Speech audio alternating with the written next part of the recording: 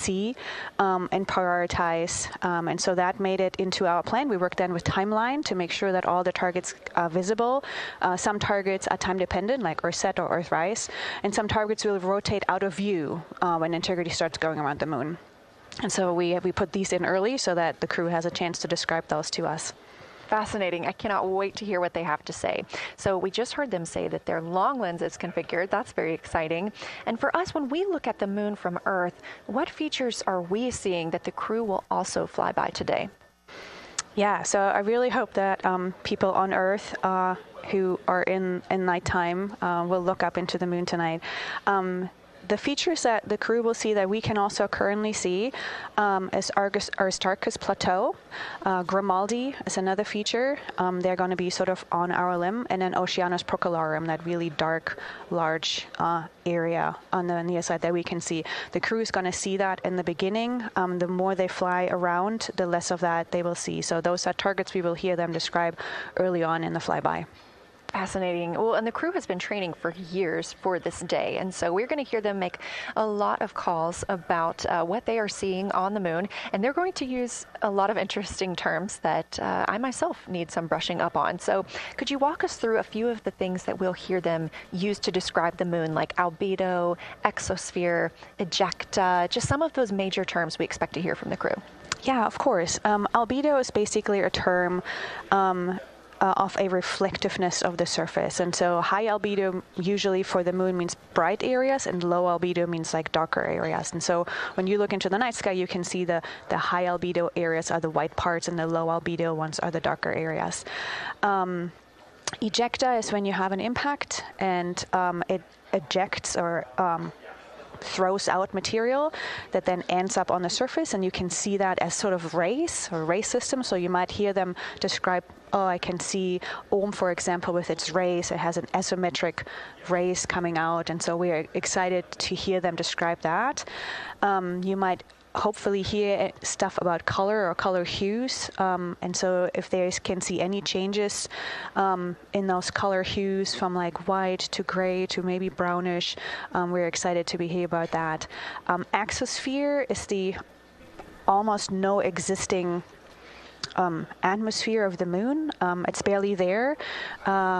But there is dust on the lunar surface that can get lofted up through electrostatic forces.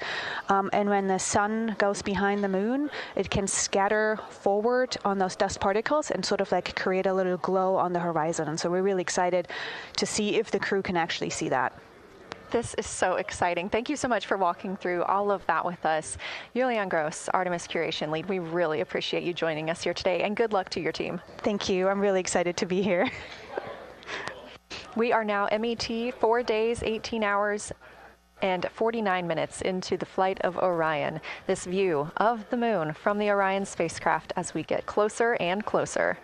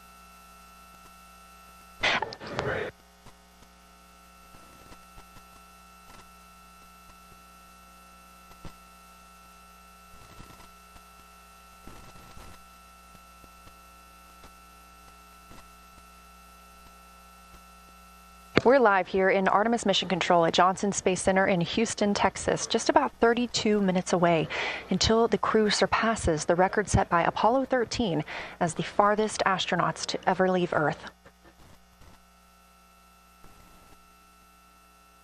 This view coming from a camera mounted on the tip of one of Orion's 4 solar arrays. Each array has a camera on its tip, and so we anticipate getting views throughout the lunar flyby. Of course, except during the point of loss of signal when the spacecraft flies behind the moon.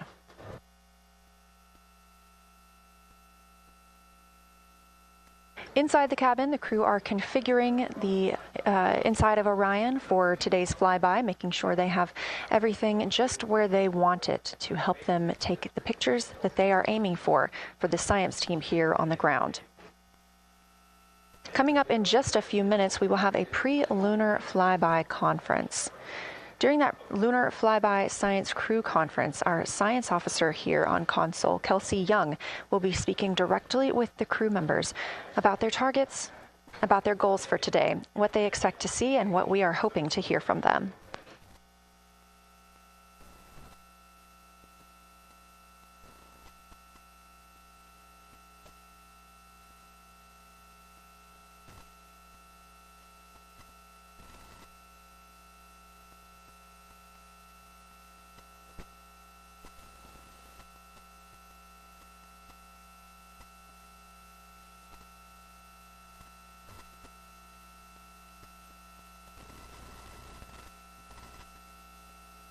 We have a lot of milestones coming up today, so make sure you don't miss them. The first coming up again at 1:56 p.m. Eastern Time, the crew will pass the distance from Earth record set by Apollo 13 in 1970. At 2:45 p.m., Lunar Flyby officially begins. The crew will have that time on their schedules to begin photographing and providing audio recordings of what they are seeing on the moon. At 7:02 p.m., Orion will make its closest approach to the moon, approximately 4,070 miles away. Of course, all of these numbers are going to have to be confirmed following the flyby. These are estimates, and we are working with orbital mechanics. At 7:07 p.m., Orion reaches its maximum distance from Earth, approximately 252,760 miles away from us all. At 8:35 p.m., the spacecraft will enter a solar eclipse. The crew will become the first to see a solar eclipse from the moon.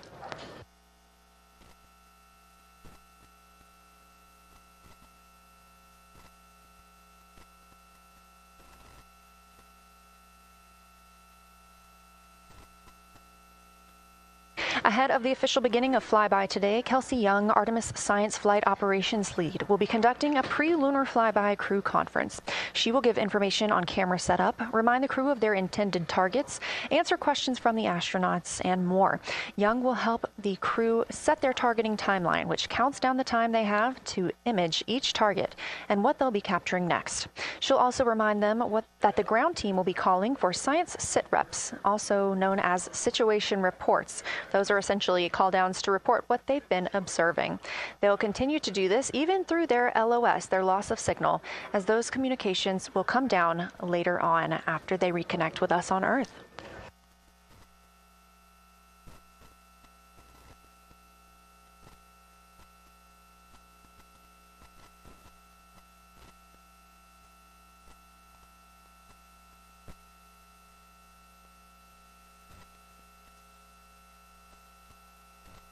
This view in the cabin, you can see the crew members are already using their cameras, getting set up, and they have dimmed the cabin lights to allow them better visibility outside of the windows and fewer reflections. Now, 28 minutes until they become the humans to travel farthest from our planet.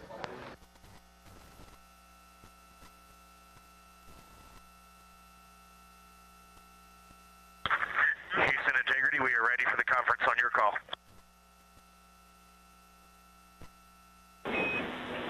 Houston is ready for the conference, passing you over to Science.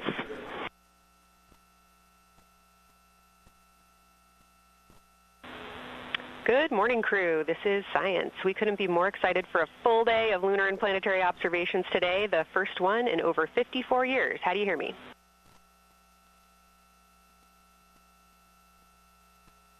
We hear you loud and clear, and Kelsey, you just got to know you're pulling us away from the moon right now, so let's go.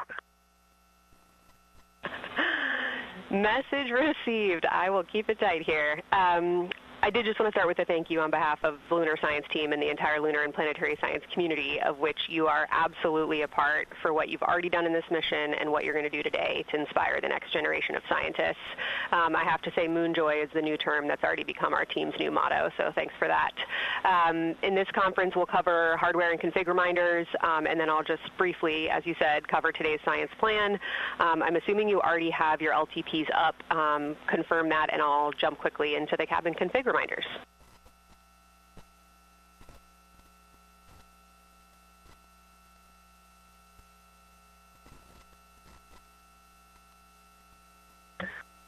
Okay, we have the LTP up just to give you a sit rep on board. You've got Reed and Christina on one PCD, and Ike has his own, and Jeremy has his own.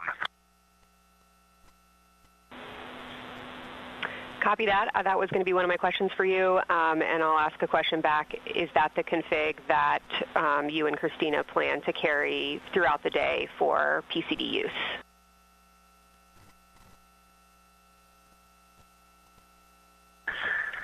Negative, Kelsey. Our plan for PCD use is we have run the power cables to Windows 2 and 3, and we are going to leave one PCD. The yellow PCD will be in window 2, and the green PCD will be in window 3, and we will do that the whole day. And then the red PCD will be a rover.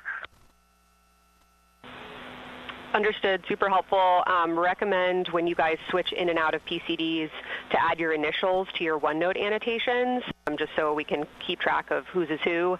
And then given that you have 3 PCDs instead of 4 for the data transfer at the end of the day, recommend making a new subdirectory entitled For Science for your own photos, or with your initials, that we can keep track of which pictures came from which flashcards.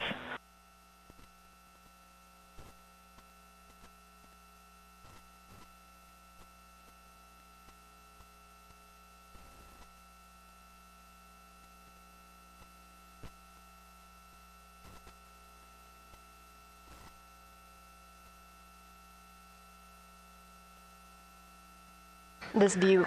So, Kelsey, I just want to here's what we're doing. We have community cards in all cameras on board, and then when each astronaut approaches their camera, the intent is they will put their card into that camera for photos and then put the community card back in at the end of the session.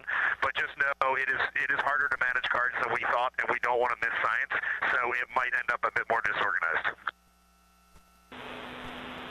Understood. Thanks for that essay.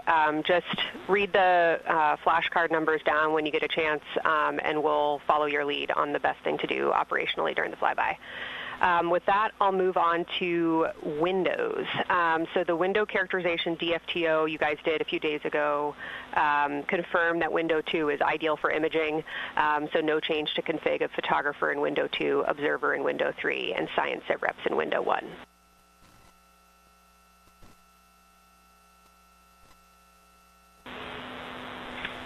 Coming up on a handover. Be back. Hang on, Kelsey. The way we have it configured, tell us if this is going to be wrong. Window 2 is the long lens with a shroud. Window. As you heard, Science Officer called to the crew. We are now in a handover time period. We will regain communications with the crew very shortly. These are tracked, and we are currently on the Deep Space Network. This is the first time humans have used the Deep Space Network in over 50 years, given that we currently use the tracking data relay satellite systems in the for the International Space Station.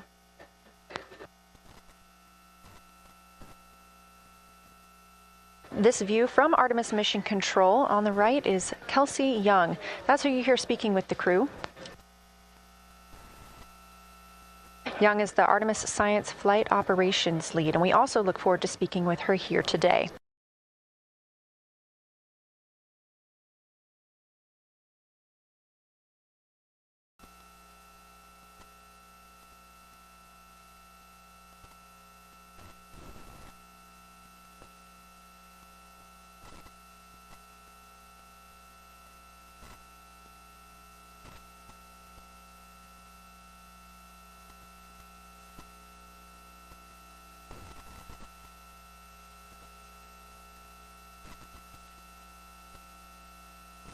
Again, we are just about 22 minutes until we reach the Apollo record. We are in a handover of satellites with the crew aboard Orion. The T-shirt shroud for the Z9 and solar, and then window 3 will be for visual observations, and window 4 is for floater. And thanks, Integrity, for that. Reed, we had a handover during that time, so I'm going to have to ask you to give that read back on window orientation for the crew again.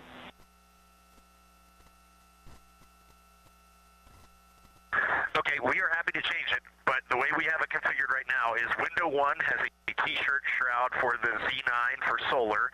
Window 2 has the shroud for the long lens for both lunar and solar. Window 3 is for visual observations.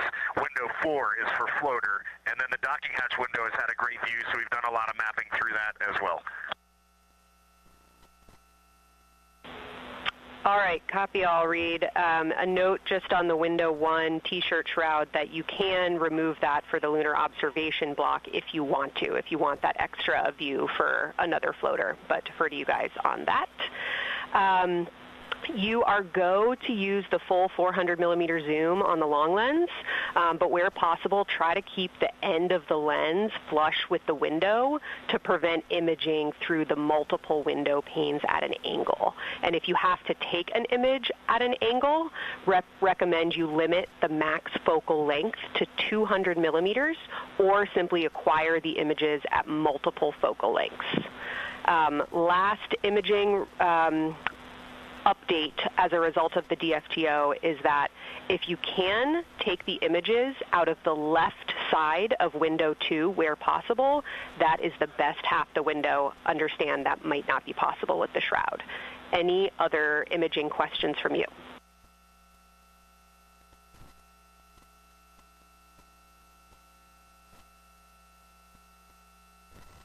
Okay, copy that. Okay, last couple reminders.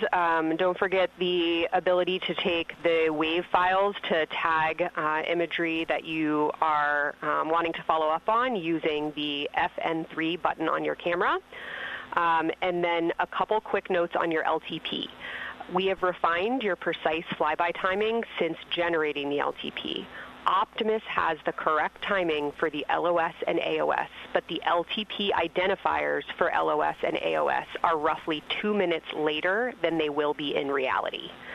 Final LTP timing update is that the green line on your LTP should start automatically 45 minutes before the flyby.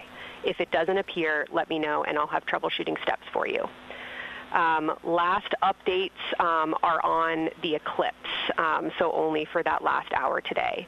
Of course, remember if the sun is in view to use your Eclipse glasses. And reminder that we will have a few activities for you prior to the eclipse to reconfigure all 3 cameras for corona and deep sky observations. These activities, some of which will occur during the forward link LOS, so we wanted to flag it for you now. Any questions before I cover the last 2 reminders?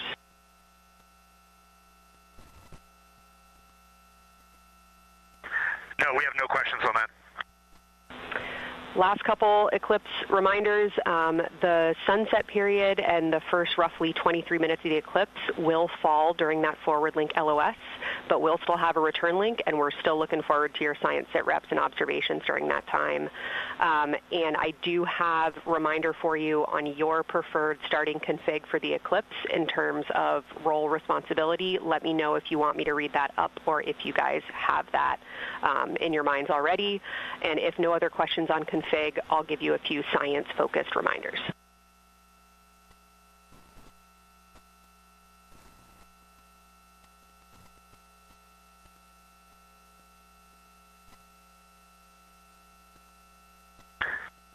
Give us a quick high level, but we see it in Optimus, and I think we got it squared away. But give us your quick Kelsey high level.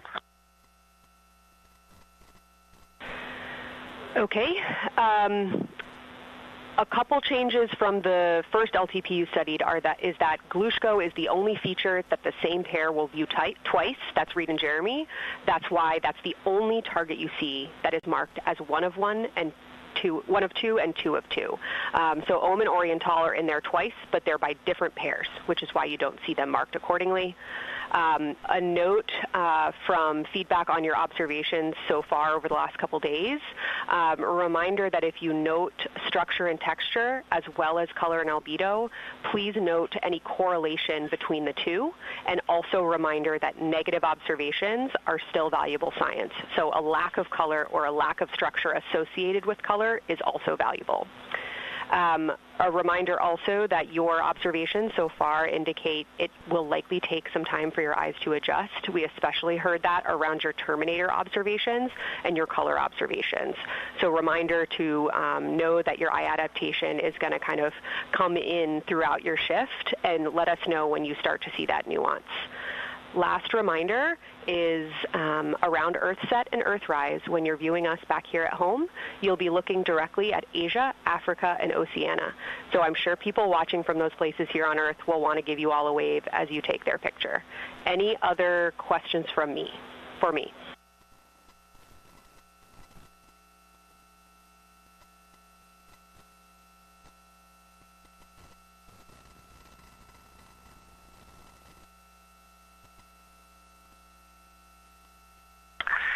Kelsey, hey, when you're talking window 2 left and right side, just can you say towards window 1 or towards window 3, and then we'll know that we are talking the same language? Absolutely. So I mean that the side of window 2 closest to window 3 is preferred for imaging.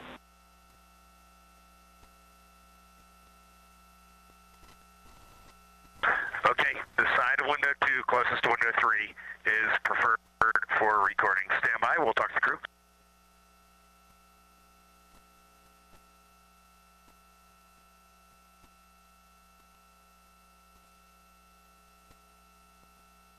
Again, we are in our pre-lunar flyby science conference with Kelsey Young. Kelsey Young is the Artemis Science Flight Operations Lead, speaking with the crew aboard Orion. They've been training for this moment for years, and this is their last opportunity to get some further pointers and information. Kelsey, for the T-shirt shroud, what window does the science team think will have the best view? Is it window 1 or window 4? The only time we're strongly recommending use of the window shroud. Eclipse, the T-shirt window shroud for the Eclipse viewing. Which window is primary for Z9? Window 1.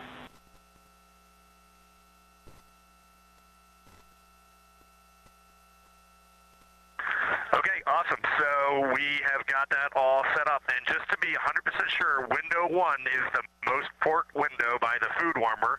Window 2 is right in front of seat 1.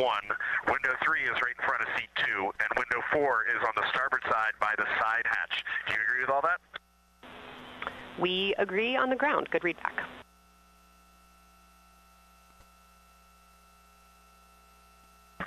Okay, that's awesome. Kelsey, we're going to close with happy words. It's just incredible. I wish you were up here to see all the smiling faces, to hear all these terminologies being thrown around, and we are just fired up to get started on this day. Let me pass the mic around if anybody has anything to add. Kelsey, it's so great to hear your voice on the loops. I just want to channel everything that you guys are probably feeling right through my eyes and heart. It is awesome to see the side of the moon. You guys made us excited for this day, and we couldn't appreciate it anymore. And we are ready to hopefully deliver on all the awesome training you guys have provided. I'll just add, Kelsey, it is blowing my mind what you can see with the naked eye on the moon right now. It's just unbelievable. Kelsey, and to the whole Lunar Science team, all of you, all the work you put into this, we're just grateful. Can't wait to get going. And thank you for the tipper, for Carroll Crater, and for Integrity. We can see them, and we've imaged them, and can even see with the naked eye. Quite impressive. Thank you so much. Beautiful words, you guys. Thanks so much. And I got video of the science team right now, and they are all absolutely buzzing. Looking forward to today.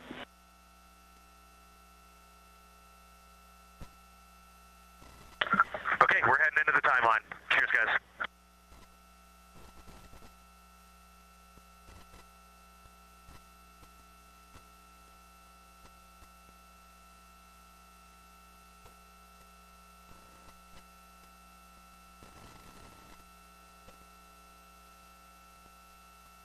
of the Pre-Lunar Flyby Science Conference with Dr. Kelsey Young.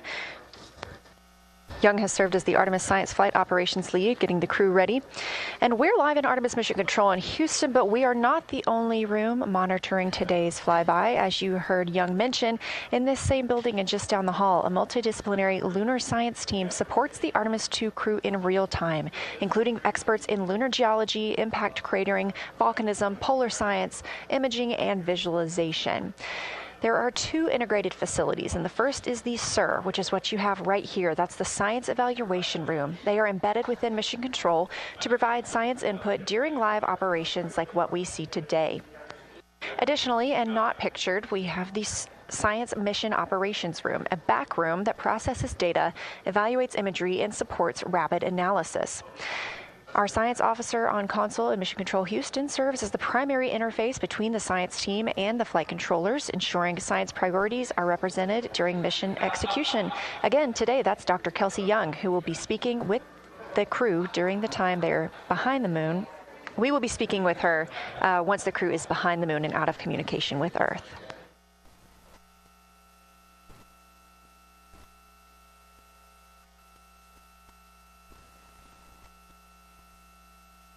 Back inside the Orion spacecraft on your left, closest to the camera, NASA astronaut Christina Cook. To her left, NASA astronaut Reed Wiseman. To his left, Canadian Space Agency astronaut Jeremy Hansen. And all the way in the back, NASA astronaut Victor Glover, our Artemis II crew.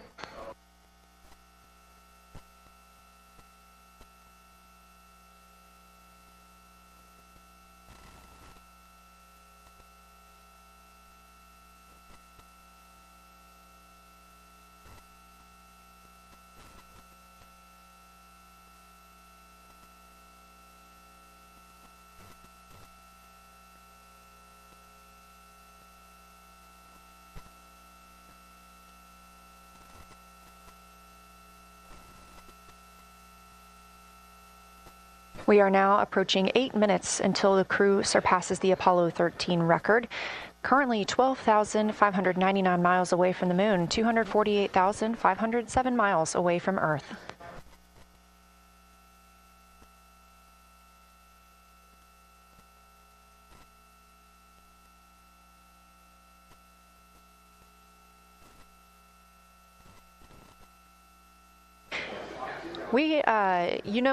You may also hear the Orion spacecraft referred to today as Integrity. This was named by the Artemis II crew. It is Integrity crew. We have Reed's family in the viewing gallery. You're welcome to say hello.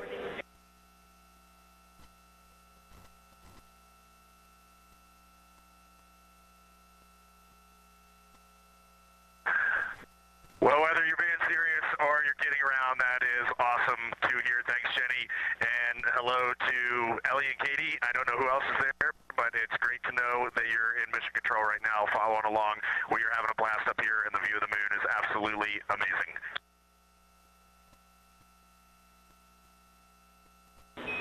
I'm seeing a lot of hearts come out of the viewing gallery and even more smiles. Thanks, Reed.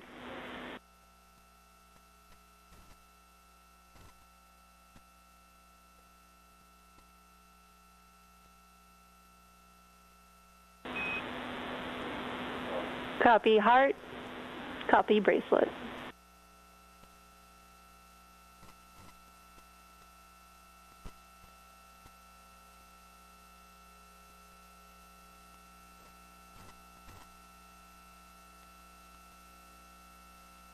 that call from Capcom Jenny Gibbons, Canadian Space Agency astronaut and Artemis II backup crew member, letting his family here to support him today in the Artemis Mission Control viewing room.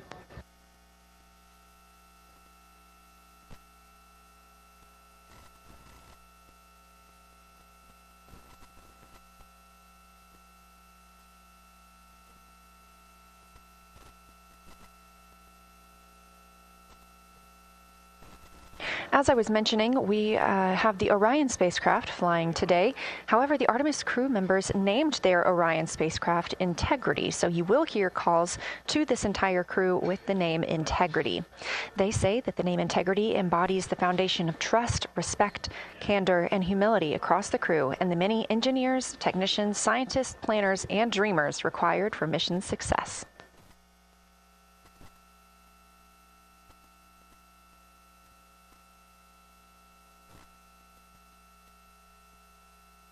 This view live from the outside of Orion as we continue.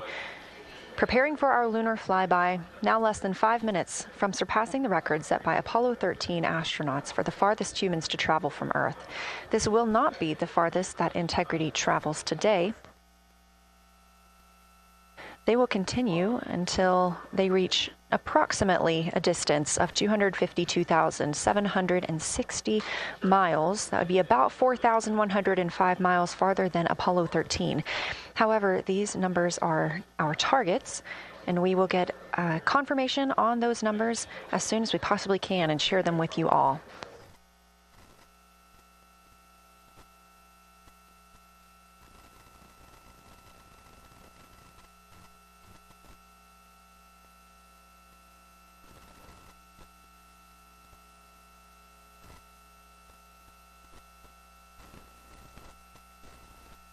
We've talked a little bit about what to expect from the crew, whether that's taking photos or making audio recordings. To get a little more detailed, Reed Wiseman and Jeremy Hansen will be up first to capture imagery and record audio on the portable computing devices. You hear those referred to as PCDs, while Victor and Christina serve as the support members. The crew will switch windows and roles halfway through their shift, and 1 hour and 5 minutes later, Victor Glover and Christina Cook will be the next crew members at windows 2 and 3 to take photos and make annotations, while Reed and Jeremy take on those support roles. There are 5 viewing blocks, and the crew will swap out with each one. During 2 of the blocks, the 2 support members will also be able to enjoy their midday meal.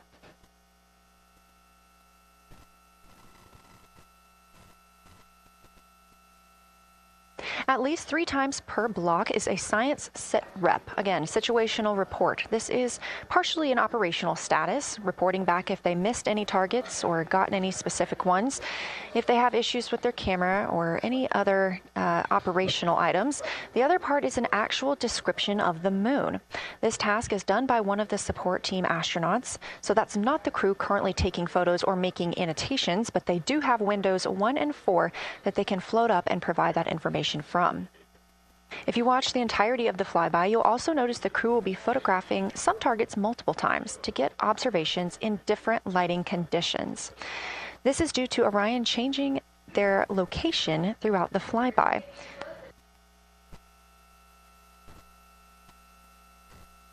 What this crew will be able to capture in a couple of hours of the same targets in different lighting would take orbiters years to do because of solar and spacecraft positioning. This crew has studied the moon extensively, and they're also familiar with what the science team calls the Big 15. These are 15 features that they've memorized, so at any time, they'll be able to see 5 of those and help orient themselves and where they are around the moon. Those targets are diverse and complex in their geologic history, and observations of them could help answer some big-picture science questions.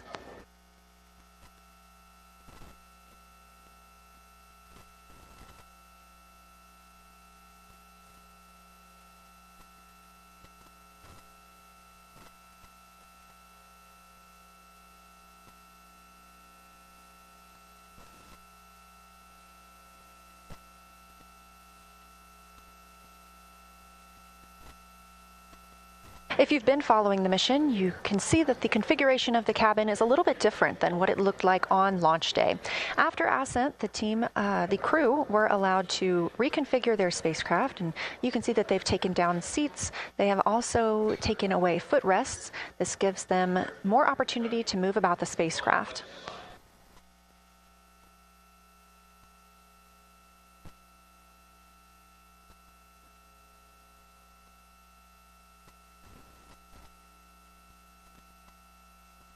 Orion itself has 330 cubic feet of habitable volume. That's about the size of 2 minivans and is 60% more cubic volume than the Apollo spacecraft. We are standing by for the Integrity crew aboard Orion to surpass the Apollo 13 record.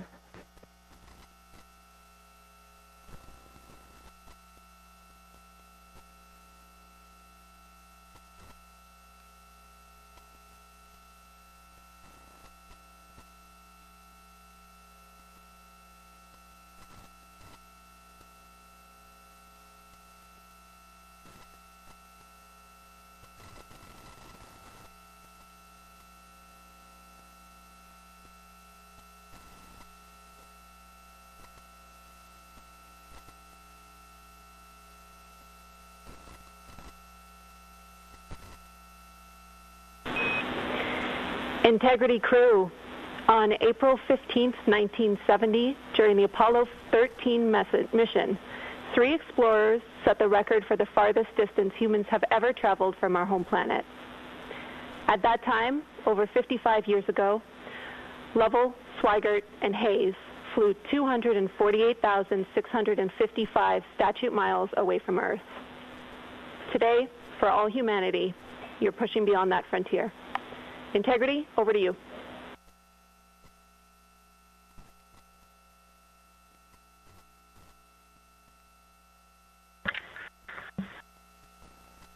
Yeah, from the cabin of Integrity here as we surpass the furthest distance humans have ever traveled from planet Earth.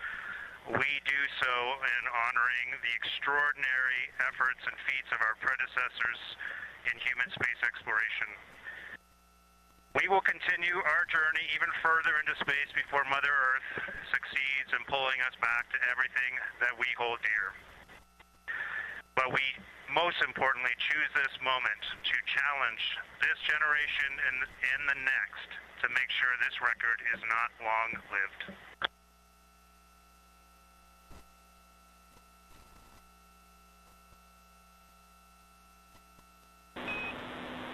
Thank you, Integrity, and congratulations to you and the rest of the Artemis II team.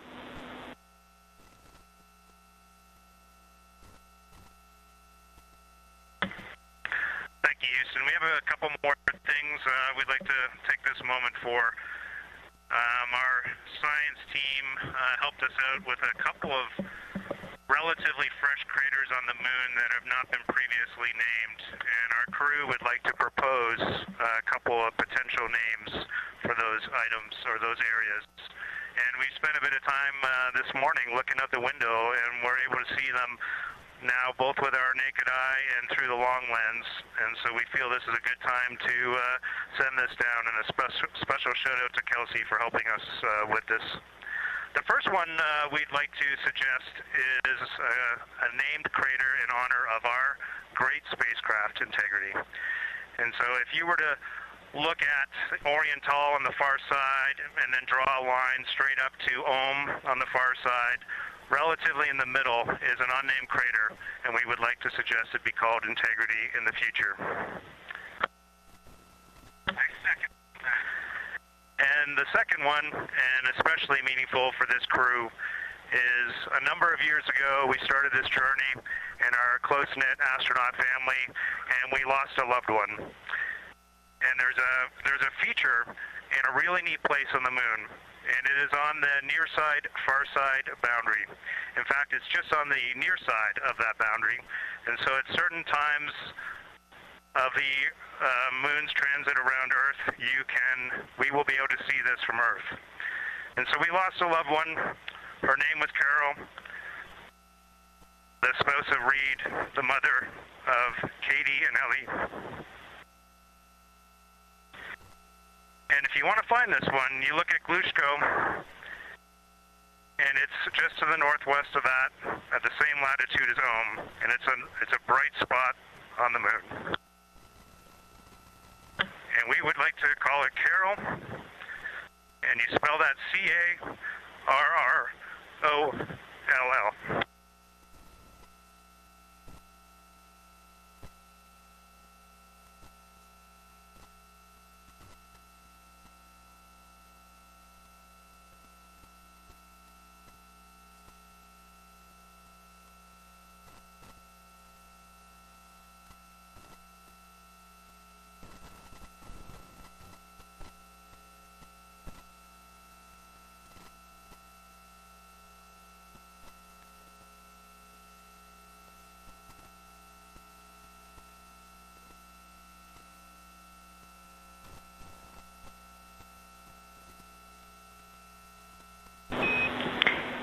Integrity and Carroll Crater. Loud and clear. Thank you.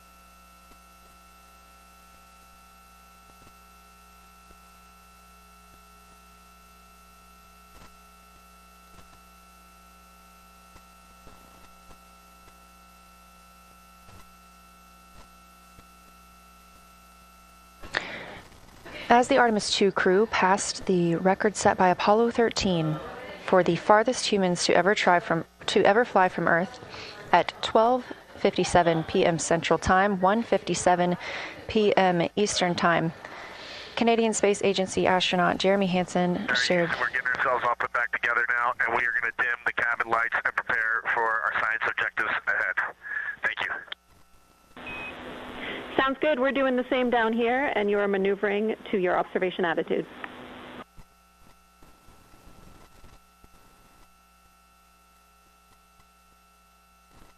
As we pass that Apollo 13 record of the furthest humans to ever fly from Earth at 12:57 p.m. Central Time, 1:57 p.m. Eastern Time, the Artemis II crew shared some poignant words, specifically Canadian Space Agency astronaut Jeremy Hansen. The crew also called down 2 craters not yet named that they would like to name. One, Integrity, in honor of their spacecraft, which they have named. That's near the Ohm crater. Another near Glushko, which is a bright spot, named Carroll, in memory of Reed Wiseman's wife.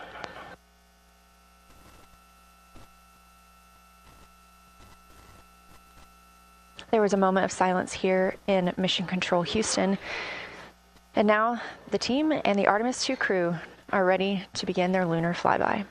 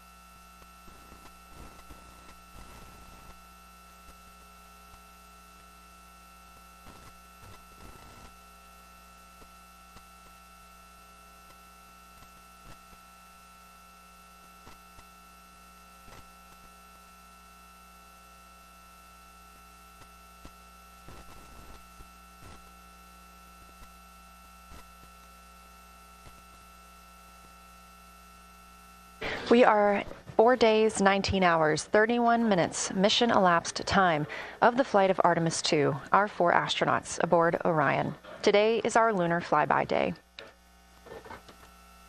The spacecraft is currently about 12,000 miles away from the moon, and you can keep up with the distance from Orion to the moon and Earth by visiting nasa.gov/track Artemis, or you can just stay with us here because we're going to be telling you throughout the day. They are currently 248,834 miles away from planet Earth.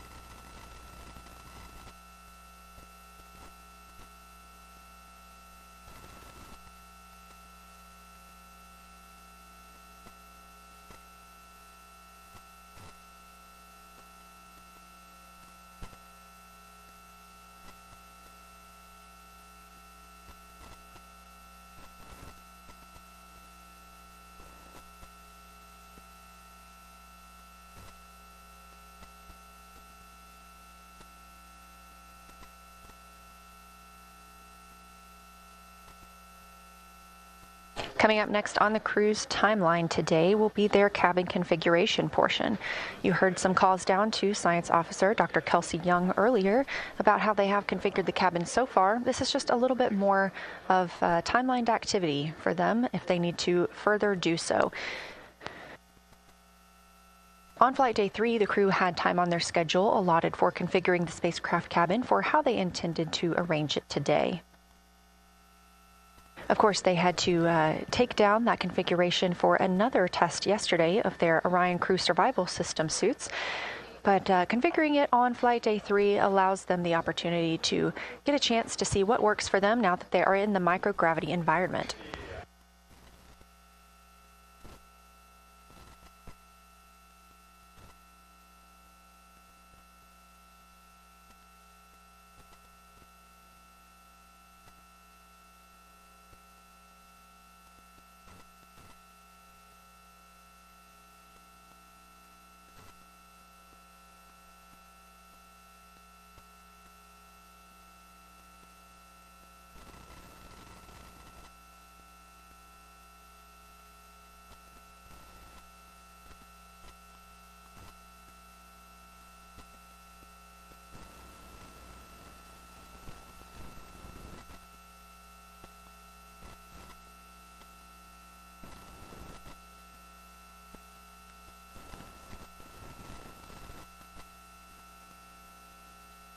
Again, the crew is about to begin their cabin configuration portion of their timeline, though they have been working that already, as well as potentially during their post-sleep period this morning. The official lunar flyby observations are slated to begin in just about 40 minutes. That's when we'll have the crew at the windows photographing the moon, as well as making calls down about what they are seeing.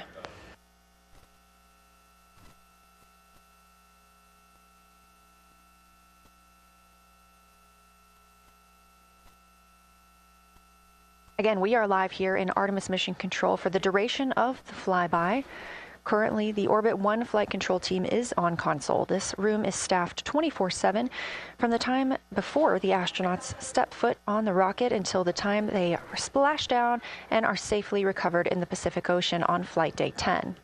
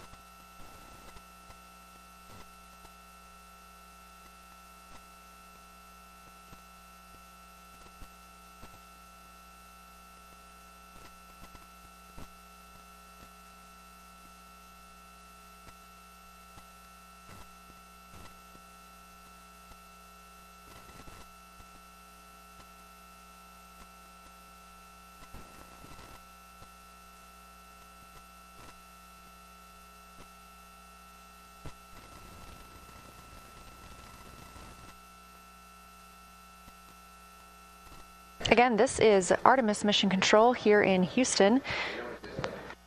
We are now 11,777 miles away from the moon. We did pass the Apollo 13 record of farthest humans away from Earth at 12:57 p.m. Central Time, 1:57 p.m. Eastern Time. That distance, 248,655 statute miles from the Earth, continuing to be exceeded by the crew. They will reach their farthest distance from the Earth around 6:07 p.m. Central Time. At that time, they will be in an LOS, or a loss of signal, with us on Earth, as they'll be flying behind the moon.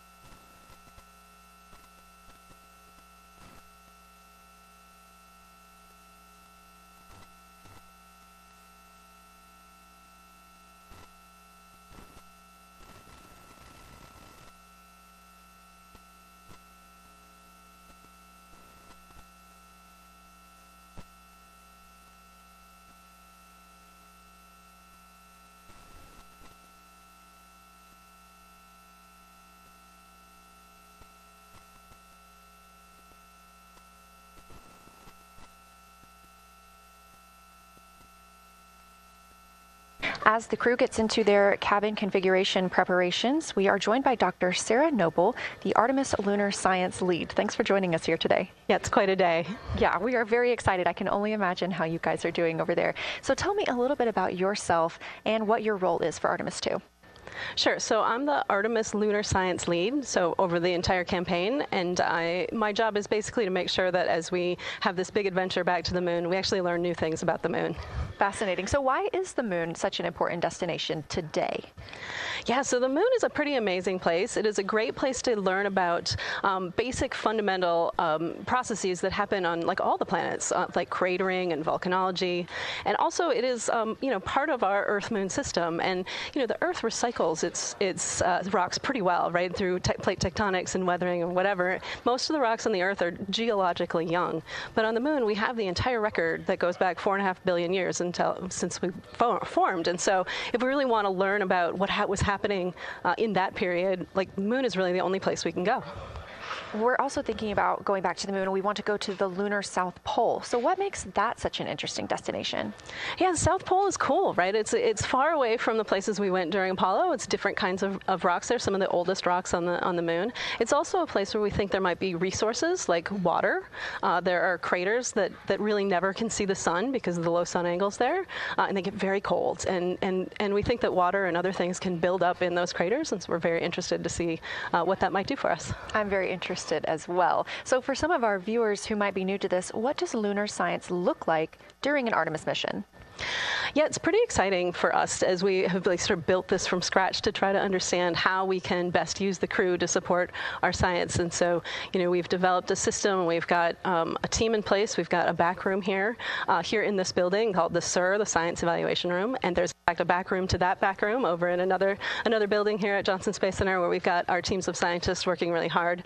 They're actually speaking to this room through our science officer. This is now the first time we've ever had a science officer in flight control room. So we're pretty excited about that. So we have a really voice out and up to the crew. I know, it's been so exciting to hear Dr. Kelsey Young speaking directly with the crew today, now so close to the moon. And we have a live view here of the science operation, or the science evaluation room. So this is where the majority of your team is today. Is that right? Yeah, that's right. This is a big chunk of our scientists. You can see them in there now working hard, trying to get ready for the day. And then again, there's a second room where we have a lot of our data folks, where the data will first come down and they'll sort of sift through the data and get it ready for this team to take.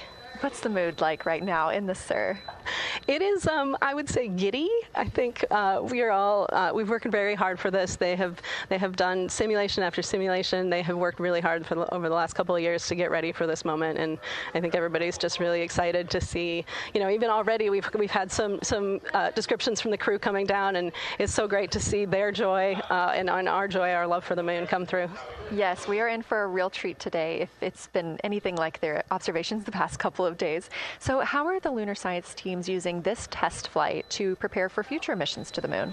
Yeah, absolutely. This is the way that we are building our foundation for the future, from everything from, how do you train a crew to be a geologist, right? And so, working through that, getting them classroom training, field training, building the science team, building these physical rooms that we are in, designing the software that the teams are using, and then, figuring out what happens to that data. They're going to take this data and it's going to come down, and how do we get it out to not only our team, but out to the world and the rest of the science community? Yeah, that's a great point, because when you hear these crew members talk, you would never know that they're not geologists. Your team has trained them so well. They have been very good students. Who can blame them? It's a pretty great topic. One more question for you. How does the science that we're doing on Artemis help support long-term exploration, and including our sustained presence on the moon? Yeah, you know what? We have a saying in the Science Mission Directorate that science enables exploration and exploration enables science, right? So you need the scientists, because we are the ones who are the experts in, landing site and doing analysis of landing site and making sure we can find a good place to land, to understanding the properties of the soil so we can, design our systems to manage that, understanding the radiation environment, keeping our astronauts safe, all of these things, right? But, in return, you provide us with opportunities where now we're going to be able to collect this data and collect samples and deploy our instruments and all of that. So it's a symbiotic relationship. That makes perfect sense. Well, Dr. Sarah Noble, Artemis Lunar Science Lead, thank you so much for joining us here today. Best of luck to you and your team, and I hope that you get to enjoy today too. Thank you so much.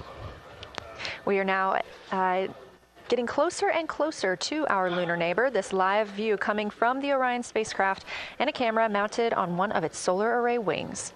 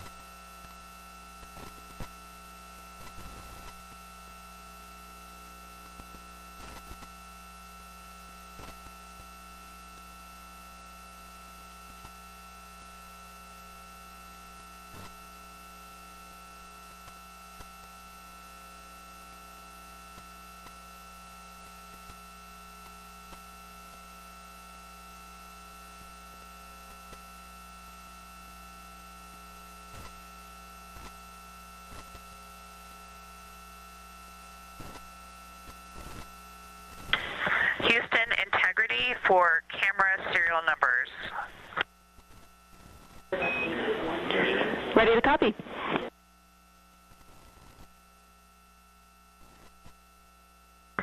Hey Jenny, these are card numbers for the various positions. For the long lens on the D5, we will have individual cards. Victor's 1008, Jeremy 1019, Reed 1012, myself 1015. For the Z9, we will have one card that is dedicated for today, serial number 1007.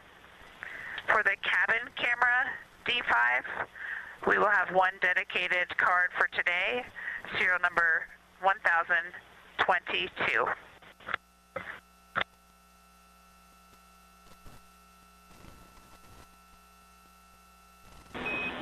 All right, Christina, we copy all. Thank you.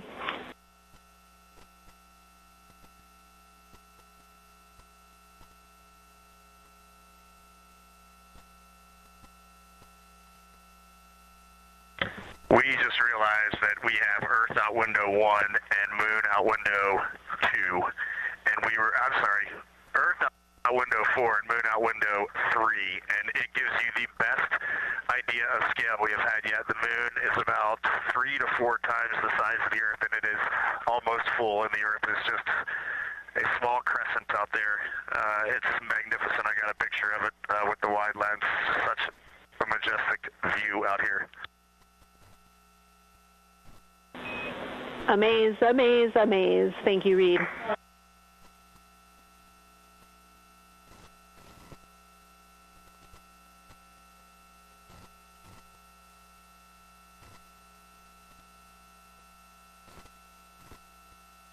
Those are some of the communications we're excited most about today. Commander Reed Wiseman calling down their view right now, obviously a little bit different than what we can see from the solar array camera. They are looking through the windows of the Orion spacecraft, able to see at the same time Earth and the Moon. You also heard NASA astronaut Christina Cook calling down some of the cameras that they will be using today. The crew is in that cabin configuration portion, and we expect the Lunar Flyby observation period to start in just about 20 minutes.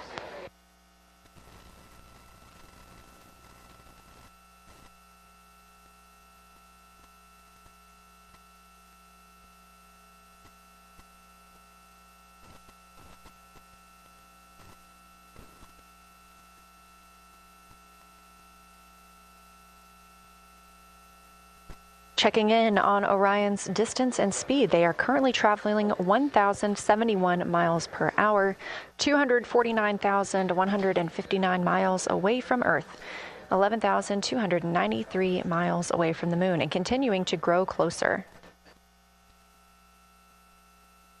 At closest approach to the Moon today, the spacecraft will be just about 4,070 miles away from the lunar surface. This will be during our loss of signal with the crew as they travel behind the Moon, and we will await their return to get the official number for you for how close they come to our lunar neighbor.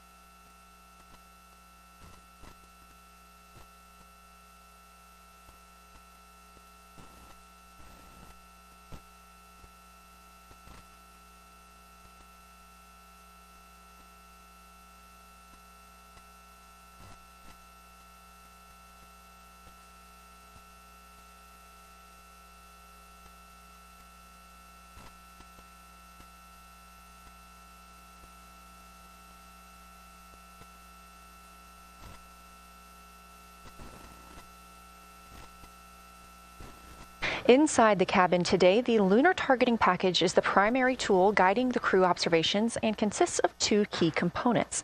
The Lunar Geography Review helped the astronauts study major lunar features in advance and help learn how to orient themselves during the flyby. Because, of course, the moon is not actually labeled like it appears here when we look at this map. The lunar targeting plan provides a detailed timeline of observation targets, background science context, and specific instructions for the pictures the crew should take, as well as the verbal descriptions that will be helpful to the science team reviewing them later. This is a screenshot from their lunar targeting package, and a screenshot specifically of that lunar. For attitude. Go ahead.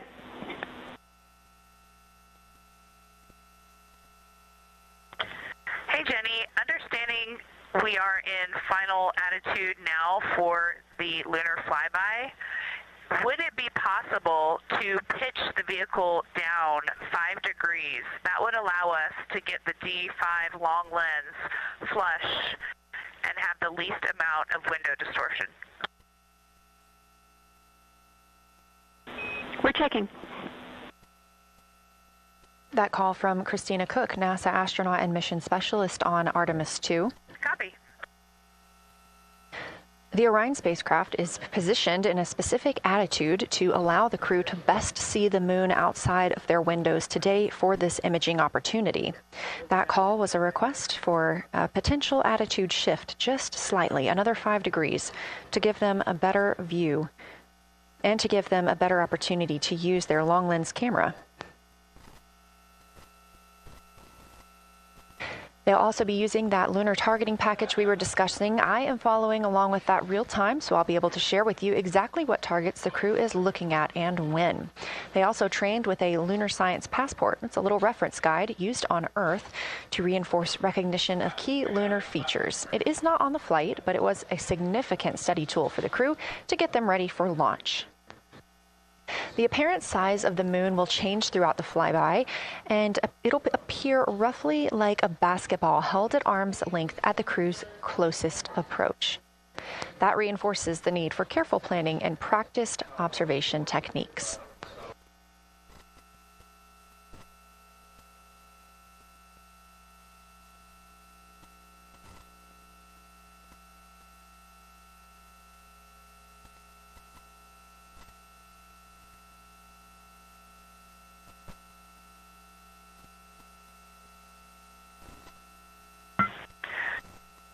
Houston, integrity for timeline.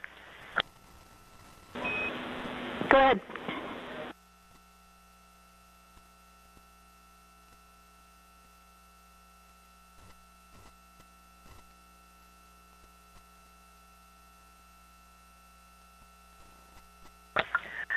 Hey, Jenny, just to make absolutely sure that we start observations when expected, we are showing in Optimus that observation time starts in about 15 minutes, and in LTP that our first target, discussion 1, starts in about 29 minutes.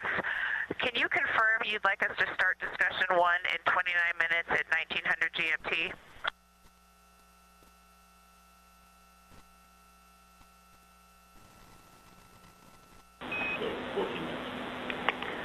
Christina, we are tracking that discussion 1 should start at 18:45. That's 15 minutes from now.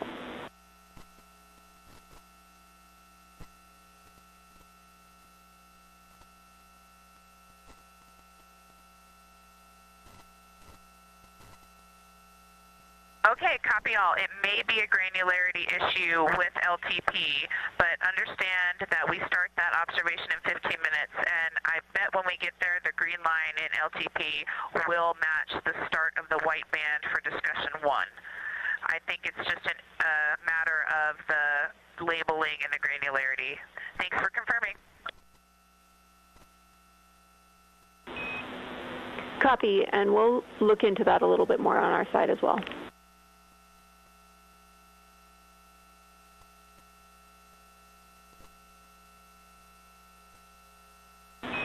Christina, can you verify for us that your green line is moving on the timeline page of your LTP?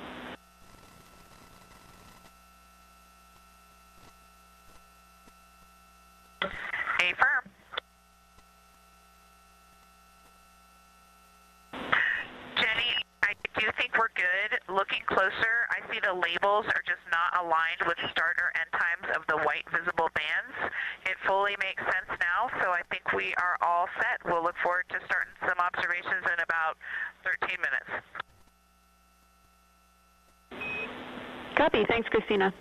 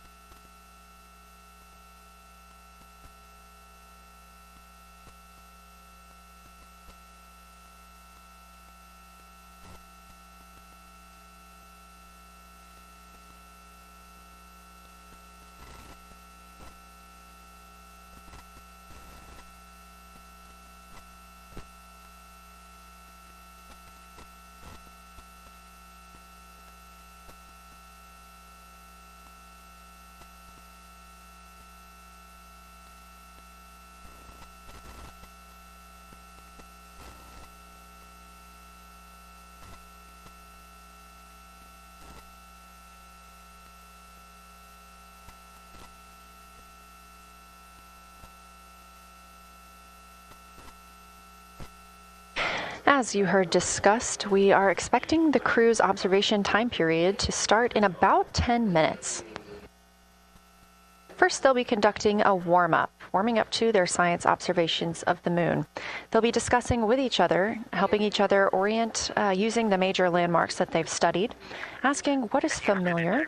If we roll left, port 5 degrees, that would get the moon closer to the left side of window 2.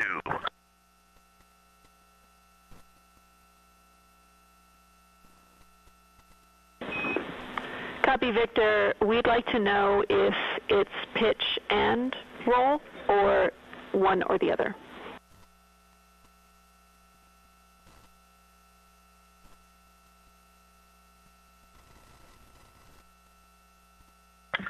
Jenny, we actually thought you already put the pitch in. Had the pitch been put in already? No, we need a little while longer to talk about it.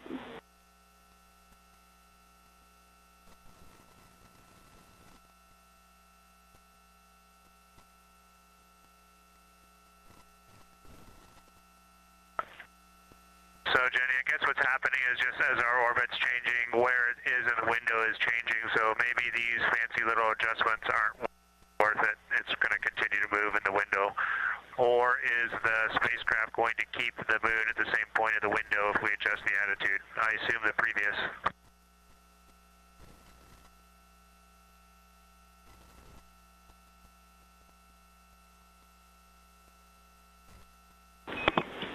Right now, we are pointing the center of the window to the center of the moon with 2 degrees of deadband.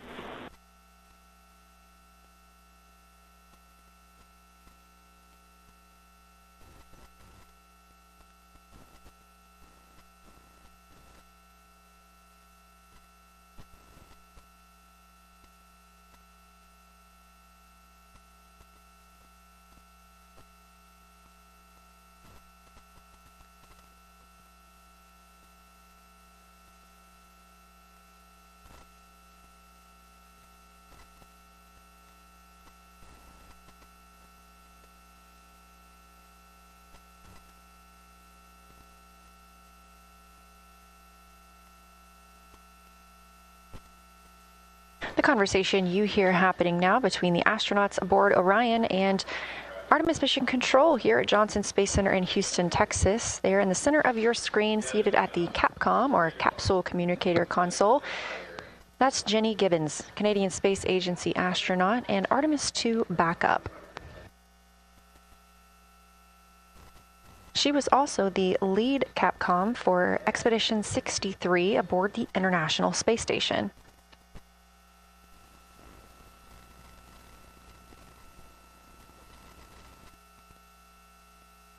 The crew is requesting some attitude changes to the spacecraft to allow them to better image the moon, our priority for today. Of course, those have to be discussed on the ground before they are put into work aboard the spacecraft, so the team is taking some time to do so. You also heard Gibbons reference that we are into dead bands. Dead bands are essentially keeping us in the lane in which we're traveling. If you're familiar with lane assist in your car, very similar in this case.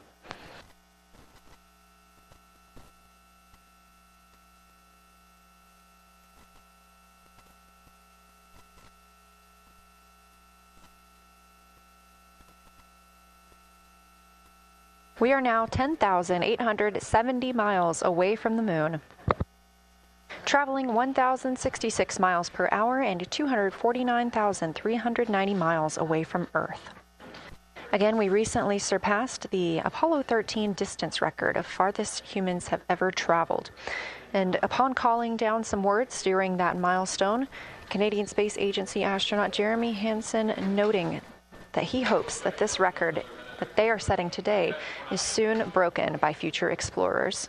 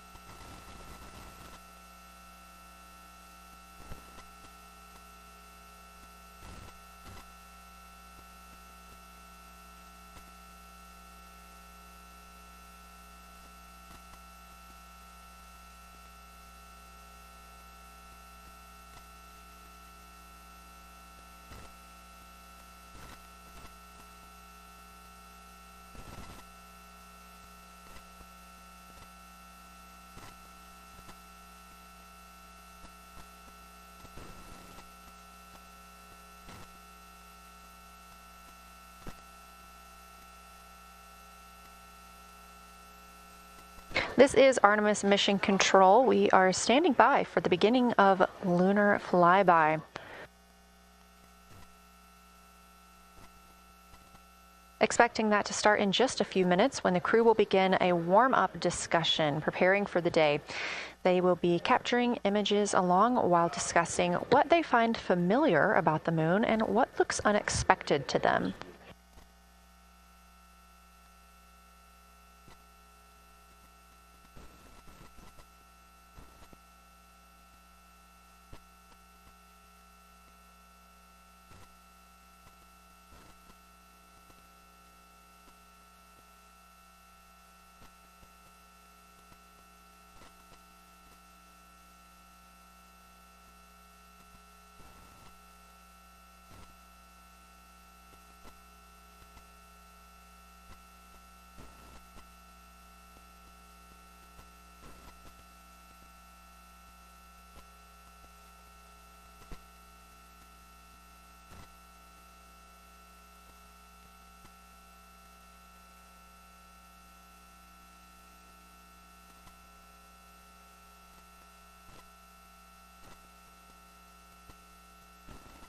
Again, just minutes away from the official start of Lunar Flyby, or when it is timelined for the crew.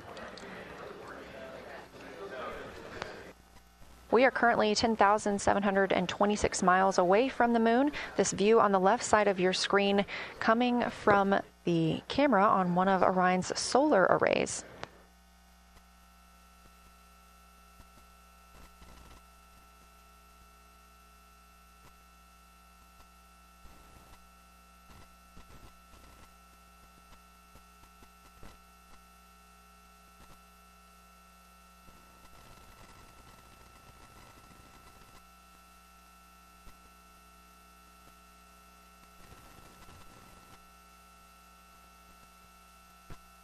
Other conversation points while the crew are getting ready for their flyby today.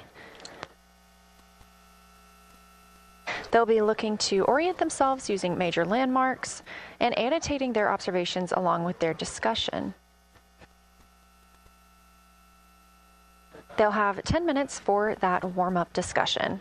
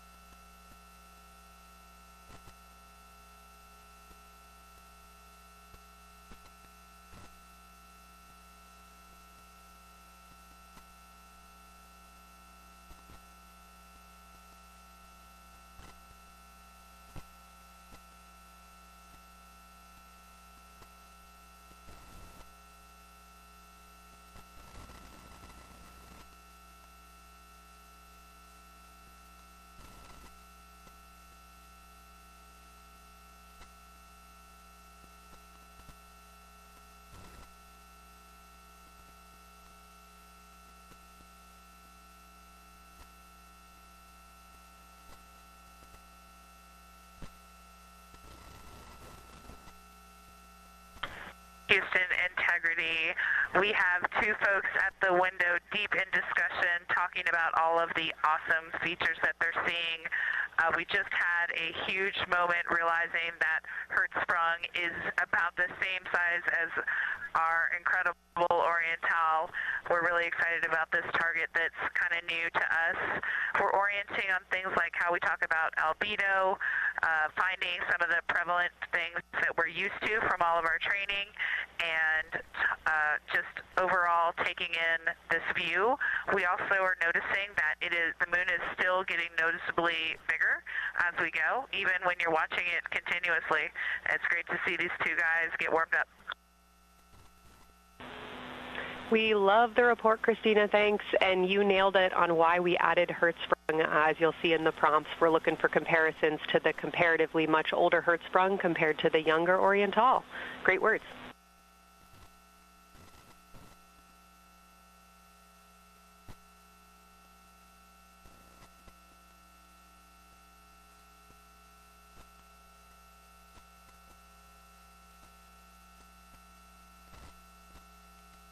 This is Artemis Mission Control. That was the voice of Dr. Kelsey Young speaking with the astronauts aboard Orion as they begin their observation period and lunar flyby. NASA astronaut Christina Cook reporting their view of Hertzsprung Basin. The team here is looking for centered images of the basin at a full zoom, and they're hoping that the astronauts can image and describe the inner and outer rings. This is considered a degraded basin with a floor, rings, and ejecta compared to a younger Oriental basin.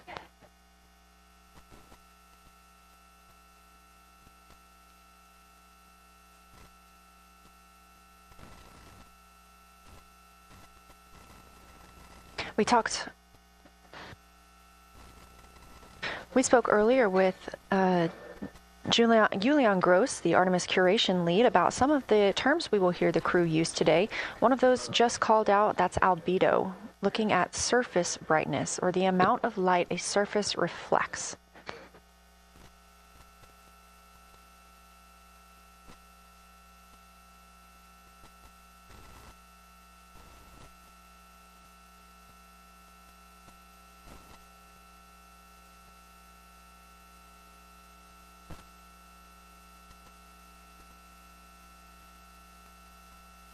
A few more terms that we hope to hear today during the crew's sit-reps or situation reports include embaying. This refers to one feature that surrounds another. That usually is a higher relief feature. Houston Integrity, one report from the crew at the windows. We can actually see the moon and Earth at the same time right now. It's interesting because the Earth looks way brighter, so the Earth itself seems to have a much higher albedo than the moon. We think this is independent of our eyes focusing because, of course, the Earth is much smaller than the moon in our view, so you could think that your eyes focus for the darker sky, and that it means that it only has apparent brightness more than the moon, but since we're seeing both in the same view, we do think that this can be inferred as the Earth as a whole has a higher albedo.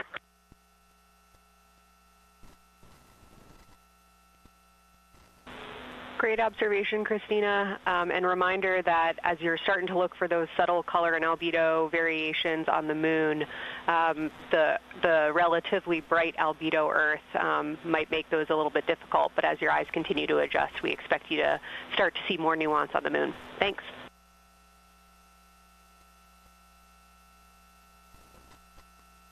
Great call. Thanks for the reminder. We're all going to be experts in lunar terminology by the end of the day. Another one we expect to hear is mare. These are dark regions paved or filled by volcanic deposits. You also can hear them called seas, oceans, lakes, or marshes, or other bodies of water.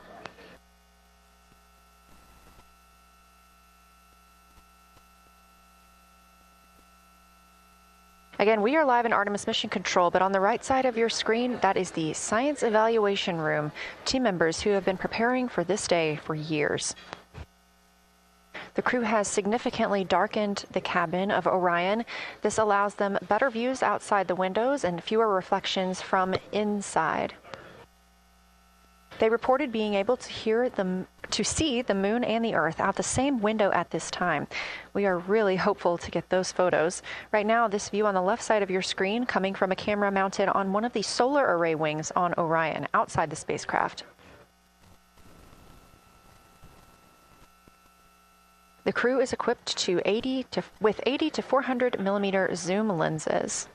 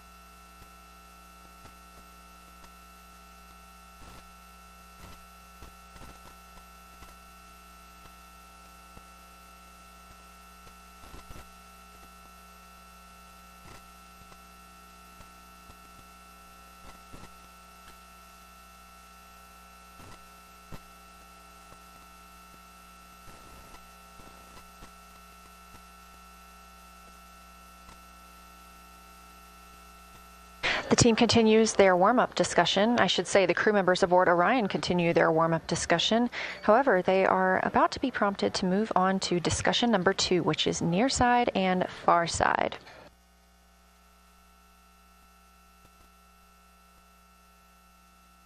some of the things that they are looking to capture, the ground has prompted them to photograph anything that stands out to them and to compare the near side versus the far side mare in color, albedo, topography, and texture.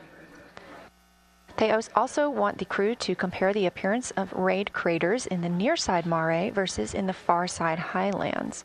Of course, a reminder that some of the items that the crew, or some of the landmarks the crew are seeing today, is the first time that humans have ever laid eyes on those portions of the moon.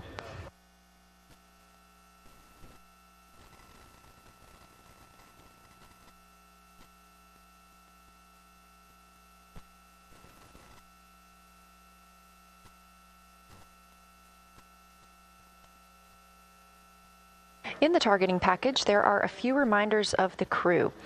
For the crew, there are time-sensitive observation reminders and science sit-rep reminders. Integrity. We have sit-rep. The targets that are being discussed right now, it's the far side, near side comparison, and hearing some great discussion of browns and greens in the Aristarchus Plateau and how those disappear as you go toward the North Pole, and then over to the far side, you lose the color. You've got Jeremy in window 2, Reed in window 1, having a great discussion. Christina's under window, I'm sorry, Reed is in window 3. Christina's under window 1, documenting the discussion. And we've got the lights completely off in the cabin. There are some LEDs that we cannot put out that do provide some light scatter. But we have all of the internal lights off. And are letting our eyes adjust as best we can. The window 4 view, you only get about a third of the moon. Tycho is going to go over the horizon soon, and you can see Aristarchus, and then you start to lose the view as you go to the west in Oceanus and Procellarum. So far, the team is on the plan, and the long lens is being put to good use, and recordings are being made, and internal documentation of the configuration and the observations is ongoing. Science, do you have any questions for us at this time? Integrity Science. Victor, very glad that you provided the first formal science sitrep, as these were indeed your idea. One follow-up question, any relationship between those browns and greens you described? Do you see them blending into one another, and do you see any topography associated with either color?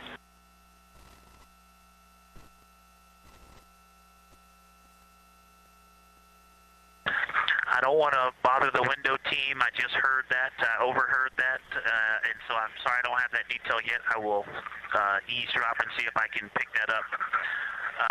I will try to answer that at some point. I also heard a comparison of the albedo in Aristarchus, that crater, the very high albedo spot you can see on the near side. There is a feature called, I believe, Burgess Alpha, that is equally or maybe higher albedo.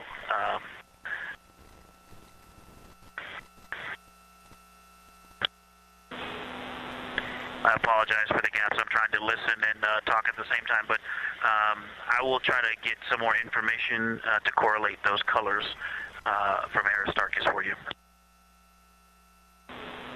Understood, Victor, and good call to not bug the window team. Really like the brightness comparisons to Burgess A. Really helpful for the science team. Keep them coming. Thanks.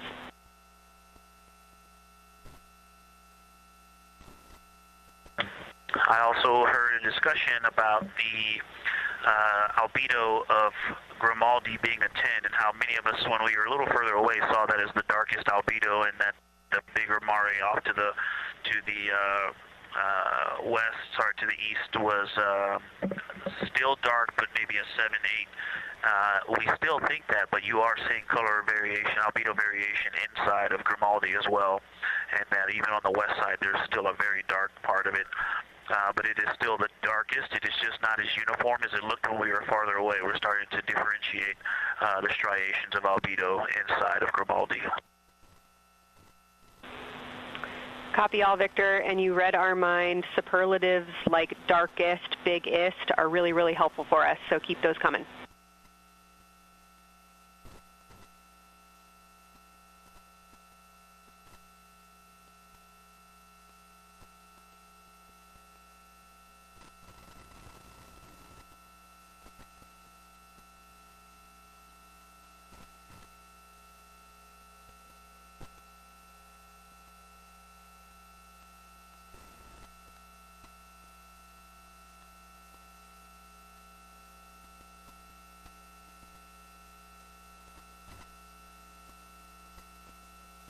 As we were just mentioning, the crew is slated to perform these science sit reps. They are prompted to do so by an icon in their lunar targeting plan. That one coming down from NASA astronaut and pilot of Artemis II, Victor Glover.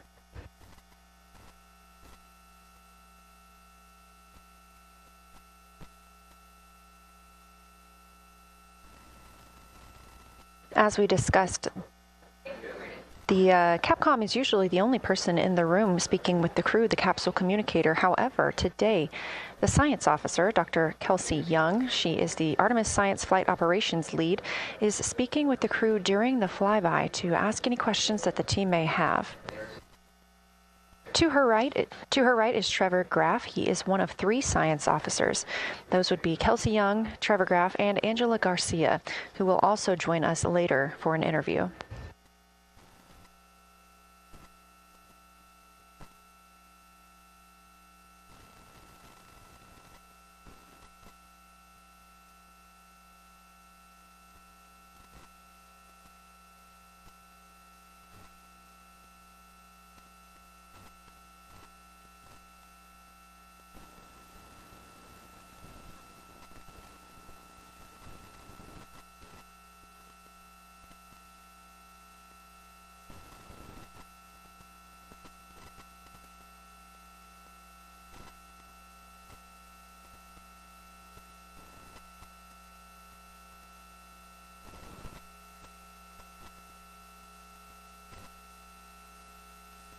And Houston Integrity was able to, Science Integrity was able to get a view out of window 1, which is a beautiful view. I can see the entire moon that they're looking at.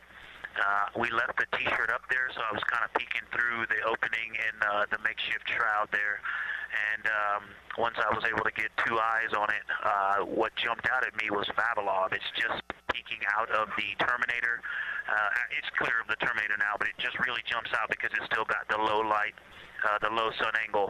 And so where the, Vavilov has that impact over the top of another crater, where the 2 craters intersect on the eastern edge. So on the side closest to Oriental, where the 2 crater rings intersect, the shadow there is the highest peak in the interior of Vavilov, and so you can see that terrain is, there's some real variation in the terrain there, that there's a nice peak where those peaks intersect, where those rings intersect, and we'll get a picture of that.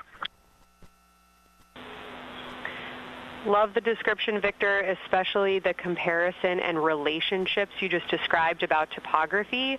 And if it's easier for your observations, do feel free to remove the T-shirt shroud from window 1.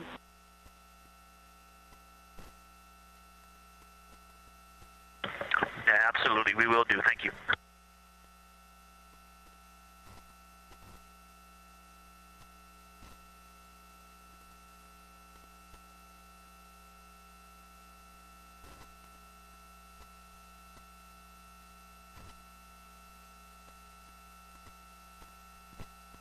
Those calls coming from NASA astronaut Victor Glover. As we discussed, the crew is working in pairs at the windows. Right now, taking photos are Commander Reed Wiseman and Mission Specialist Jeremy Hansen. Serving as their support team are pilot Victor Glover and Mission Specialist Christina Cook. You're hearing those calls from Victor Glover, as he is on that support team, and he is tasked with providing the science sit reps, while the 2 crew photographing and making annotations of the moon are in Windows 2 and 3. Windows 1 and 4 are available for the support crew to fly up to, obviously look at the moon themselves, and provide these science situational reports.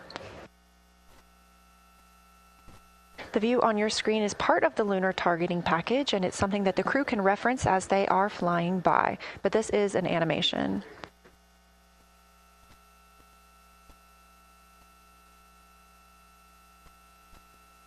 You also heard Glover mention Oriental. Oriental is a major feature that the team is interested in today, and it's known as the Grand Canyon of the Moon.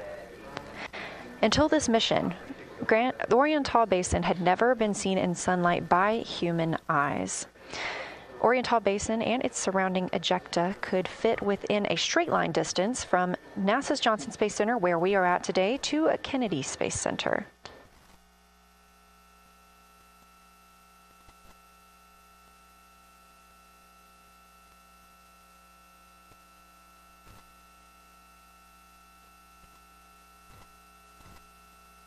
This a live view in Artemis Mission Control in Houston, Texas, where the teams are monitoring all systems, not just for today's flyby, but on the spacecraft themselves.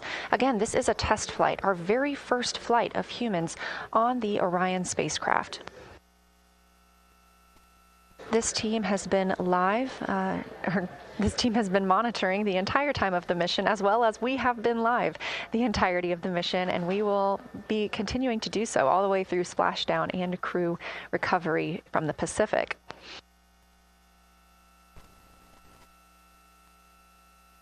This is a visualization from ARROW, the Artemis Real-Time Orbit website that you can also access at any time by visiting nasa.gov/trackartemis, showing us that we are now under 10,000 miles from the moon, 9,948 to be specific, and continuing to count down.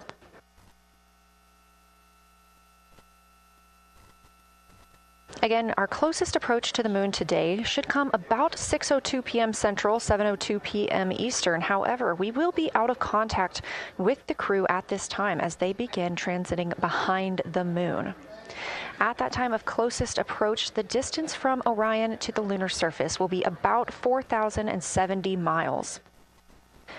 Of course, these are estimates at this time, and we'll be sure to provide you with the official numbers once that closest approach has been reached.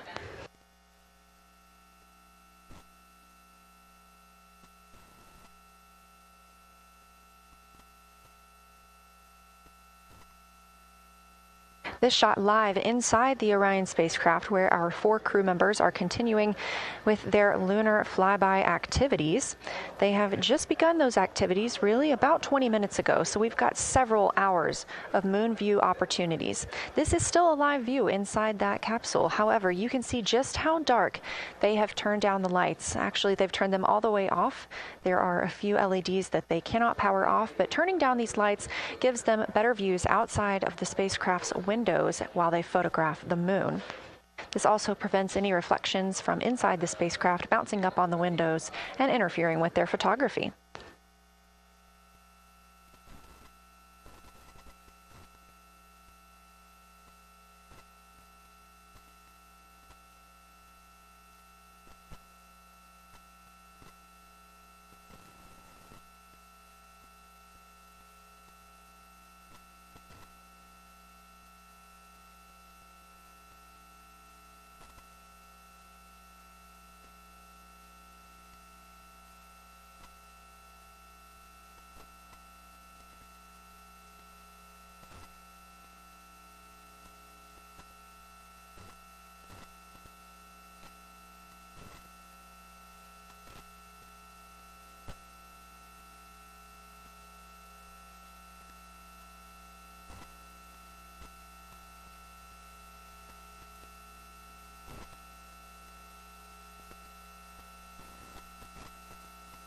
As we were previously discussing, the crew members are serving on teams, the first team being Commander Reed Wiseman and mission specialist Jeremy Hansen at the windows photographing what they see. We heard reports earlier that they could see both the moon and the Earth in the same view, and we are looking forward to seeing the moon and the Earth in the same view as well. That Earth set coming up in just a few hours. While Wiseman and Hansen are at the windows photographing, Glover and Cook are serving as support crew. They are able to assist with cameras. They are also providing those situation reports, letting us know how the team is working inside the spacecraft, what they're seeing, and how they're feeling about it. Those first blocks of teams will last about an hour, and the crew members are approaching the halfway point into their first observation block. A reminder, we have 5 of those blocks today. So they're approaching this halfway point, during which the crew at the window will switch roles. One will begin taking pictures, and the other will be making annotations on their PCD, that's portable computing device. Both of those crew members at the windows are recording audio of what they see. They are putting on headsets and recording audio into their portable computing devices. Obviously, we are not hearing this right now. This is going to be sent down to the science team, and they will be able to analyze that at a later time. What we are hearing, though, and will continue to hear, are those science sit reps a few times every block. Once this block is complete, about 40 minutes from now, we will have the teams switch. That means pilot Victor Glover and Science integrity, looking out of window 1. I think I may have misreported earlier saying that it was Tycho going over the horizon. That was Copernicus I was referring to.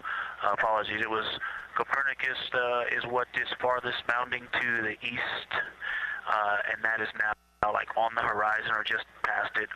And Korolev is now a few degrees from going over the horizon. And then, next it'll be Aristarchus Plateau.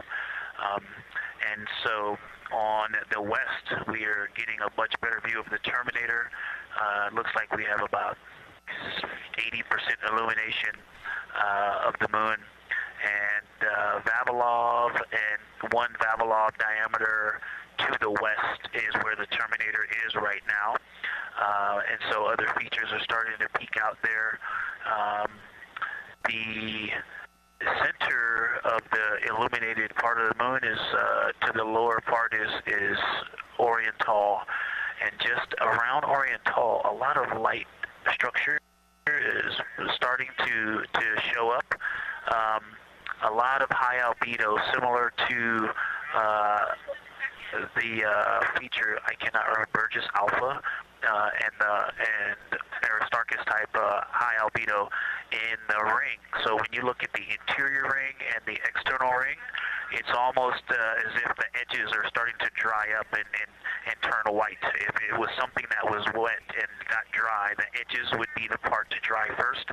You just kind of outline all the topography in the interior of that wall is like it was dusted with chalk or is starting to dry, or maybe dusted with snow. If this was the Earth, I would say there was snow dumped on some of the ridges on the interior of the rings of Oriental.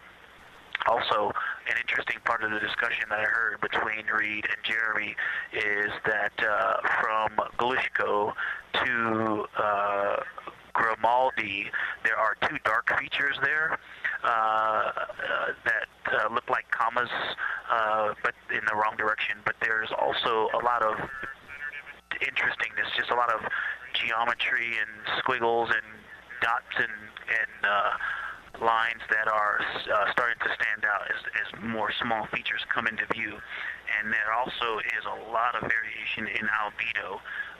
And some of those, the 2 dark features, for example, have on the southern edge of the larger one, the one that's further to the south, there's a very dark, the 1 albedo, like the southern and western part of Grimaldi. And the one to the north, closer to Geological, is also that same dark albedo. And then around them, there are some very high albedo spots just to the north of the southern one, and just to the west of the smaller one to the north. Very high albedo, almost approaching the 10, a 9 or a 10, like Aristarchus. And lots of little bright spots are just starting to pop up on in this view. To the north, as you look up at the North Pole, there is a very distinct crater with a lot of a very defined central peak that is also 3 in albedo, and all of that area past it, going to the horizon, gets lighter and lighter, and is very, very high albedo. And I will go look and find the name of that feature if I can look that up. And then to the south, really getting some interesting geography and topography in the South Pole Aiken Basin. And the view of the South Pole is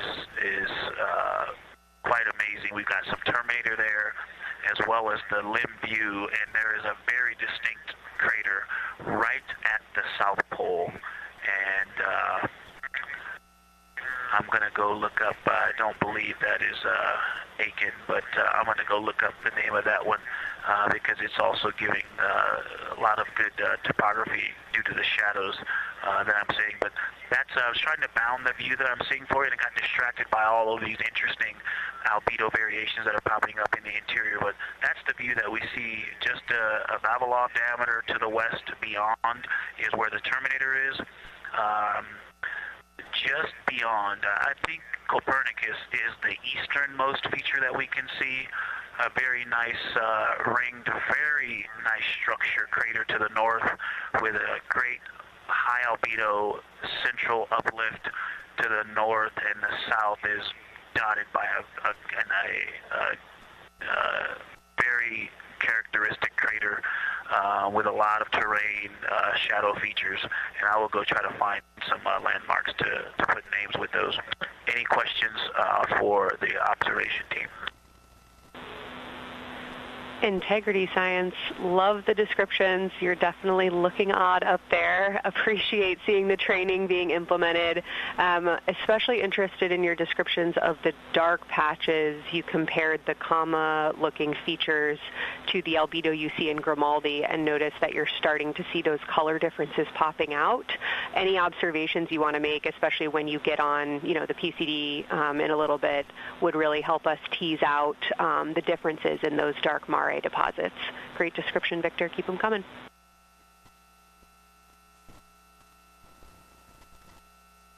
Absolutely will do, and I know you've got descriptions on both of the window observers right now as well. Keep them coming.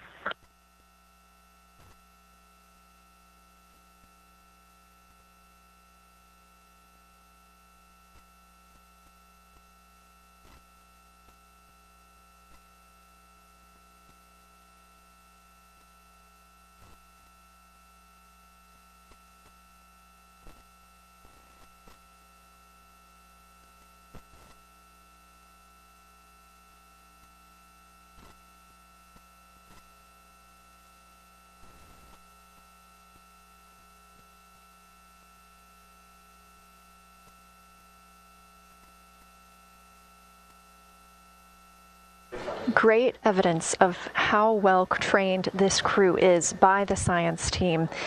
NASA astronaut and pilot of the Artemis II mission, Victor Glover, calling down a situation report, noting several different features on the moon and such descriptions, even saying that it looks like snow on some of the peaks. Obviously, we do not expect that to be snow, but referencing that as some of the lighting on how it looks to the Artemis II crew from their current position.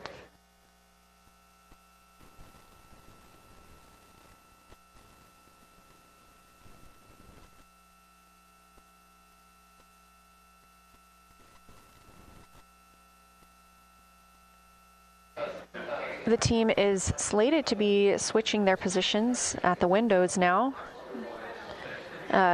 Both Reed Wiseman and Jeremy Hansen have been at windows 2 and 3, one taking photos, one making observations and annotations on their portable computing device.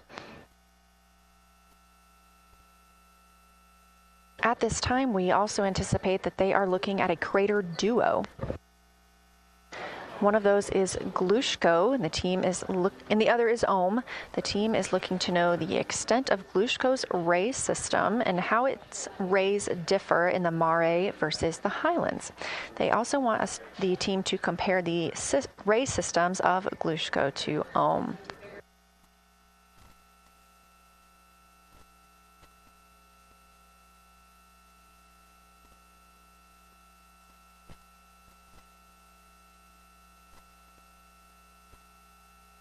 Ohm is considered a young crater. And if you've ever seen a photo of the Richat structure, it's also known as the Eye of the Sahara. It's 40 kilometers in diameter, and that could fit within Ohm's interior.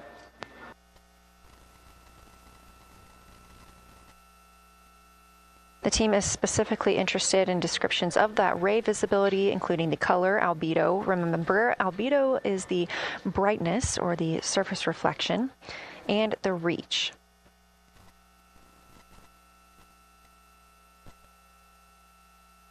Again, I am using the same lunar targeting package that the crew is referencing on board right now. This helps keep them on time as well as prompt them for when they need to make a call down to the science team and report what they're saying. It also gives them reminders of when they need to swap positions at the windows. Additionally, I'm using the Artemis II Lunar Science Passport developed by Amber Turner and the Artemis II Lunar Science team. Now, this passport did not fly with the crew, but they used it extensively as a study guide here on Earth. So a lot of the descriptions and comparisons you hear today are developed directly by the science team.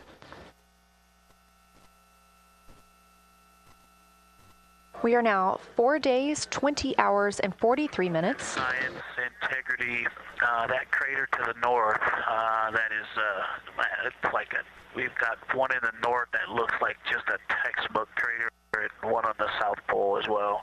The one on the north, I think, is Pythagoras. And what I wanted to highlight about that is it is either a very distinct central uplift or just a very defined area of high albedo. If a majority of the crater, especially the floor of the crater, is, say, an albedo of 5, this center, and gosh, only a tenth of the diameter of Pythagoras is an albedo of 2, maybe 3, but it is very bright and it stands out.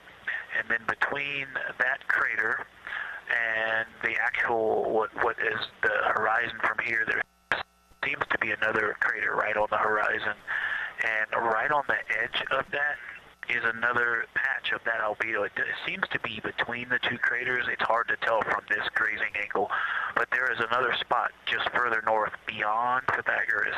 Between the two, I can draw a picture of this one and show you where that very high albedo, again another 2 albedo surrounded by 5 and most of the area bounding it.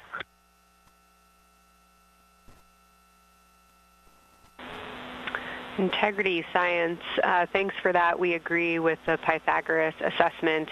And as a follow-up to your previous report, the SIR had questions about topography comparisons between the North Pole and the South Pole of the Moon, if you're willing to provide words on that.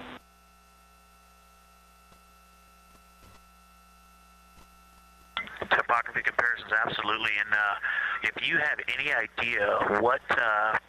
if you draw a line between Pythagoras and the western edge of the outer defined ring of Oriental, it intersects a beautiful textbook crater on the south.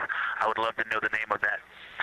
The topography differences, now the South Pole has a little bit of a benefit that it has more of the terminator, and I can see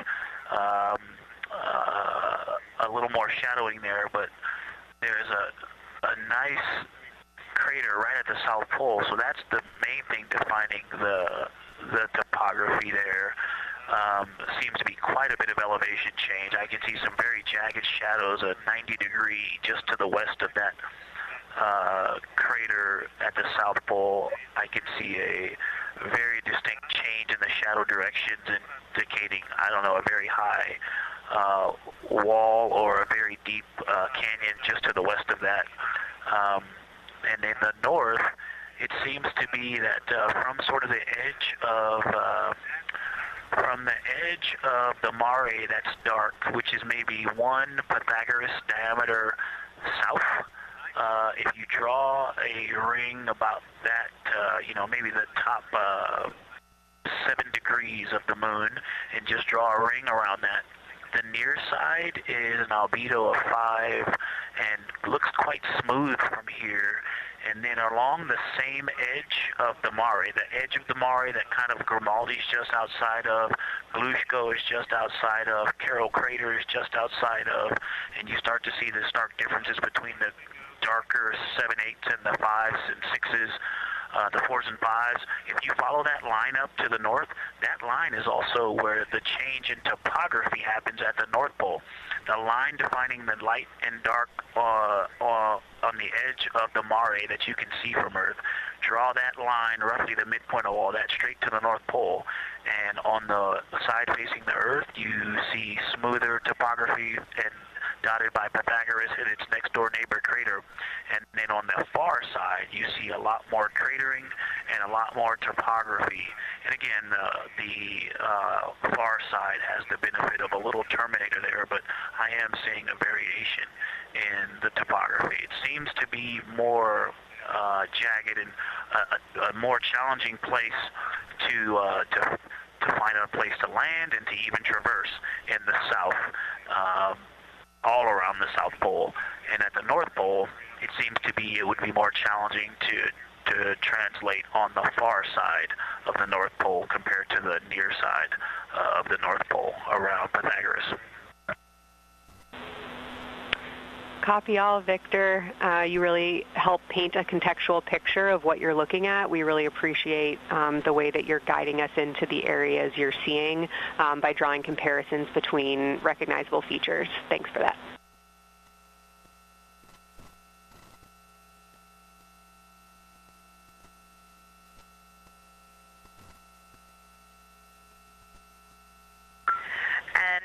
Kelsey, another little science sit-rep moment, something I just heard from the window team is the more I look at the moon, the browner and browner it looks. I thought that was an interesting observation. The two observers have been on timeline, no hardware issues. They did start to talk a little bit about another feature that you'll hear more about on the recordings that they call the handprint. That was at the end of their Glushko and before they moved into their current target. They thought that was worth chatting a little bit more about. And they're preparing to switch after this. Houston copies and concurs.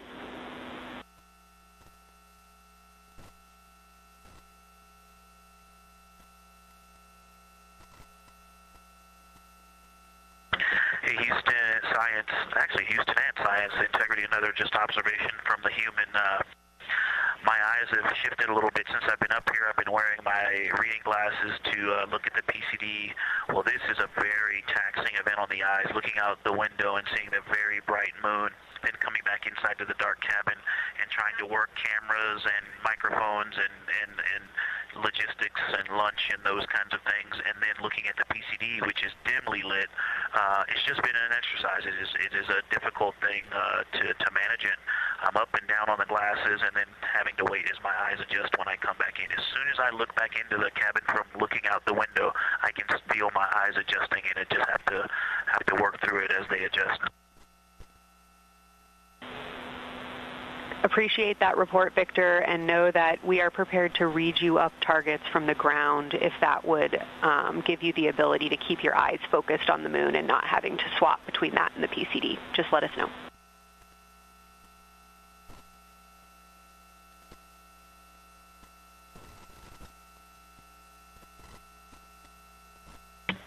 Yeah, we appreciate that, Science, and we will also do that for the window teams, and we'll back each other up that way as well. But we appreciate that. We may take you up on that. Thanks.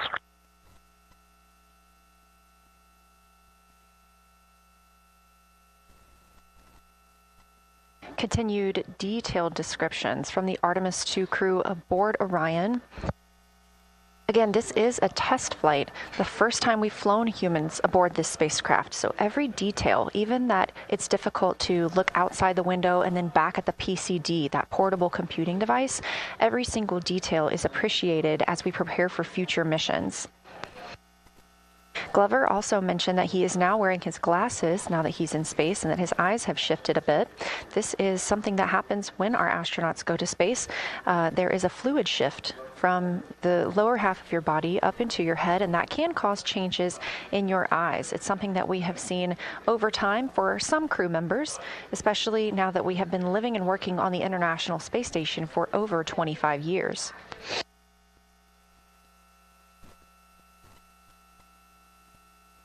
Again, it's clear that these Artemis II astronauts have undergone extensive lunar science training, including classroom instruction, fieldwork, and high-fidelity simulations. Training expeditions even took place in analog environments like the Icelandic Highlands and the Kemasasin impact crater in Labrador, where crews practiced identifying and describing geologic features under varying conditions.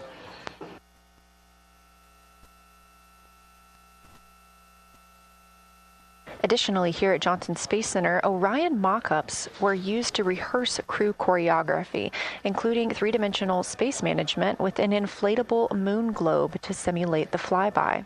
And while on Earth, the crew also used that small lunar passport that I mentioned with descriptions, photos, and prompts to help them study the features we hope they'll see. Now, this is a view from their lunar targeting package at this time, helping them determine what they're seeing on the moon, as well as on the left, keep up with what their next target will be. As you can see, we have got a long list and an exciting day ahead of us.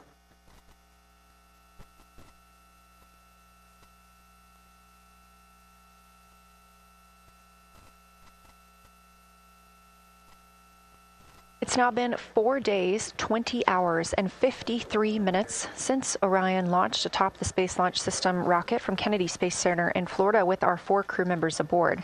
NASA astronauts Reed Wiseman, Victor Glover, and Christina Cook, and Canadian Space Agency astronaut Jeremy Hansen.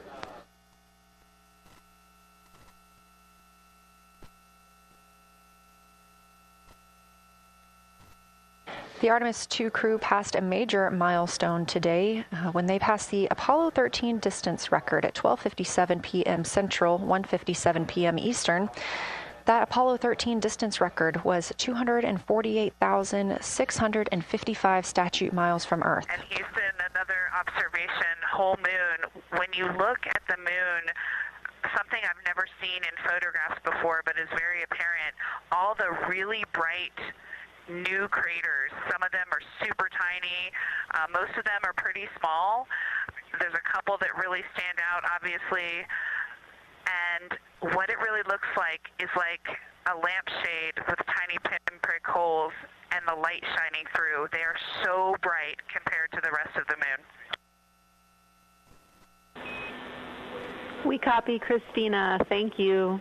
Looks like you guys might be doing it, but remind you to swap positions at the window and take your SD cards with you. We're loving everything that you're calling down, so keep it up.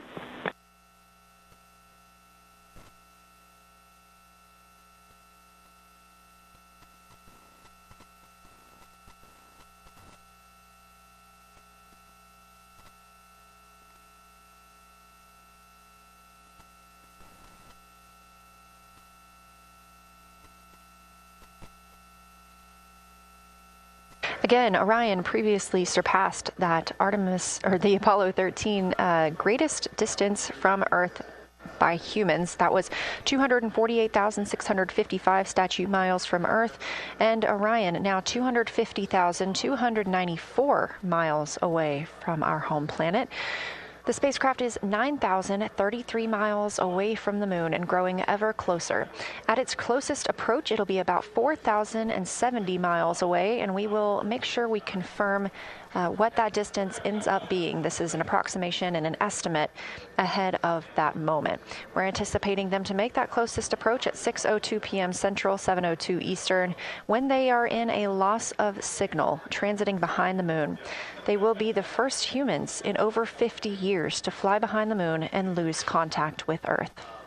We will regain that contact about 40 minutes later as they reconnect to the Deep Space Network, emerging from behind the moon, and we will look forward to seeing an Earthrise.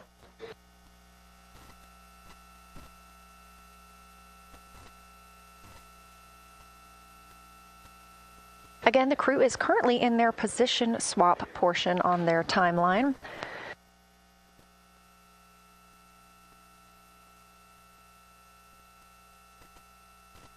This allows crew members the opportunity and the experience of all roles necessary during today's flyby. Right now, those two crew members at the window have swapped positions.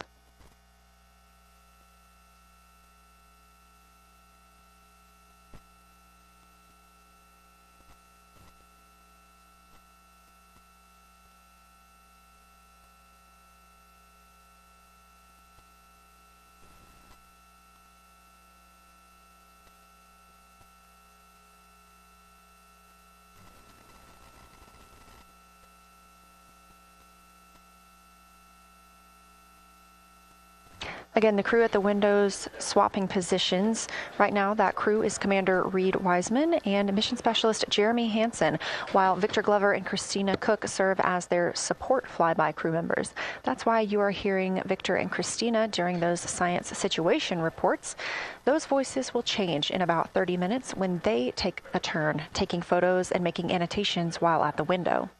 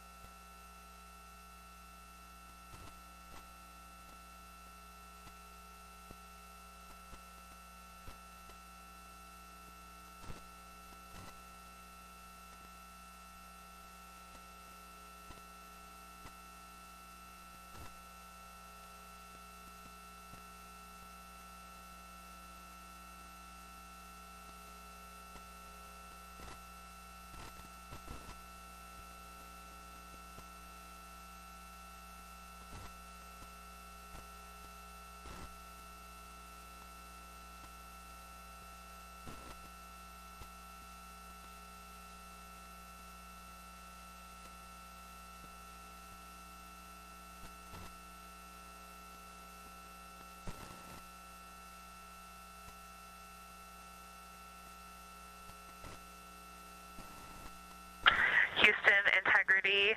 I wanted to provide an observation or a little bit of descriptive nature on something that we saw on the first day we had good moon views. This was when we saw more of the near side, and the ground helped me out with identifying Mare Imbrium. Mare Imbrium, when you have the western limb also in view, looks completely different than the normal view we have of the near side. It is the most striking feature of the western limb view that we had. And the mountain chains that form its eastern side are very prominent, but they actually stand out more than I'm used to seeing even on the western side, and the whole thing just feels like a big bump. It actually looks like a large healing wound with a high albedo forming the mountain chain around the impact basin. And I just don't think I had enough chance to describe how striking it was on that western limb view as we were coming in a couple days ago. Christina, science, absolutely love that, especially since that's a feature that all of us here on Earth can observe from home. So I'm sure tonight everyone's going to be going out and looking for evidence of that beautiful topography you just said. Thanks for those words.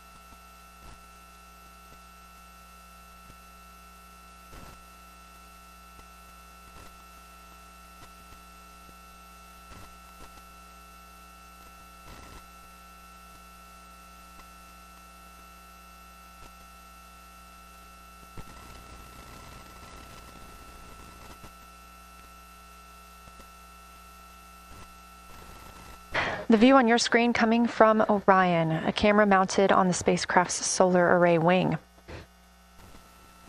Toward the right of your screen, the near side is the hemisphere we see from Earth.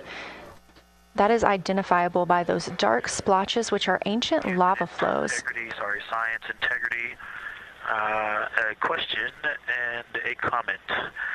Question is it possible that we're seeing a Schrodinger basin from this vantage point in the Terminator at the South Pole?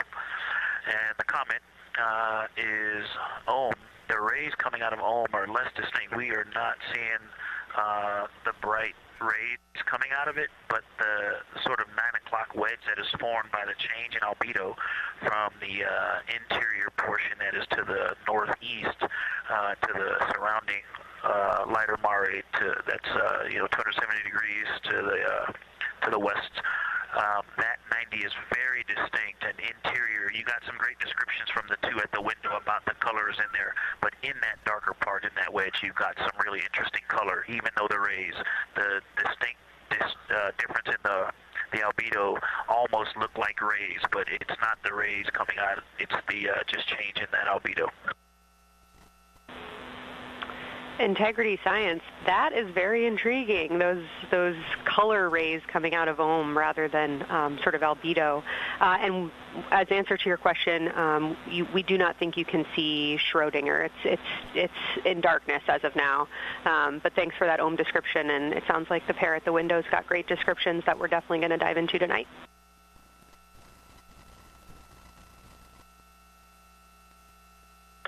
Okay. If you could help me, I would still love to know what it is. There's a very nice crater. You're going to likely have a lot of pictures of it. What would be right in the Terminator at the South Pole or close to the South Pole, where it's intersecting the Terminator right now? Yeah, Victor, we're assuming you're talking about, kind of if you're looking at the Terminator, it's basically like 70% down from the North Pole. Is that where you're looking?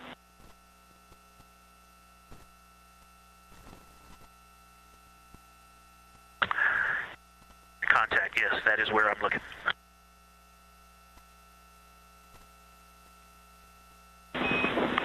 Integrity Houston, that is an enabled caution for wastewater dump required. We have hit our limit.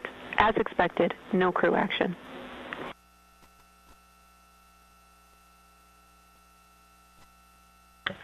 Copy, no crew action.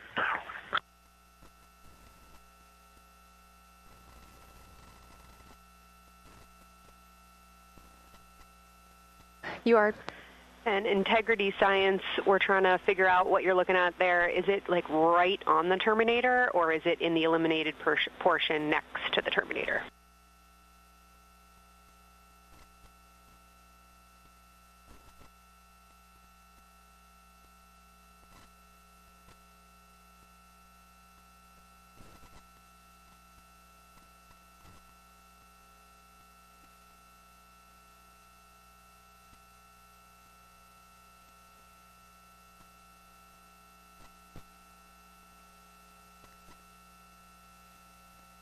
While we wait for a response from the crew, the Terminator is that difference between day and night, or brightness and darkness, that you see on the moon. We see this from the International Space Station as well, looking down at Earth. And Science from Integrity, excuse my space orientation adaptation. If you draw a line between Glushko through the center of Oriental, and then another line from Glushko through the southern tangent of Oriental, that line would almost perfectly intersect tangentially the crater that I'm talking about, and it is on the Terminator. So yeah, I think I'm not looking at the South Pole. I was a little twisted. That line description was really helpful. I have eyes on the SIR right now, and they are actively discussing lunar geography. We will be back with you shortly.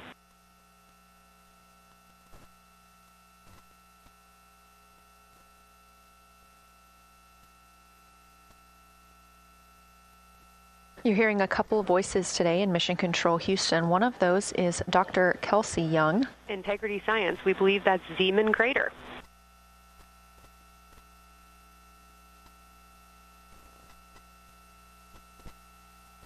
Oh, I floated away from the speaker. Say it again, please.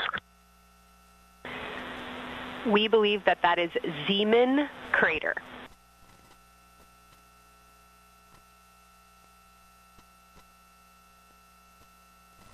Zeeman. Okay, and can you say the first letter? I may be pronouncing that wrong. What's the first letter of that word? Zulu. It's Z-E-E-M-A-N.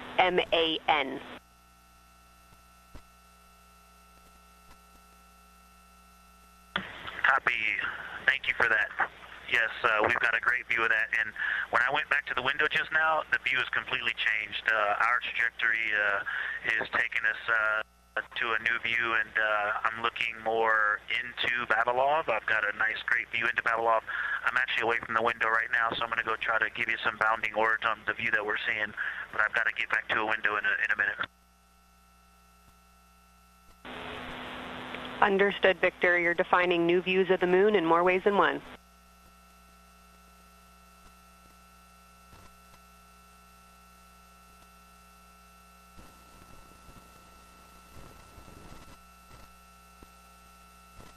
Again, when you hear calls down to science or from science, that's Dr. Kelsey Young, the Artemis Science Flight Operations Lead here at a console in Mission Control. You also hear communications with the crew from Canadian Space Agency astronaut Jenny Gibbons. She is the Capcom for today. She is a backup Artemis II crew member. Those calls from pilot Victor Glover asking about a feature he was seeing, specifically a crater on the moon.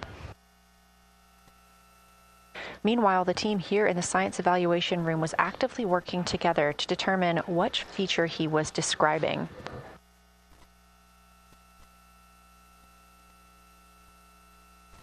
The teams at the window have continued to move through their targets, including Ohm, Aristarchus Plateau, Reiner Gamma, and we are preparing for the cabin and window teams to swap.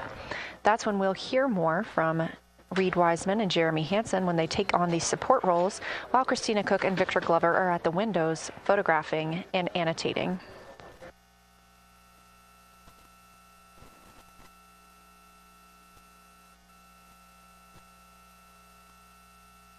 As we briefly mentioned, if you look towards the right side of the moon, essentially,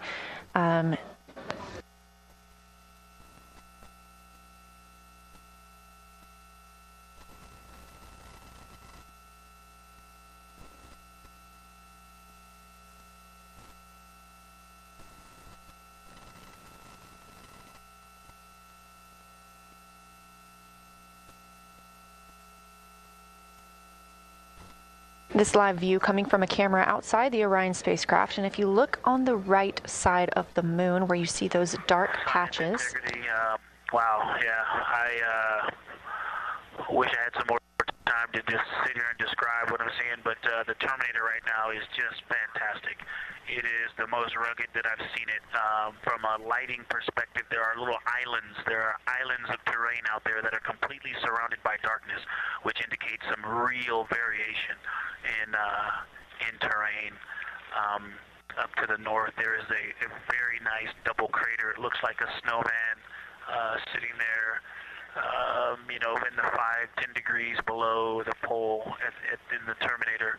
And then on the southern edge, there's almost like a hole. It looks like a hole, and it's the diameter of Vavilov size, just blackness, and then a wall of bright, and then it goes back to the black beyond the Terminator. So there's it looks like there's just a gigantic hole right there, 1 Vavilov diameter east of the Terminator. And as you go south, the Terminator is not a nice smooth arc. It's just jagged. There's almost a 110-degree turn in the shadow as opposed to the nice smooth arc, again indicating some really interesting variations.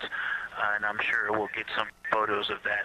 And then one of the craters further to the south of Vavilov, maybe halfway down to the South Pole, is not only looks like just a deep hole, and then there's like 2 island rays pointing off to the west and north that indicate very high ridges and very deep canyons coming up out of that crater. So again, just some really interesting visual illusions going on with the shadows there. Like I said, there look to be islands out beyond the terminator because some of the things, maybe even a Vavilov diameter into the terminator are catching sunlight on the peaks up to the north and to the south. It's very, very interesting to see. Integrity science, oh my gosh, that was an amazing picture you just painted. I glanced over at the SIR video and I literally saw fist pumps in the air. Those types of observations are things that humans are uniquely able to contribute, and you just really brought us along with you, so thanks for that.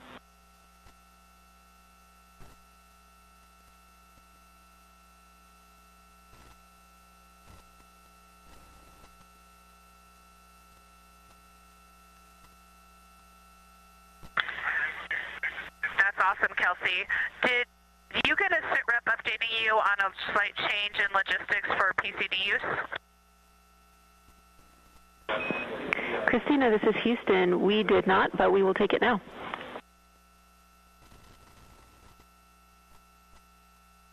We slightly changed the PCD plan for the window observers. The two window observers kept their PCD.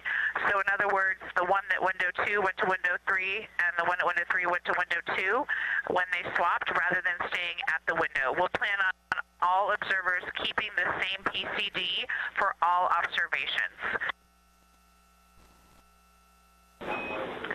Copy, Christina. That makes sense to us, and good plan. We are coming up here on a cabin and window team swap.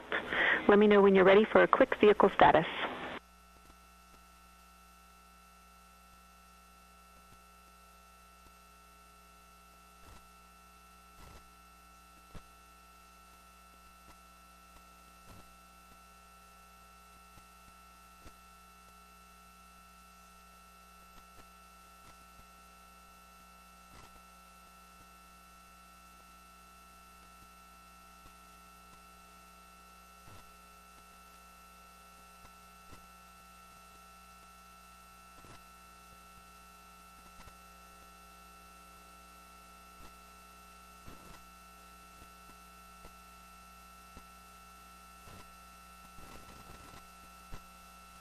As you heard, science. Houston, go for the vehicle system update. Howdy, Reed. We don't have much for you. We just wanted to let you know that toilet right now is no-go for use as we stick with the predetermined limit for now. All crew members, please use CCUs. Otherwise, Orion is looking very good. And you have 15 minutes in this handover time where we expect Victor and Christina to switch to the windows and you and Jeremy to be in the cabin assisting. Let us know if you have any questions.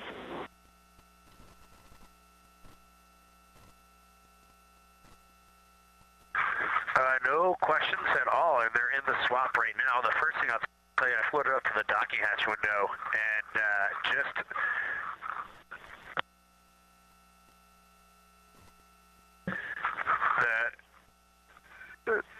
what I'm going to call the Mare around Oriental just looks so different out the docking hatch right now. It's quite a bit darker. It's the same darkness, if not a little darker than Grimaldi, but it's cool after just being in the 400 mil for the last half hour, looking up close. I got pictures of everything Ike was just describing on the Terminator. It really is a fascinating Terminator. And then Oriental just looks so dynamic right now. It's very three-dimensional out the docking hatch compared to what I was just looking at through the 400 mil. We love it. We are getting a sneak preview from one of our SAW cameras at what you're looking at, and we see some of what you're describing. We cannot wait to see your photos. Thanks.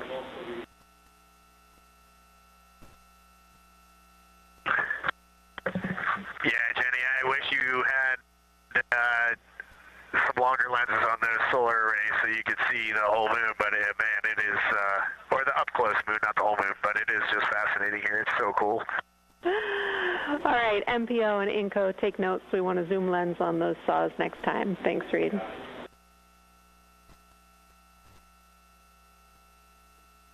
Affirmative.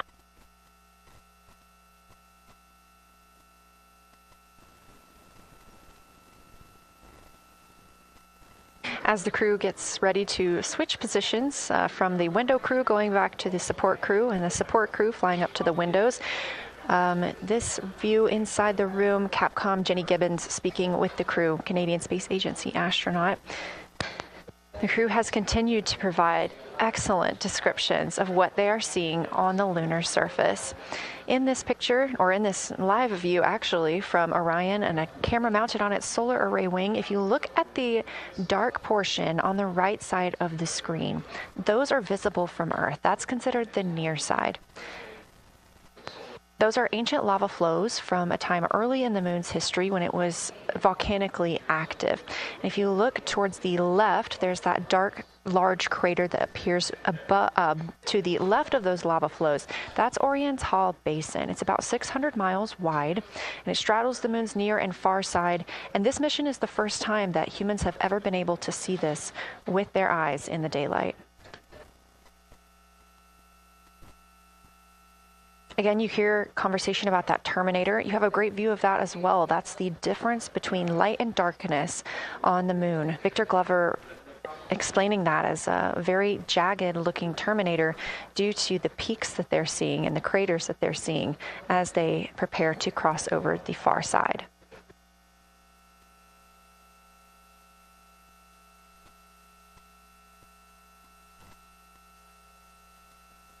You also heard science officer, the Dr. Kelsey Young, Artemis Science Flight Operations lead, sharing with Victor Glover that his responses are truly something that only human eyes can discern or provide. So we've previously discussed how having humans observing the moon on this mission is being combined with lunar robotic data to help us maximize what we know about the moon. So part of that data comes from the Lunar Reconnaissance Orbiter, or LRO. This orbiter provides the robotic foundation that makes Artemis II lunar science possible. LRO has been orbiting the moon for 17 years, which makes it the longest operated lunar orbiter in history. And it's also the only American spacecraft dedicated specifically to lunar science and exploration. Artemis II lunar observations are designed to complement data like the detailed surface images from LRO. So while LRO provides those detailed high-resolution maps of the moon's surface, the Artemis II crew adds human observations that focus on regional context and relationships between features, giving scientists a larger geologic picture. Now, this combination of robotic and human observations strengthens lunar science. LRO delivers precise and repeatable measurements over long periods of time, while the Artemis II crew contributes real-time visual descriptions and context that robotic instruments alone cannot provide. The best description I've heard while preparing for this mission is to compare the difference in looking at the moon with your own eyes on Earth and trying to take a picture with a camera. The camera truly never does it justice, and it's much easier to describe and perceive what you're seeing with your own eyes than to take a photo.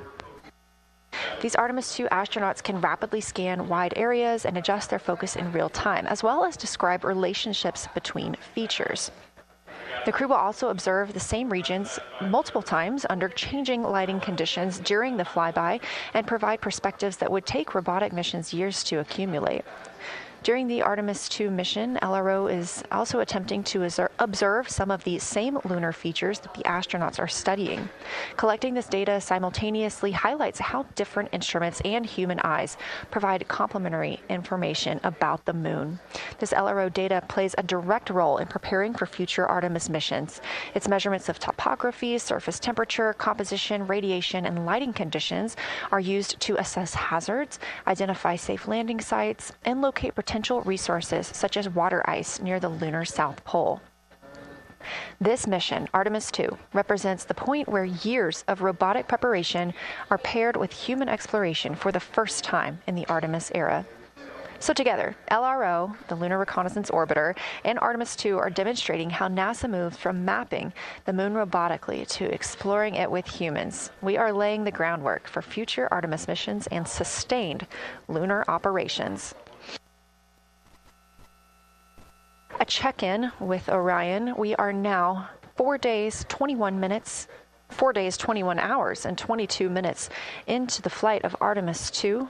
our crew aboard the Orion spacecraft. We are now 8,153 miles away from the moon, 250,742 miles away from Earth. The spacecraft is traveling at 1,030 miles per hour.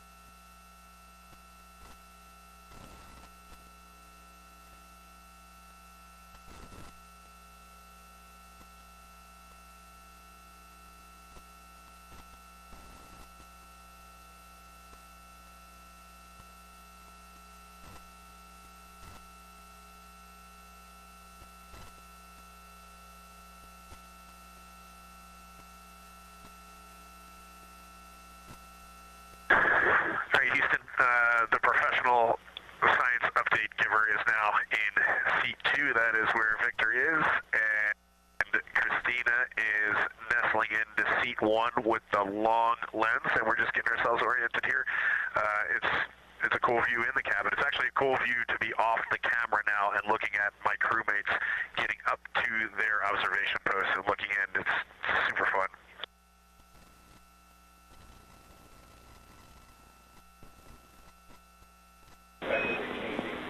Copy all, Reed. We like it.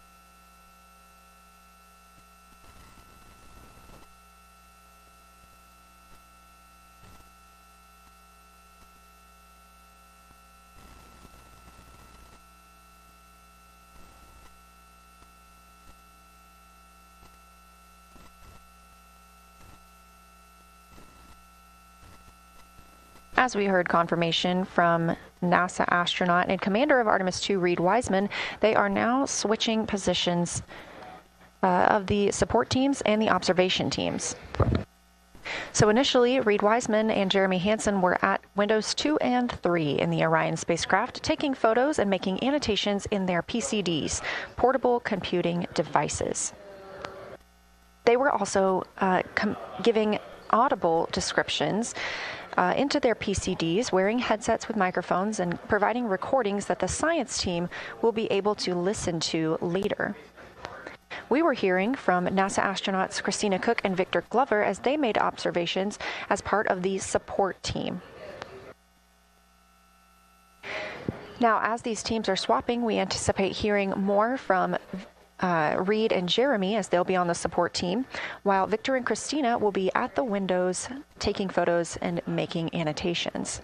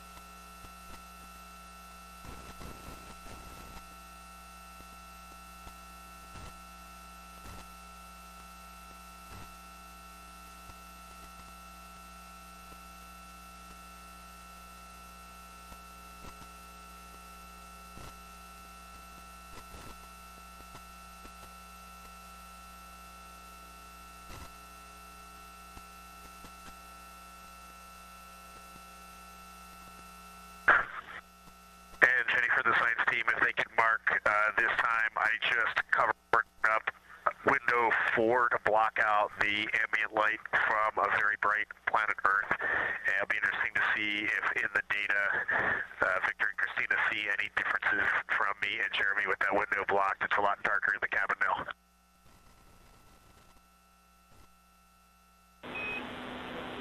Copy, Reed. We're taking note, and we'd be curious too.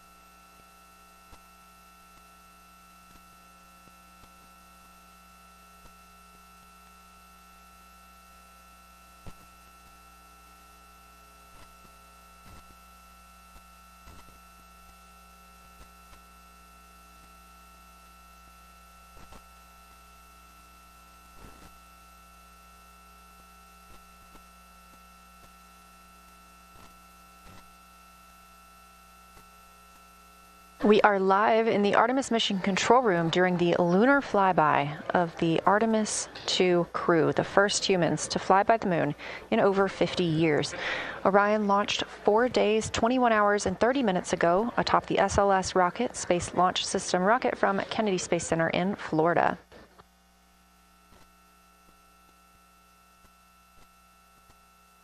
Our 4 crew members inside the spacecraft are transitioning their positions. The cabin and window teams have swapped. Currently at the window, we have Victor Glover and Christina Cook, NASA astronauts, and serving as support, Reed Wiseman and Jeremy Hansen.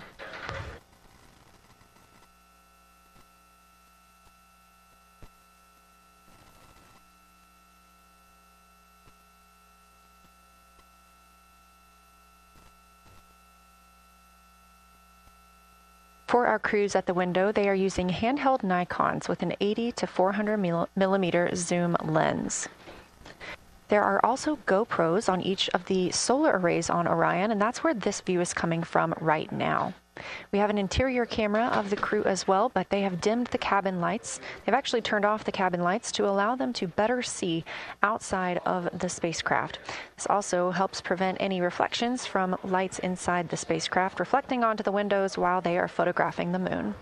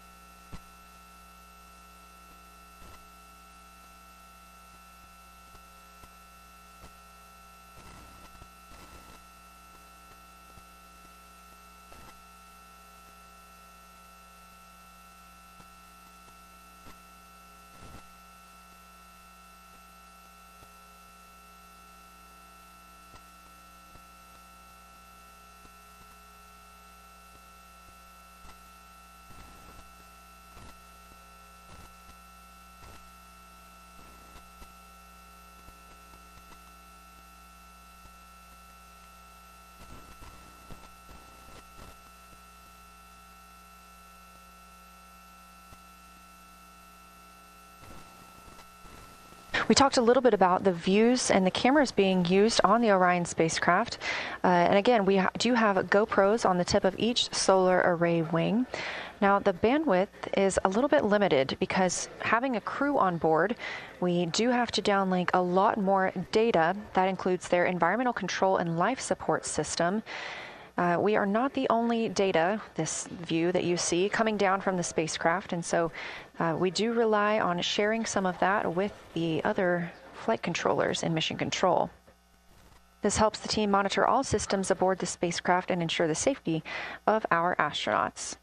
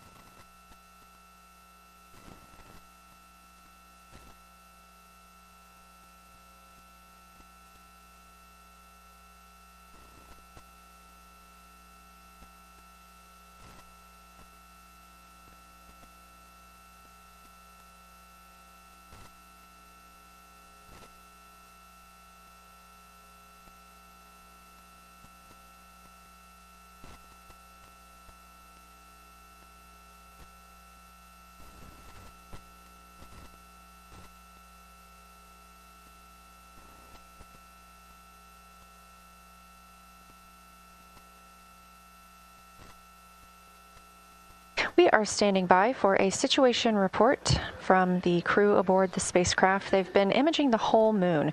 There is now a new crew at the window. That would be Victor Glover and Christina Cook, and so being it's their first time since they have moved up to the window positions, they have a chance to orient themselves and describe and take pictures of any color or albedo variations across the surface. Reminder, albedo is the brightness or reflectiveness. Integrity science for a science sit rep when you're ready.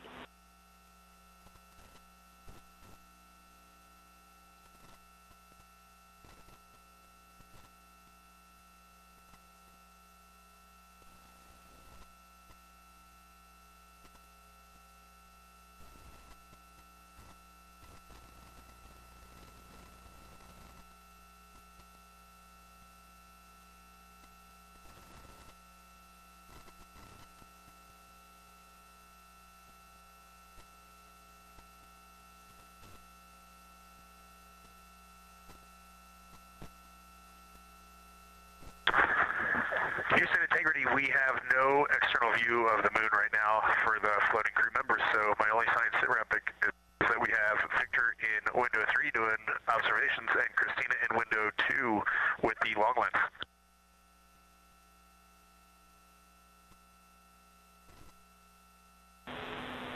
Integrity, we copy.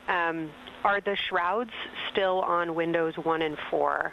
And if so, would you consider trying to get a view through one of those windows?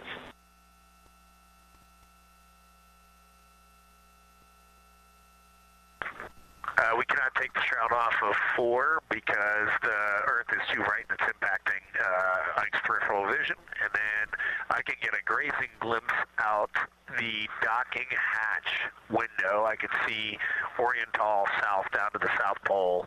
And the primary thing that I see from Oriental right now is just the long trenches that come out. And, you know, when you come out the north side of Oriental, the ejecta kind of boulders across the northern half of the far side. But coming out the southern half of Oriental, I just see those large, here they look like gorges. They're almost like rain when it comes down the Grand Canyon and fingers off into the desert, kind of what it looks like. Also, Burgess Alpha is extremely bright. It's the brightest thing that I can see. Even brighter now than Aristarchus, which is heading off to the Terminator. It's almost impossible now to see Aristarchus, the thing that Jeremy and I looked so much at. I can just barely see the crater rays from Ohm, and I would say for albedo right now, I would go back to Grimaldi is still extremely dark, especially in that southwest corner, and there are parts of Oriental and the outer ring of Oriental that reach that same level of darkness, especially the rings of Oriental reach the same level of darkness as Grimaldi. And then south of Grimaldi, Jeremy and I were noting a few other just really dark areas of cratering, Mare there, and those have that same darker albedo. But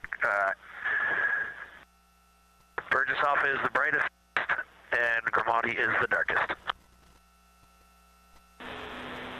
Integrity Science, that was a great description. Thank you, and thanks for the docking window geometry to give us that description. Any comments before you go on the annular ring in Oriental?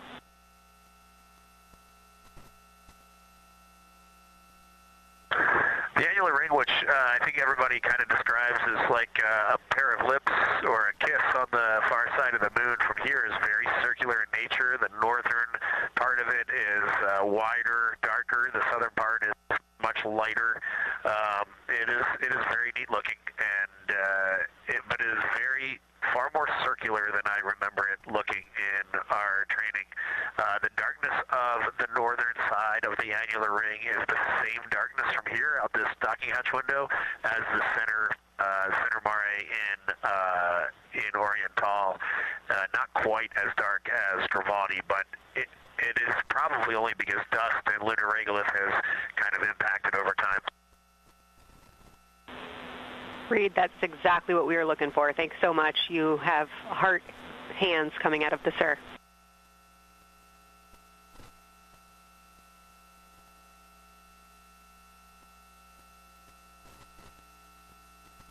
Say that again, Kelsey. Just saying that the SIR was really excited about that. That annular ring was something we were really eager to hear about, so thanks.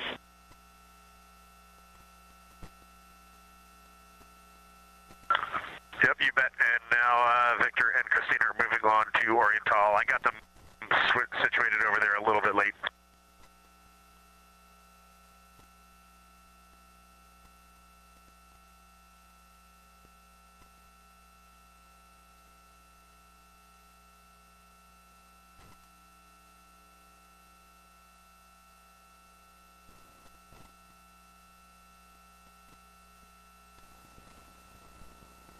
That was NASA astronaut Reed Wiseman, now providing a science sit rep as he is away from the windows most of the time. He is working as the support person along with Jeremy Hansen in the spacecraft, as Victor Glover and Christina Cook are now at windows 2 and 3, able to photograph the moon.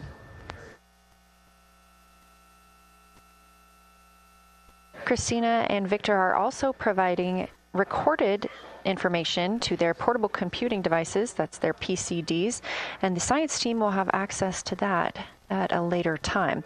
They will then review it and compile all of this data to help further our understanding of the moon.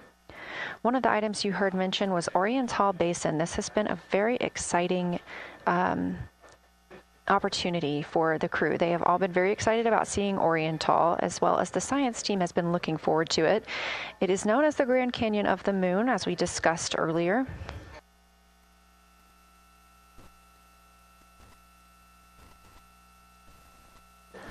From the pictures, the science team is hoping that the crew will take centered images of the entire basin and surrounding craters in a single frame, but also use those 80 to 400 millimeter zoom lenses to create a mosaic entire basin.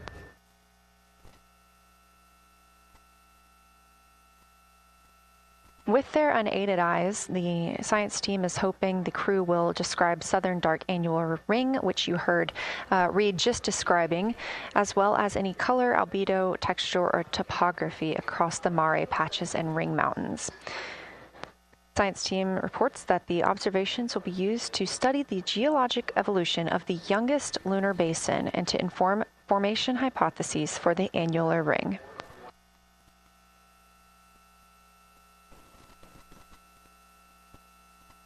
And again, another fun fact about Oriental is the diameter is the same distance between Johnson Space Center, where we are today, and Kennedy Space Center, where the crew launched on April 1st.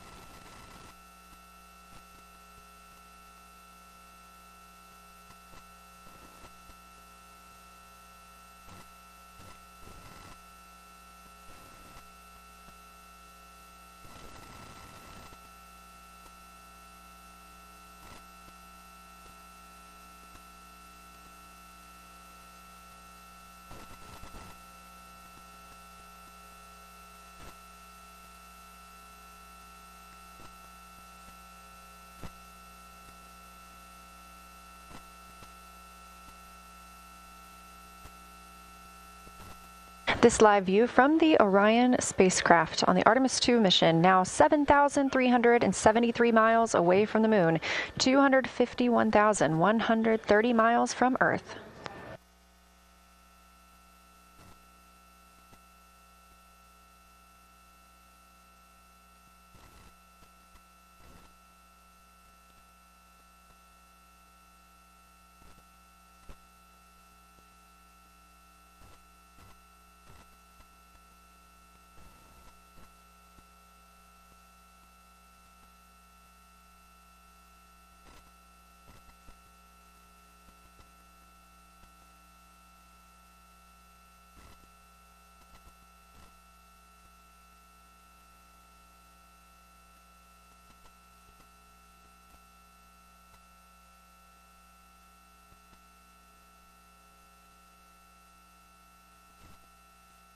Again, the Artemis II crew passed the Apollo 13 record of the humans farthest from the Earth today at 12:57 p.m. Central Time, 1:57 p.m. Eastern Time.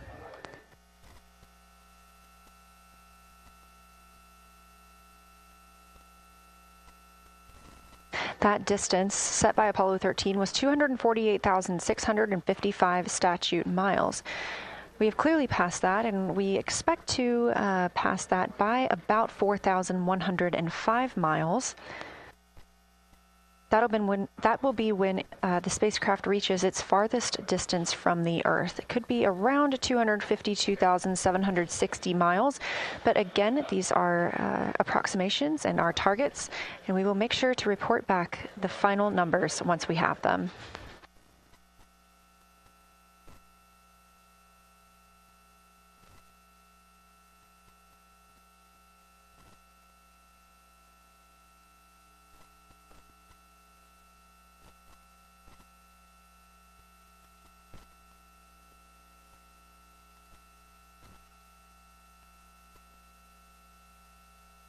We have some refined times of when we expect to have Earth set of Earth behind the moon while Orion flies behind the moon. That would be about 5:41 p.m. Central, 6:41 Eastern. The spacecraft would make its closest approach to the moon at 6 o'clock Central, 7 Eastern, and that would be about 4,066 miles. And then at 6:02 p.m. Central, and the spacecraft will reach its farthest distance from the Earth. We anticipate that will be about 252,755 miles, which would be 4,111 miles farther than Apollo 13. We would see Earthrise again at 6:21 p.m. Central Time, and a few minutes later, regain communications with the crew.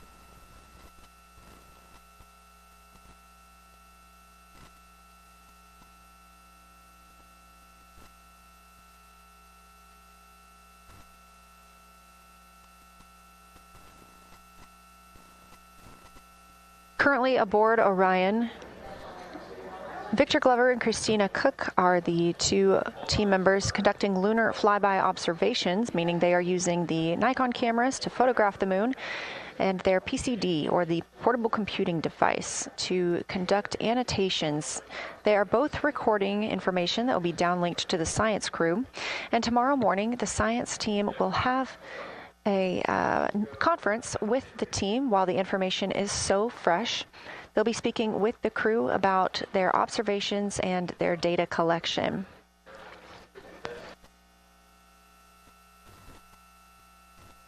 Otherwise, most of tomorrow, Flight Day 7, is considered an off day.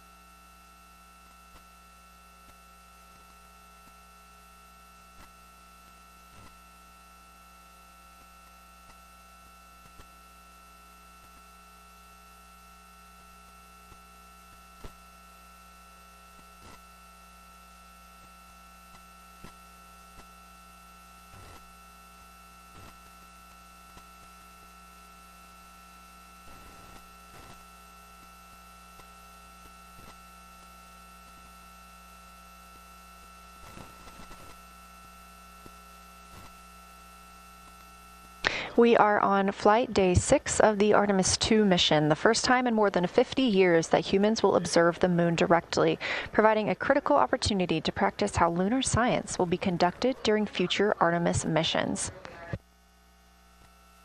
If you're just joining us, the crew is well into their lunar flyby observations, and we anticipate that we will hear from them soon. A few times every hour, they are slated to call down with science sit reps or situation reports. We most recently had one from Commander Reed Wiseman. He and Jeremy Hansen, mission specialist, were first at the windows today to photograph and make annotations of what they were seeing. Therefore, we heard more from Victor Glover and Christina Cook earlier in the day during those first blocks.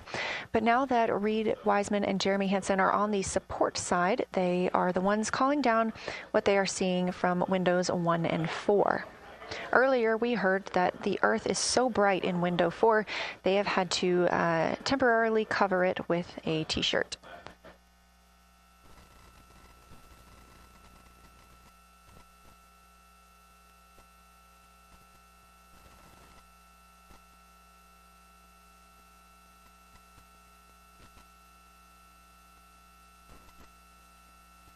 The moon preserves a near-continuous record of solar system history that has been erased on Earth because the moon doesn't have an atmosphere. So things that we experience on Earth, like weather or plate tectonics, don't really apply. So the lunar surface retains evidence of ancient impacts, volcanism, and solar activity that scientists can study today. And studying the moon helps scientists understand how planets formed and evolved, how the moon influenced our own planet Earth's history, and how the sun shaped conditions across the inner solar system.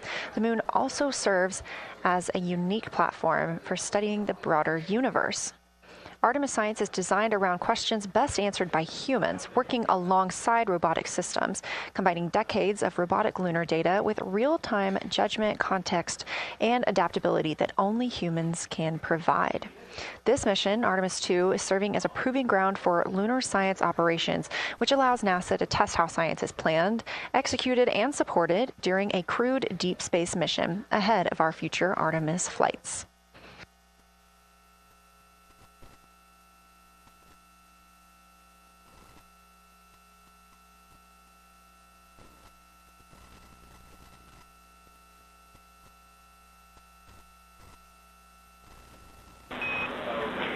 Integrity, time for a window team position swap. So Victor and Christina, please switch places if you've not done so already, and remember your SD card for the camera.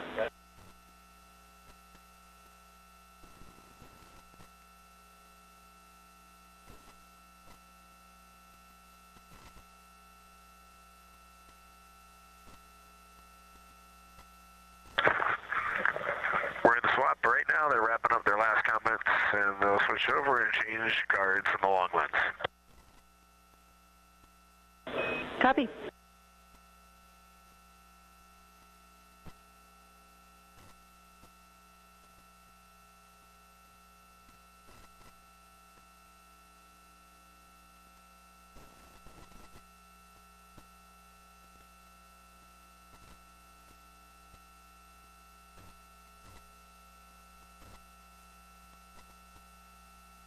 As you heard in that call, it is now time for the team members at the window to swap positions.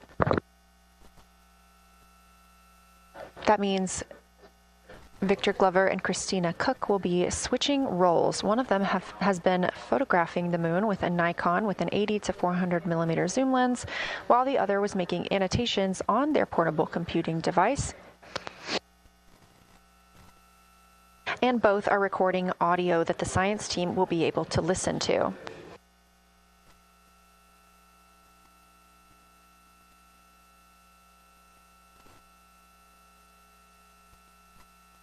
We are now 2 hours and 10 minutes until we expect to lose signal with the spacecraft as they fly behind the moon.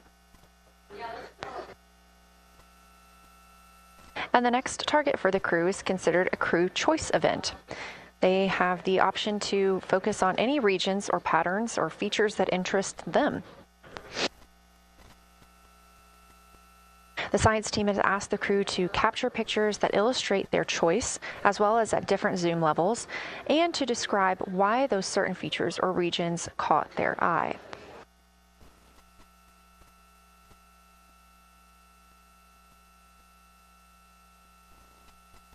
Those recordings are part of what are being saved on their PCDs, portable computing device, that will be sent to the science team for analysis.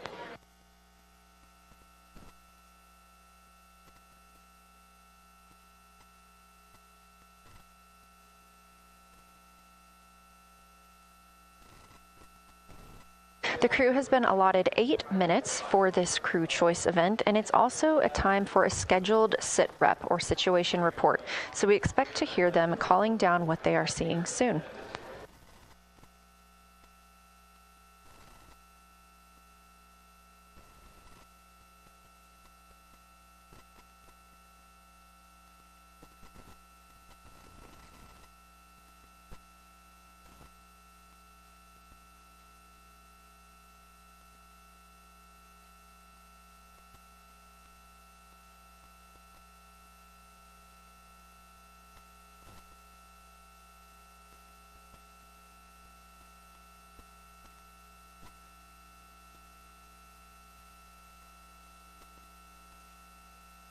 Something that the crew or that the science team has used to help prepare the crew is a cue card. These ask for a feature ID if they happen to know the type or name, and if it is a target. Of course, in this situation, when they have a crew choice, they do not need to, it may or may not be a target. They want to know the location and the observation style. They've also asked for the geometry of what's being captured, the size, shape, boundary, and preservation, as well as the color and shadow, so the color tone, the albedo, that reflection or brightness, and any shadows or illumination. Next, they're interested in structure and texture. That includes slopes, structures, and textures, of course, and geologic relations, like association to other features, any contact to those features, and of course, their thoughts, impressions, or interpretations. They are interested even in emotions and excitement that the crew may be having.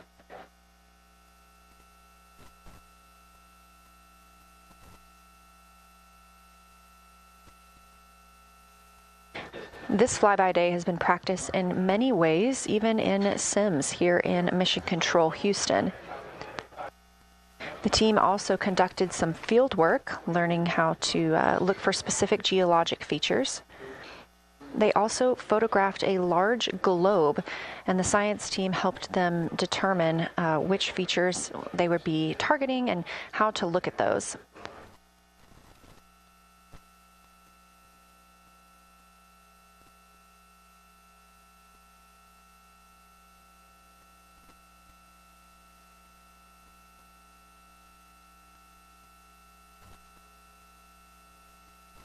We have a few more minutes that the crew would be photographing their crew choice. Again, this is NASA astronauts Victor Glover and Christina Cook at the windows.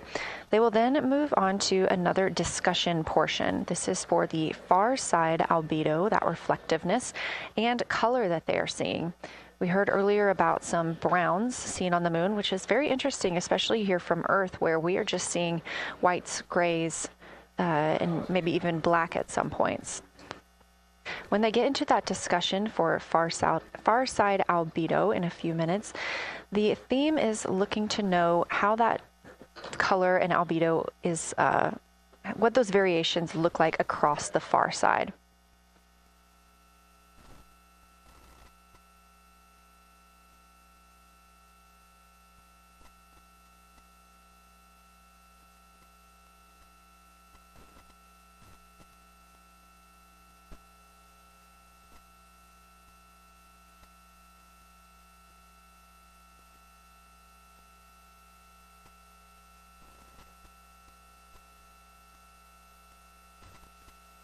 On the right side of your screen, the Science Evaluation Room, or SIR, where team members are looking real time at what the crew is seeing.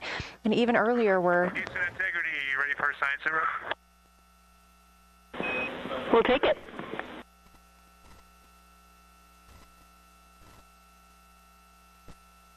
Okay, the crew has swapped positions. They're in their crew choice. element. I've been listening to both of them for a little bit, and they're really enjoying.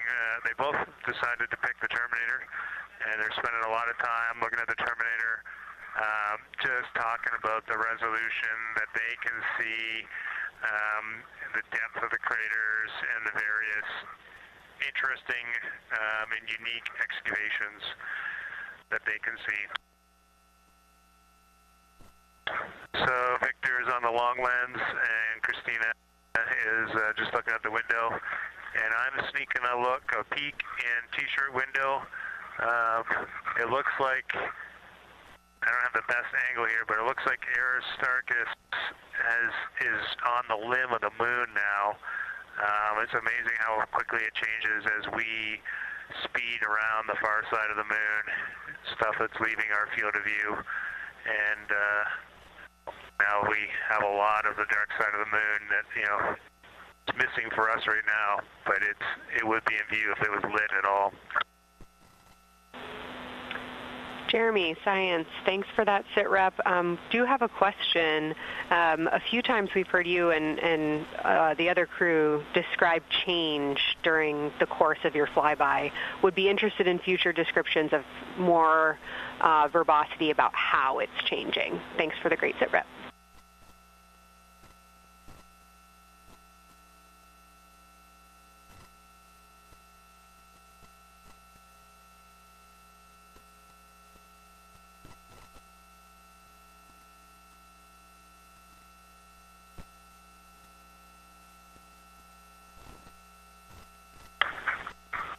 Kelsey, sounds good. We are definitely keeping an eye on that. My eyes have just not readjusted. The moon is so bright when you come back to the window. I was just in the interior of the cabin. I've come back to T-shirt window, and it's just overwhelming brightness, and my viewing angle is a bit challenging, so I won't be able to give you great observations from this window. But I will talk about something that I was talking a lot about in my recordings earlier, which was we've been talking about some shades, and so we have obviously the dark and the light gray, and then we've talked about naming some colors, a brownish hue and a greenish hue. And I'll tell you, like right now, Aristarchus, the plateau is hard for me to see from this window, but that had greenish hues to me and was very unique. I didn't see anything like that anywhere else on this side of the moon. And then I see a lot of these, what I would call brownish hue areas. There's a number of them. And they, for example, in the northwest corner of the highlands, to me it looks like the brownish hue is caused by ray or ejected material landing on the highlands, and then we obviously see the ray areas as a lighter albedo, but in between the rays where the deposit would be thinnest, that is what it looks like is causing the brown to me. So I saw that on the northwest side of Aristarchus, or sorry, that dark area of the highlands, northwest side of the highlands. I saw it in the highlands to the east of Glushko, and then I see those same brownish hues west of Oriental, and I drew a contact there on OneNote, but that's a huge region, kind of like a piece of pie with the point of the pie pointing at Oriental and then going up towards the northern side of Hertzsprung. And that is an area that just looks like that brownish albedo. That was fantastic, Jeremy. We had heard rumors of the green and brown hues, and so you really read my mind on asking about those. Understand they likely didn't have any contact with each other the way that you described them, but please correct me if I misunderstood that. And then last thing, I'll make the same offer we made to Victor earlier. If it would be helpful for us to verbalize any targets so you can stay at the windows and keep your eyes adjusted to the moon, please let us know.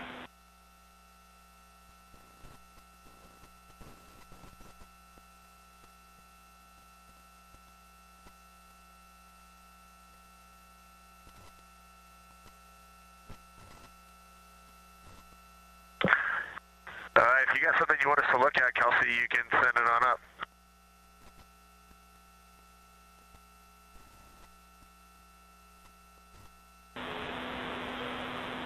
definitely not looking to interrupt your flow, Reed and Jeremy, only offering assistance if you guys want to keep your eyes off of the PCDs.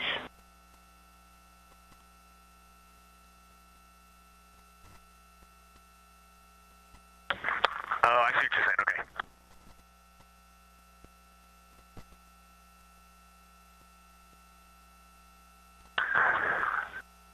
Not really science related, and we definitely learned this at Apollo, but the thing that is just most fascinating, I think, to me and Victor right now is even as rugged as the far side looks, when you look at Oriental and Home, it's rugged. But man, when you look at the Terminator, it is just like impossibly rugged, and it reminds you that the whole far side is that way, and just the Terminator is really bringing out the shadows and the hills and the valleys, and it is just, it's unbelievable. It's like no surface of the Terminator is not marked by meteor impact, and it's just, it is very impressive to look at that, and you realize that that is true across the whole far side. You just can't see it due to sun illumination right now. Reed, Houston copies, and we were commenting on the same thing. Even from our view, the Terminator looks absolutely alien because there's just so much texture in there that we're just not used to seeing. So thanks for sharing that with us.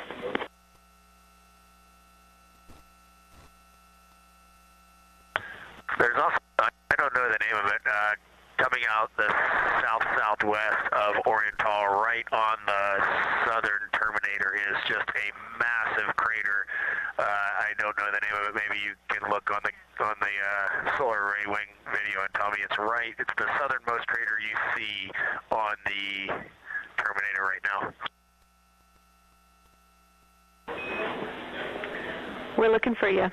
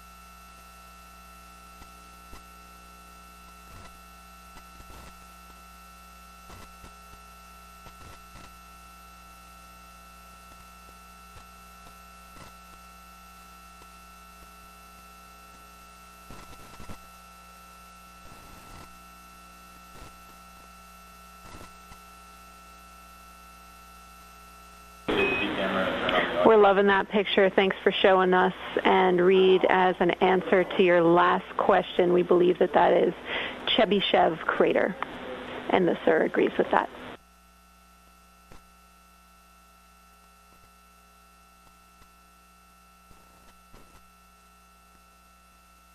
Okay, that picture I was just showing you is an 8X iPhone out the docking hatch for the high grazing angle. It's just amazing.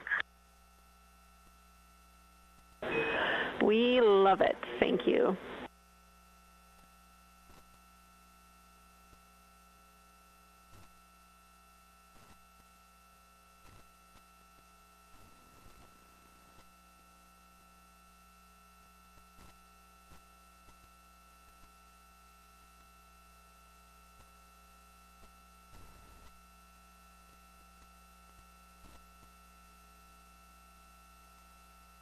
This is Artemis Mission Control in Houston, Texas.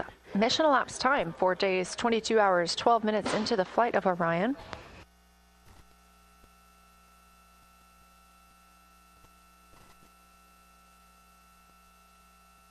This is Lunar Flyby Day for the crew aboard the spacecraft. Reed Wiseman, Victor Glover, Christina Cook, and Jeremy Hansen are now the farthest people to have ever traveled from Earth.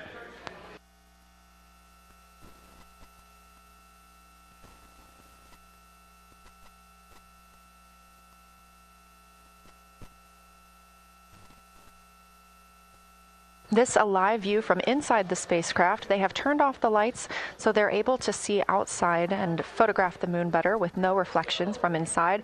And for a very brief moment there. Integrity Science, thanks for those iPhone views. It's helpful to see what you're seeing.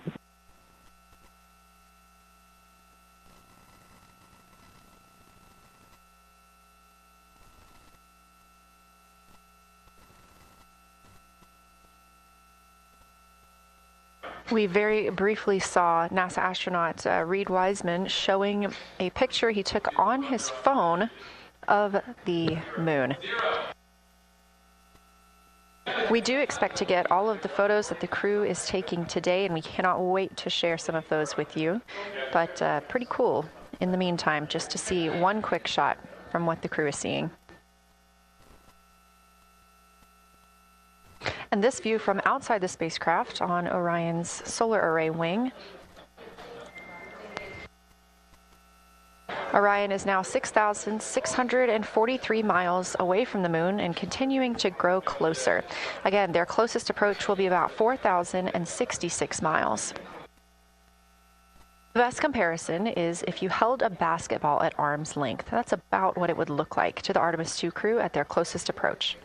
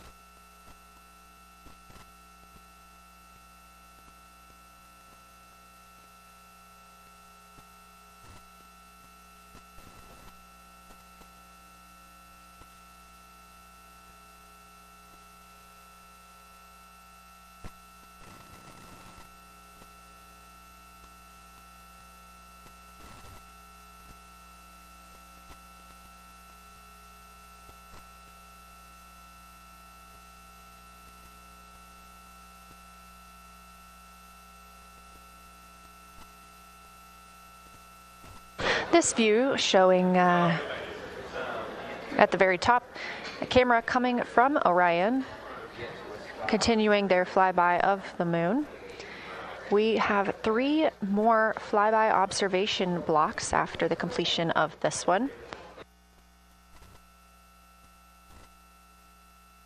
Down on the bottom left of your screen, that's the SIR, the Science Evaluation Room, where team members are continuing to work through all of the targets that the crew is photographing today, and they've helped identify some of the craters and some of the other items that the crew has seen on the moon's surface. Down on the right is Artemis Mission Control here in Houston. Those 2 rooms down at the bottom are just down the hall from each other.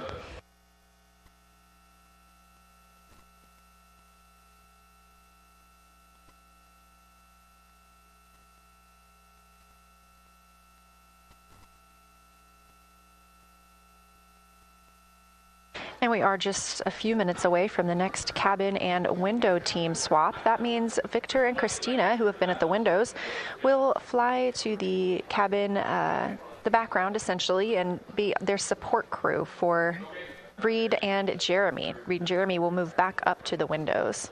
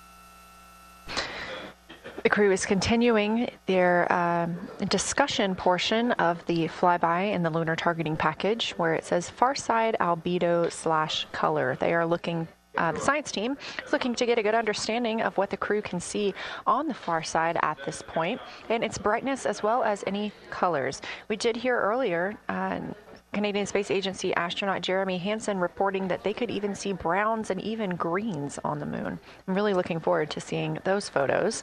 And in just a couple of minutes, the teams will swap from the cabin to the window.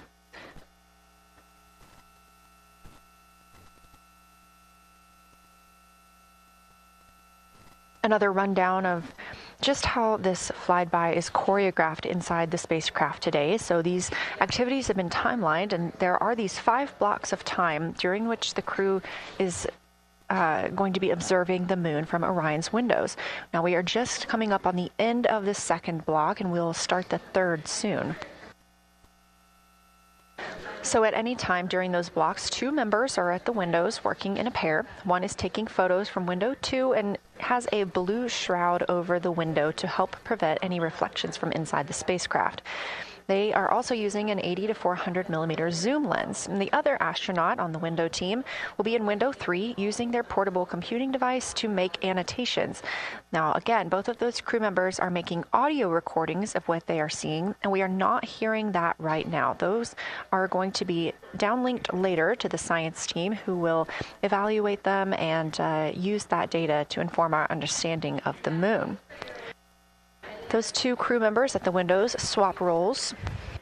Integrity Houston, it is time for another swap between the cabin and the window teams.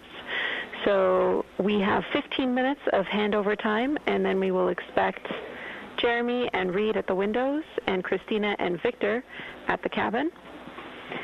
I have no new vehicle updates for you, but I do have a photo location for some photos on Ike's PCD, and I want to let you know that Jeremy's family have arrived in the viewing gallery.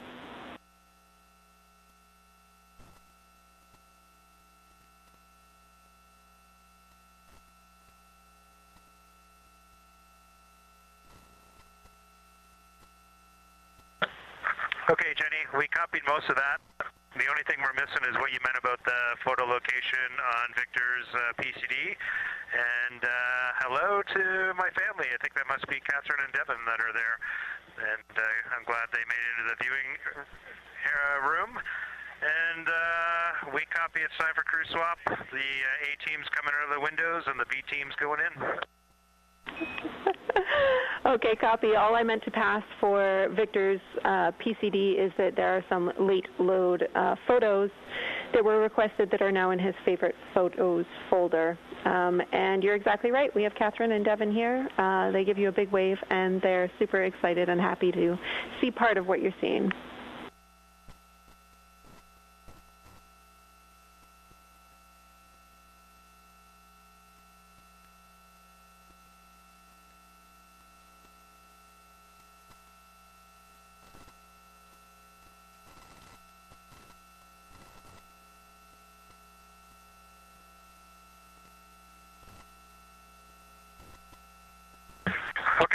Copy, Jenny. We're not sure what we're looking for in the PCD, but we're going to poke around, and we may be calling you back about that one.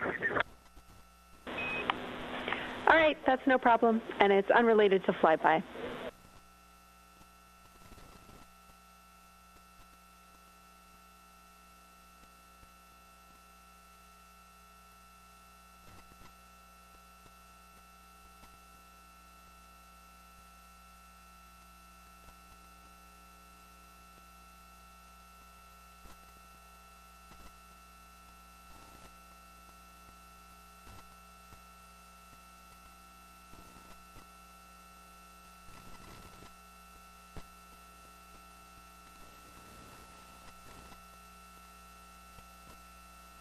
This is Artemis Mission Control here at Johnson Space Center in Houston, Texas. And as you just heard, Capcom, or Capsule Communicator Jenny Gibbons, Canadian Space Agency astronaut and Artemis II crew backup, relaying to the teams in Orion that it is time for a swap from the cabin to the window teams.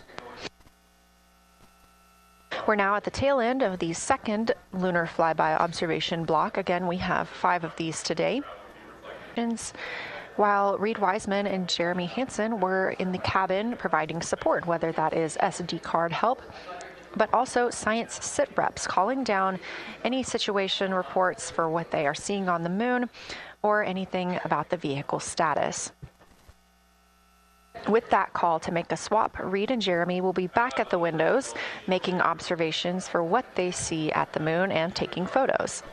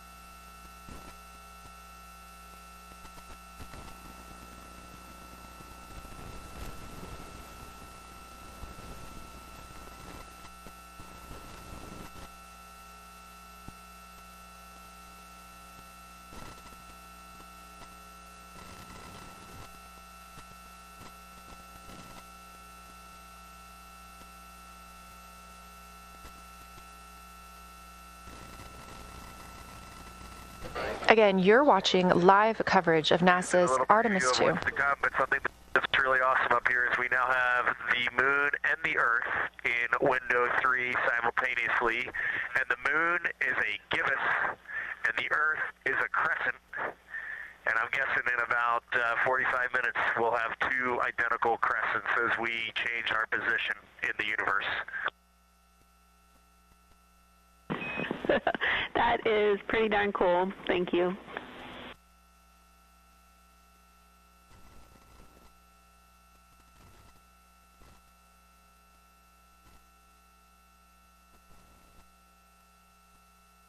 That's the Artemis II crew, the first astronauts to fly by the moon in more than 50 years, reporting that when they look out of window 3, one window, they're able to see both the Earth and the moon at the same time now.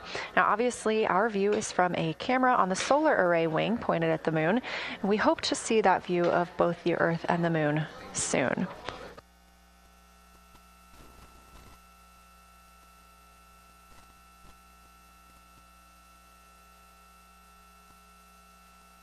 Some upcoming times for what you can expect. In about an hour and 40 minutes, we will have Earth set. And during that time, we will have a view of Earth going behind the moon. Shortly after, just a few minutes later, we will lose signal with the Orion spacecraft. This is tracked as it is going behind the moon and out of reach of the Deep Space Network. At 6:00 p.m., the spacecraft will make its closest approach to the moon at a distance of about 4,066 miles. At 6:02 Central, the spacecraft will reach its farthest distance from Earth at about 252,755 miles. Of course, these are approximate, and we will make sure to provide you with the final distances once those are confirmed. At 6:21 p.m., we will have Earthrise from the Orion spacecraft, but we will not have communications with the spacecraft until 6:25 p.m. Central, when we expect to acquire signal with them after they've emerged from behind the moon.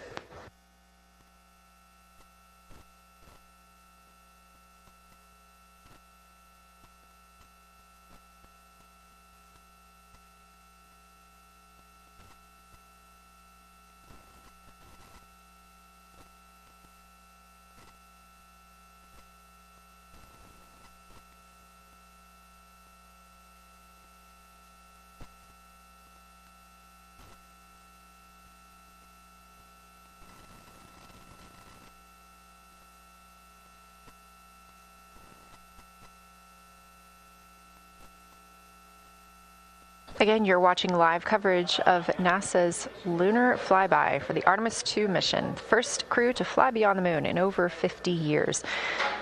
The astronauts inside the spacecraft are switching positions, 2 at the windows and 2 serving in support roles, before they start their third timelined flyby observation for today.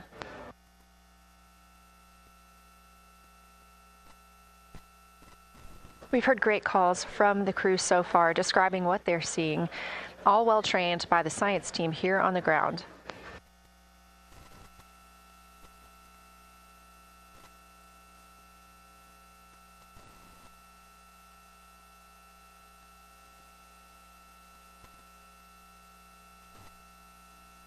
Another major milestone for the crew today will be to experience a solar eclipse from their capsule.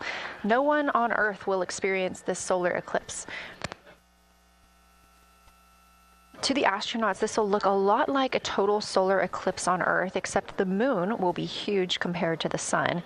Whereas if you're standing on Earth and looking at a solar eclipse, the moon and the sun appear to be about the same size in the sky.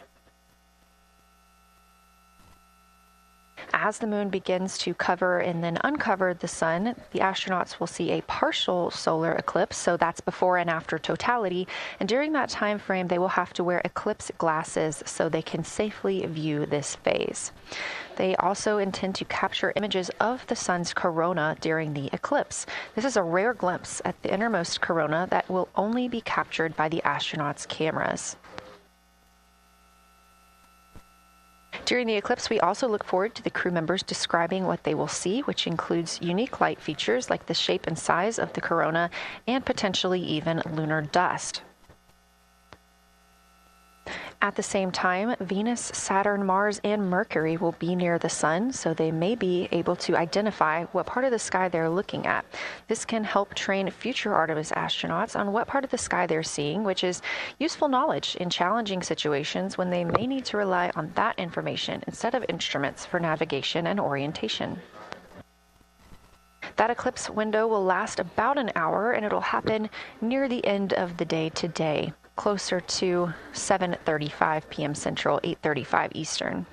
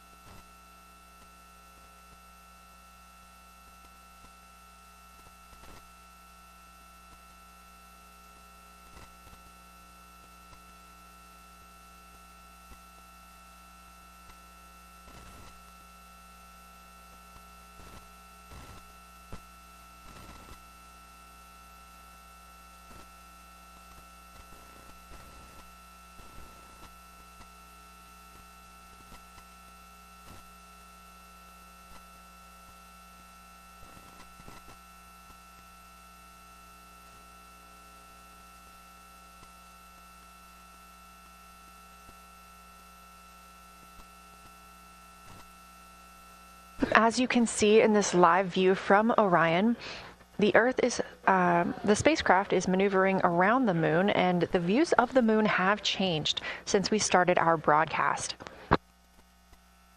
The near side is now very far to the right side of your screen. This is the side that we can see from Earth. That darkened portion are ancient lava flows.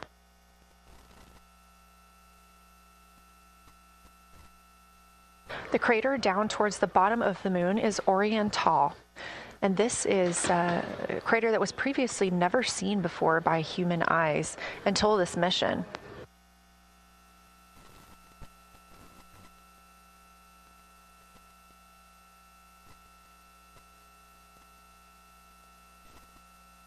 Everything to the left of Oriental is considered the far side. And this is what we typically do not see from Earth.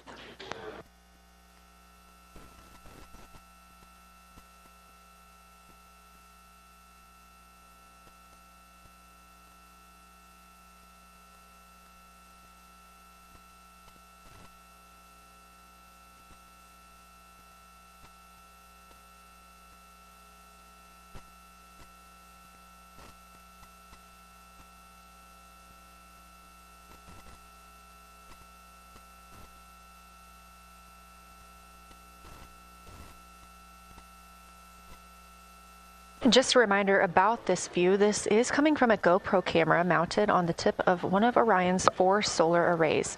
Each solar array has a camera mounted on it, and the bandwidth is limited due to we have a crew on board, and this is our first flight of crew aboard the Orion spacecraft. So having a crew means we have to have an environmental control and life support system.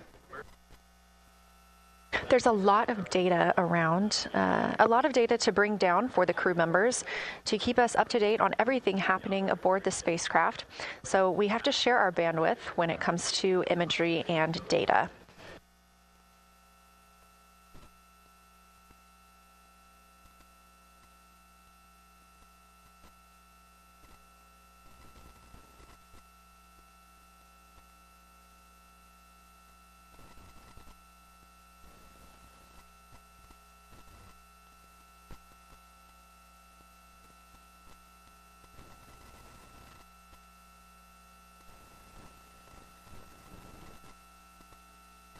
Inside the Orion spacecraft, the astronauts have completed their cabin and window team swap, meaning we have moved into the next block of Lunar Flyby observations. Jeremy Hansen and Reed Wiseman are now back at the windows, taking photos and making annotations. About halfway through this block, they will switch positions at the windows and will be prompted by the ground to do so.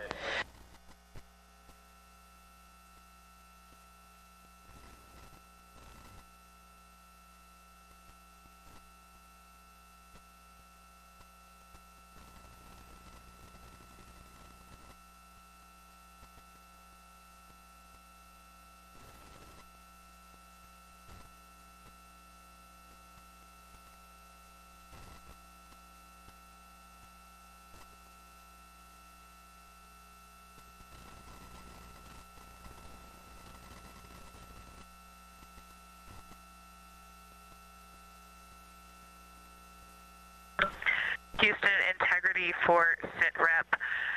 First of all, I'll just talk about the experience that I had during Victor and my observation time. It was an incredible experience. We definitely noted how much more you can see with the zoom lens.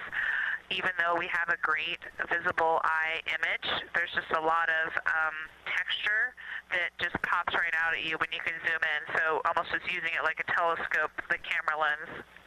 We really enjoyed our discussion time. That was a great innovation on the lunar targeting plan.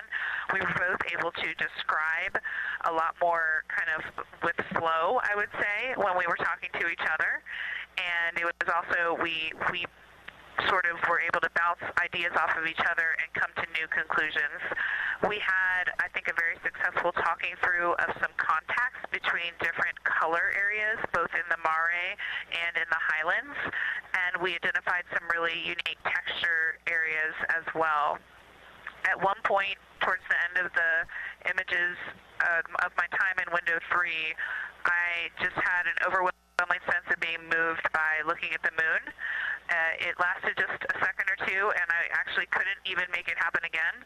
But something just drew me in suddenly to the lunar landscape and the universe. It's not just a poster in the sky that goes by. It is a real place.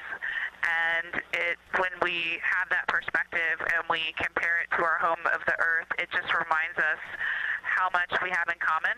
Everything we need, the Earth provides, and that in and of itself is somewhat of a miracle, and one that you can't truly know until you've had the perspective of the other. I'll switch into some logistics stuff. The Peltors, both their batteries stopped providing the active listening, but we have verified they are still recording, and so we are able to have discussion time and hear outside our recordings by just moving the ear cup off of the ear.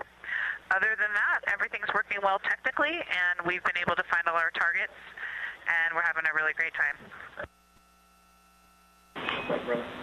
Thanks, Christina. We copy those logistics for the Pell tours, and also thanks for bringing us into the cabin with you with that description.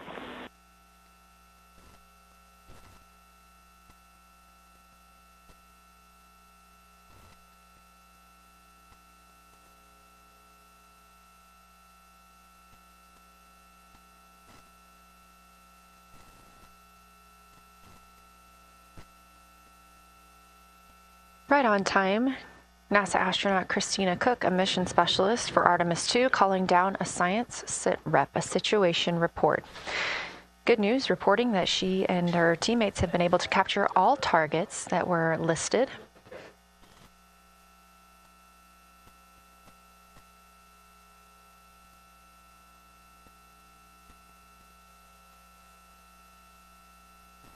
Christina also gave a vibrant description of just how it feels to be there and to see the moon up close and not just something passing in our night sky. Currently, the team members at the window are Reed Wiseman and Jeremy Hansen. Meanwhile, Integrity cabin team for window shroud.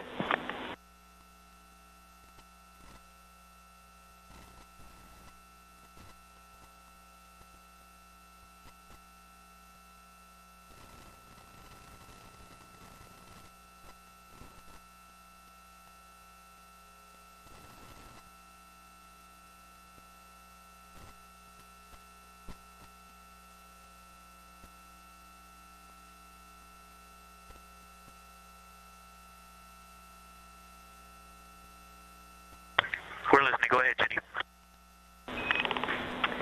Hey, Victor, we have a temperature constraint on the windows, and the shroud might be getting us close, so we just want to check on the state of window 4's shroud, whether you believe it's still necessary because maybe things have changed with our viewing, and if so, we would like to request to have the shroud removed.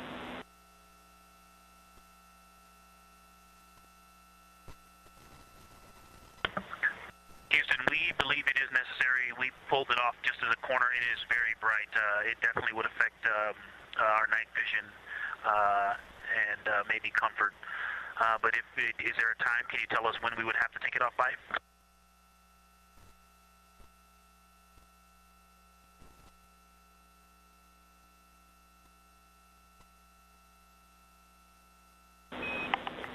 Unfortunately, since it's been on for a while, we are going to have to request that the shroud is removed, and we can recommend something that could block the light but just create a bit of distance between the window and whatever is covering it. Something like a t-shirt would do the trick and help.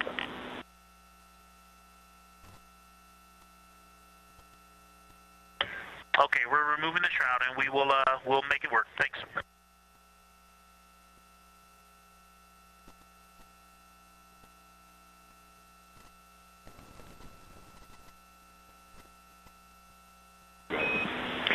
Thank you, Victor. We know it's pretty bright in there now with that window uncovered. We will also offer that airflow on the window would be helpful. So if you want, you can also retrieve the condensation hose, which should be friction fit onto one of the diffusers. And that on the window would also help.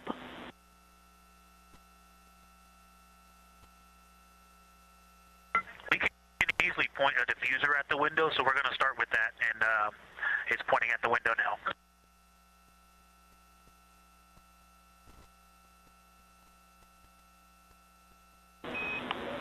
Okay, we'll take that, Victor. Thank you. Please keep us updated.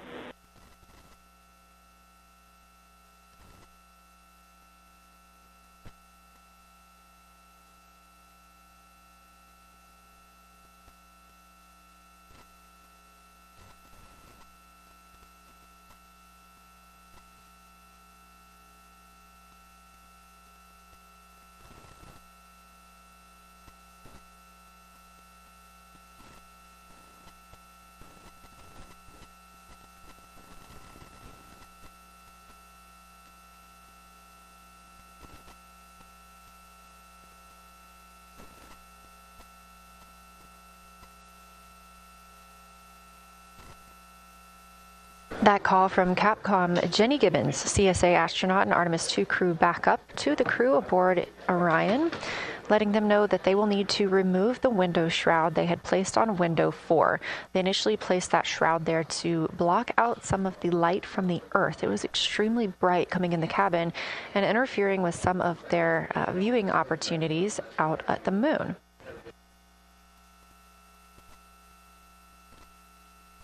This was a request from ground teams to ensure that they are protecting other systems, and the crew has been offered the opportunity to use something else to cover the window.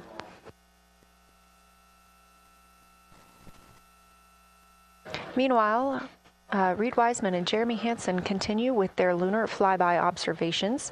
They have just looked at Glushko crater. That's about when we heard that call down from Christina Cook with that description of everything she had been seeing during her observation period and what she was seeing at that time. The science team asked this crew to take centered images of the entire crater and their ray system in one frame. They're also interested in knowing the brightness, texture, and extent of Glushko's rays and how they differ in the mare, or that sea area, versus the highlands. Glushko is considered a young lunar crater, and these observations can help understand material properties of those craters.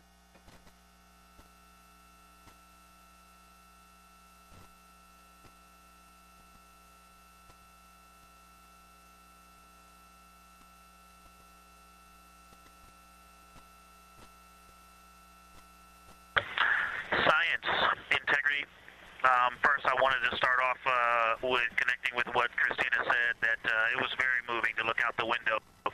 I had the unfortunate sequence to start looking out the window and then moved to the long lens, and it was hard to speak looking through the zoom because I went straight where Christina went, and I was walking around down there on the surface, climbing and off-roading on that amazing terrain. I also want to underscore something that she said. As we continue to explore, when we actually do go down there to the surface, I know for safety reasons that we would never send someone alone, but I just want to really emphasize how important the discussion time was. When we started to talk, we not only got better science discussion, we got better human connection, and so doing this as a pair, we just learn and grow together, and that's just super important, so thank you for adding that to this plan. Reed just passed me a note that the Oriental Basin annular ring has a similar albedo to the center, but a different color. It has more brownish tones in it, and he said it's very distinct now that he's been staring at it. Victor, thank you. You got a cheer from science there, and we all just went on that moonwalk with you, so highlighting how important it is to talk about these things. I also want to let you know that we have Deanna Glover with us in the viewing gallery. She's all smiles.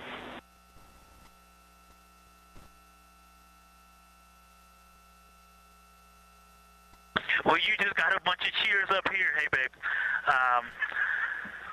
I love you from the moon. We love that we got a hey babe too, and we also have one of your lovely daughters here watching you guys work.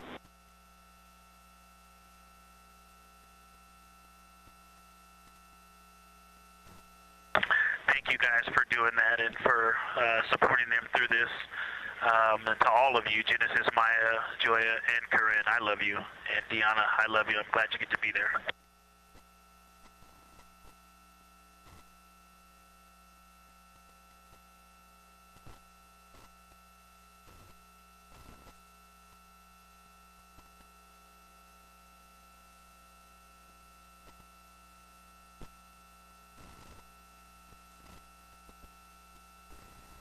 We've had some really sweet words from the crew members aboard Orion today, as their families have been able to filter in and out of the viewing room here at Artemis Mission Control at Johnson Space Center in Houston. Victor Glover also giving a great science sit rep and just a description of how it must feel if you were down on the lunar surface while he was looking through that 80 to 400 millimeter zoom lens. He also expressed how important it was to be able to talk through that real time with Christina Cook and stress the importance of that on future missions, that it not only made their discussions better, but also more human. Glover and Cook are in the support roles right now, not taking photos or making annotations at the windows, but they are also encouraged to have their midday meal at this time. For lunch today, those two crew members have options of beef ravioli, salmon, butternut squash, sweet and savory kale, pickled beets, cherry blueberry cobbler, tuna noodle casserole, tomatoes and artichokes, broccoli, and chocolate peanut butter bar.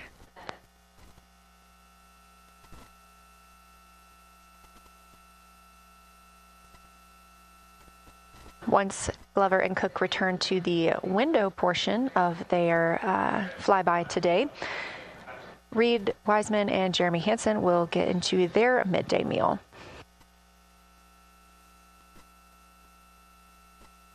Again, this is the third of 5 scheduled blocks for our lunar viewing today, and if you were watching at the start of the broadcast, you can definitely tell the difference in the distance from the moon. We are now 5,518 miles away from the lunar surface, and again, expecting the crew to get about 4,066 miles away. They are currently 252,050 miles away from Earth, and every mile is a new record, having surpassed the Apollo 13 milestone for furthest distance earlier today.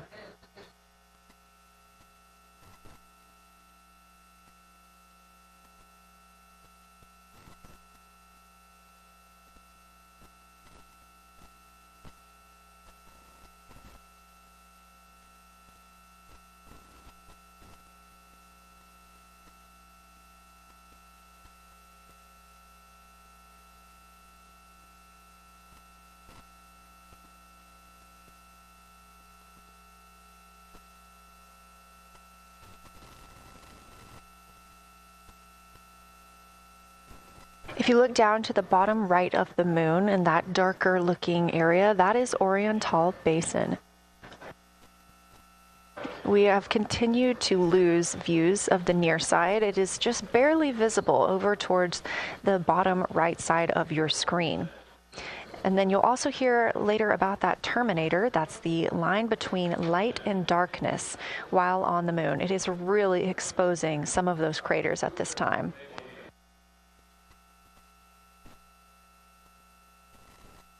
A couple of the other features in view right now are Hertzsprung Basin and Vavilov Crater. Hertzsprung Basin is nearer to the center of the moon, closer to that terminator line right now, and Vavilov Crater is just on the outskirts of it, closer again to the terminator.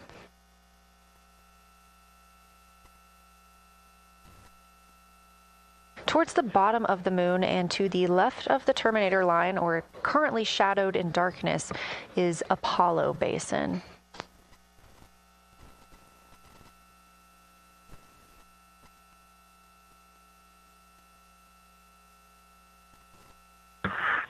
Science from integrity. Let me find out how far we are from the moon right now.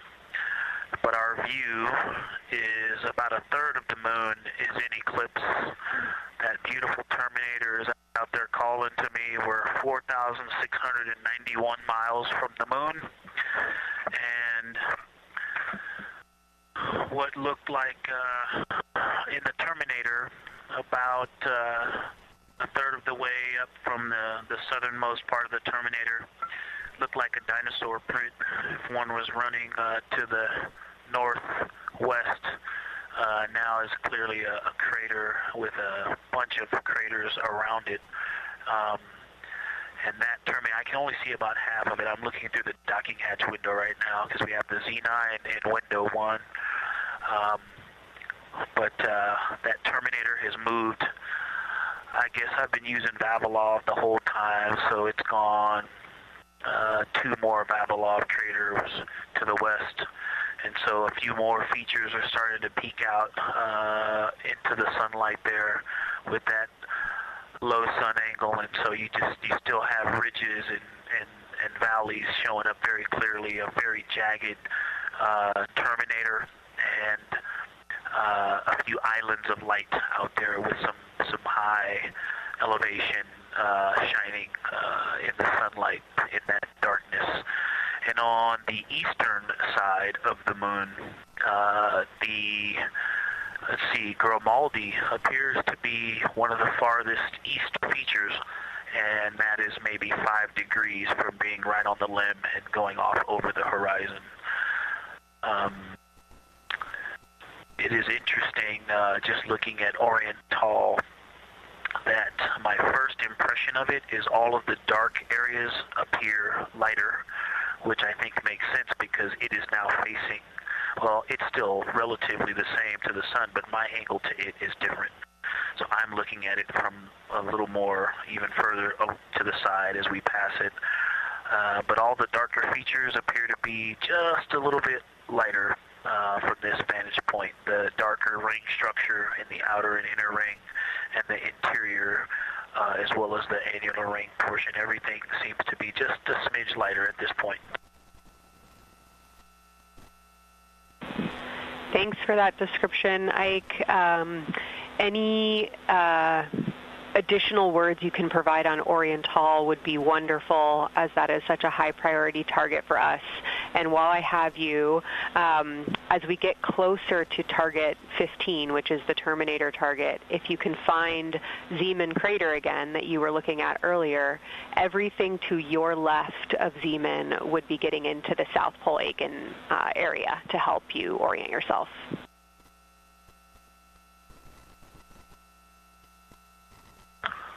Zeeman is a great waypoint out there. I definitely see it.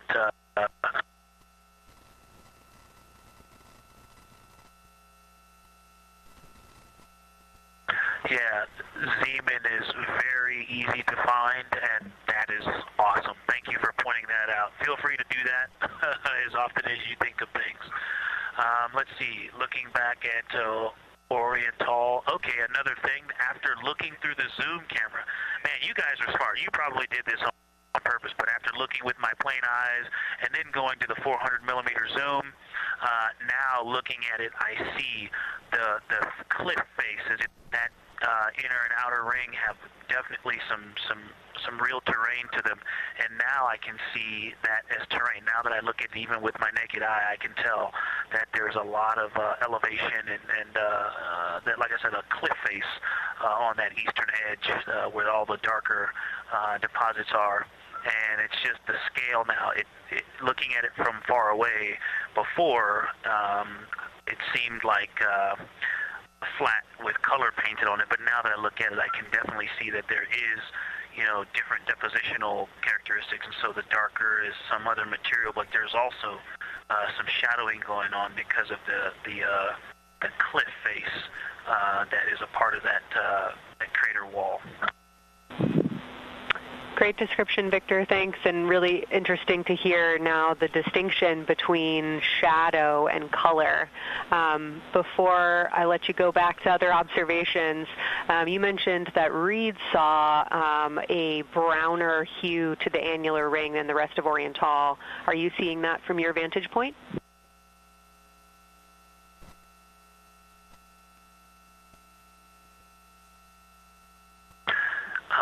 The way that I'm looking at Oriental, again, I'm still in the docking hatch window. There's like a thermocouple right here in the center of the window, and it is the orange Kapton tape color, and so it is unfortunately, it's like trying to look at stars, next to a metropolis. I think it's drowning out any color that I could pick up from the moon. I am not able to see that color, but I have not looked at it through one of the forward face, from one of the windows 1 through 4. I think when I get away from this Kapton tape strip that I would be able to see the variation that Reed's talking about. That is great feedback operationally. Thanks, Victor. I'll leave you to it.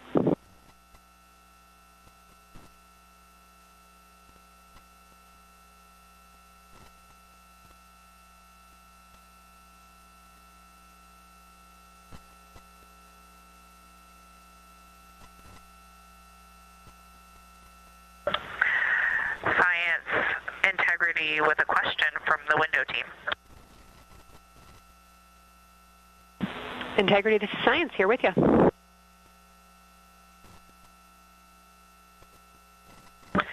Yes, they have a question to help inform a theory that they're sort of tossing back and forth.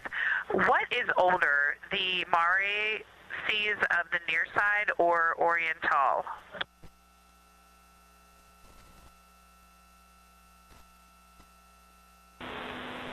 Stand by, Integrity. We're going to get you a little geologic history here.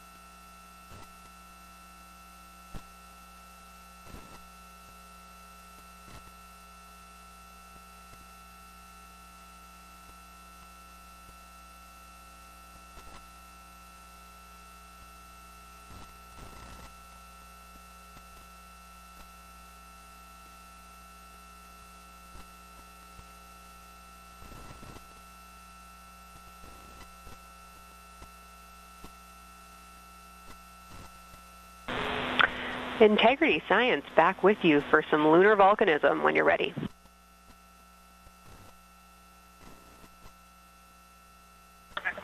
Go ahead. You're making our day down here getting to talk about lunar volcanoes. Oriental, as far as Mare go, is younger than almost all of the Mare on the near side. The exception are features like Aristarchus, which really pop out to you guys and really pop out to us here on Earth. That is younger, but other than that, Oriental is pretty young as far as Mare go.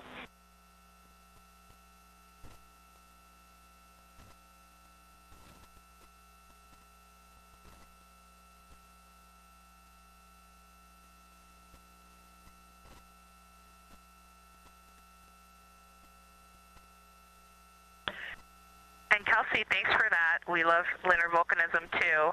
How about when the actual crater was formed?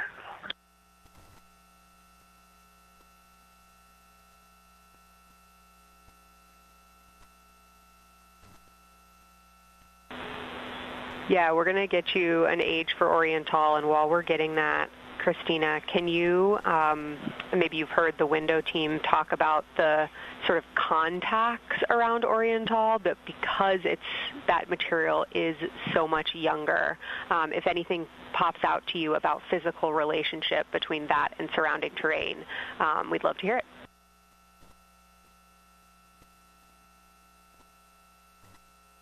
Yeah, definitely. They are discussing a contact relationship that could explain some of the color that they're seeing in certain areas. And so it was really about the ejecta of the creation of the basin and understanding the superposition of its ejecta and Mare on the near side or other features. So thank you. We'll take the insight when you have it.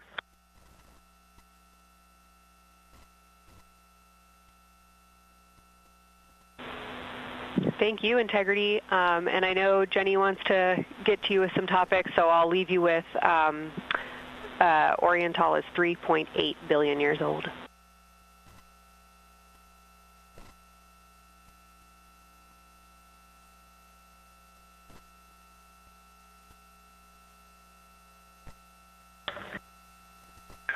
Copy that. So that's on the older side. The actual basin is very old. Correct, as is the case with a lot of mare. Typically the big basin formed and then the, volcanic eruption was able to punch through the crust where it was weakened by that basin formation.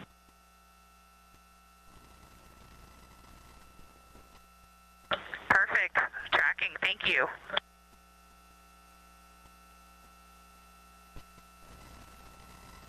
NASA astronaut Christina Cook calling down some questions to the science team on console. The voice you're hearing with those answers is Dr. Kelsey Young. She is joined by Trevor Graff on console today. Christina asking about the age of Oriental and specifically the mare regions. Those are those dark regions that you see. They are paved or filled by volcanic deposits.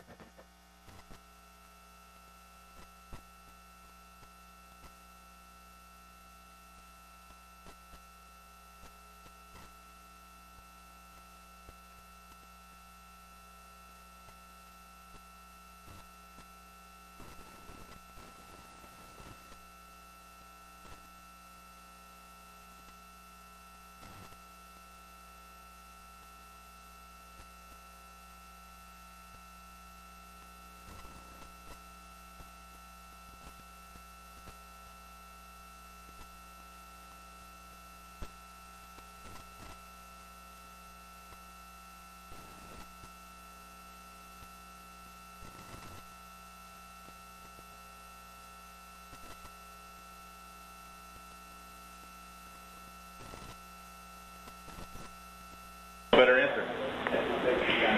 Integrity, it's about time for a position swap at the window. So we will ask Reed and Jeremy to swap positions. And I'll remind you again about your SD cards.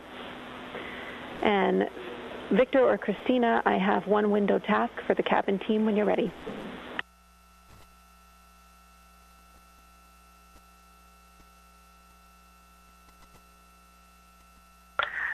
They are swapping and I'm ready.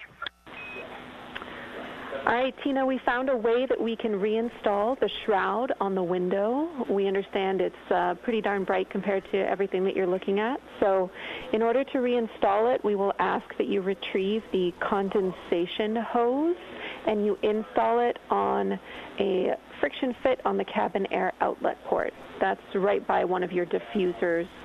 You're going to point that little condensation hose such that the air is flowing over the window pane.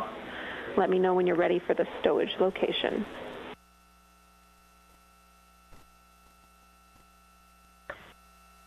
Ready.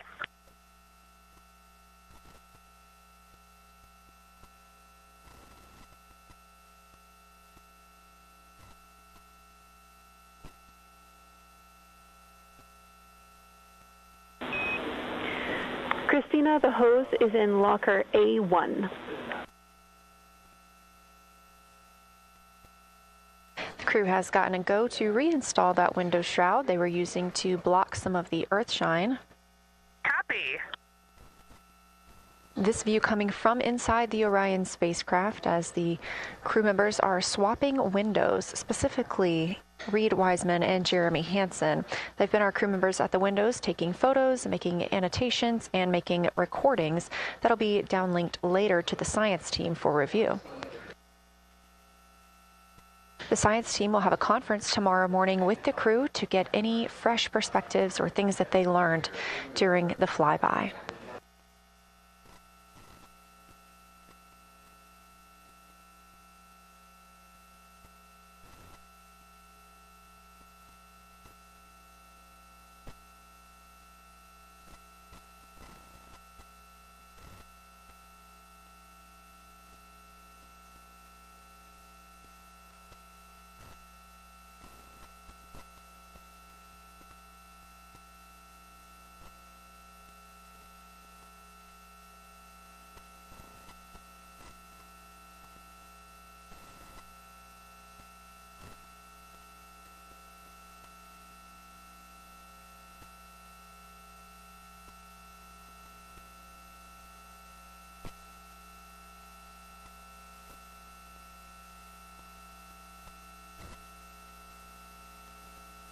Again, we are now in the third of 5 observation blocks for the crew scheduled for today.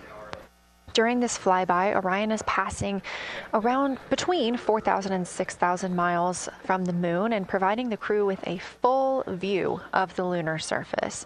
It's a higher vantage point and much farther than Apollo's lunar orbits on average. So from this view, astronauts can observe both the North and South Pole and large-scale geologic features in one single view.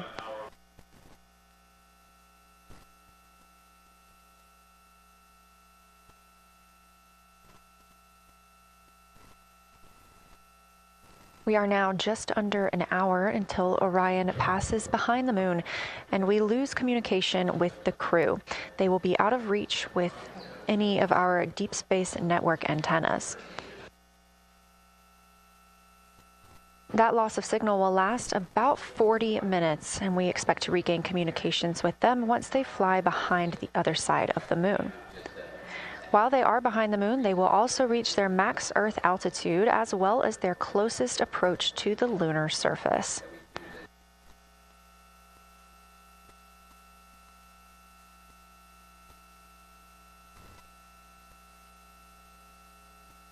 The view you have right now is a live stream from a camera on Orion's solar arrays.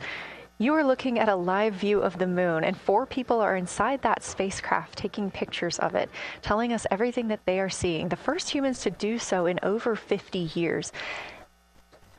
They'll be sending those pictures down for all of us to enjoy, and of course, especially the science team, who are very excited for what they are learning today.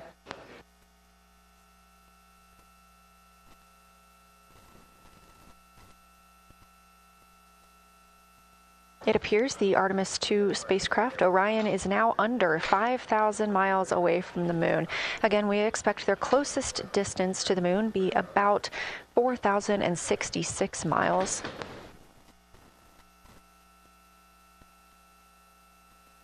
That is an estimate at this point, and we will make sure to share that closest approach distance once we receive it.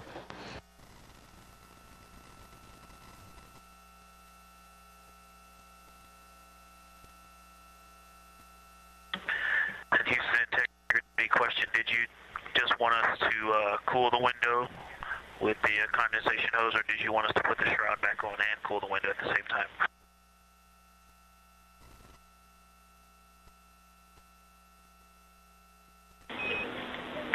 Victor, we definitely want you to cool down the window with the condensation hose. It's crew preference whether you put the shroud back on. The hose will allow you to do that if it helps with your lunar flyby.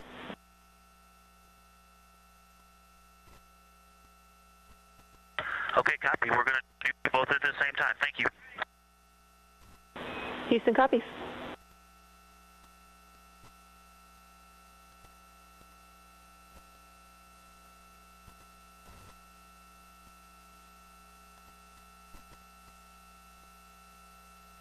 Houston, thank you for that suggestion. The cabin is darkened again, and that makes a big difference for the imagery.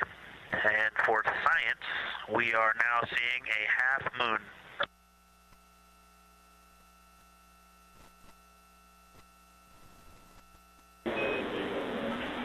Thank you, Victor. We're happy to hear it, and we see half moon, full moon joy still.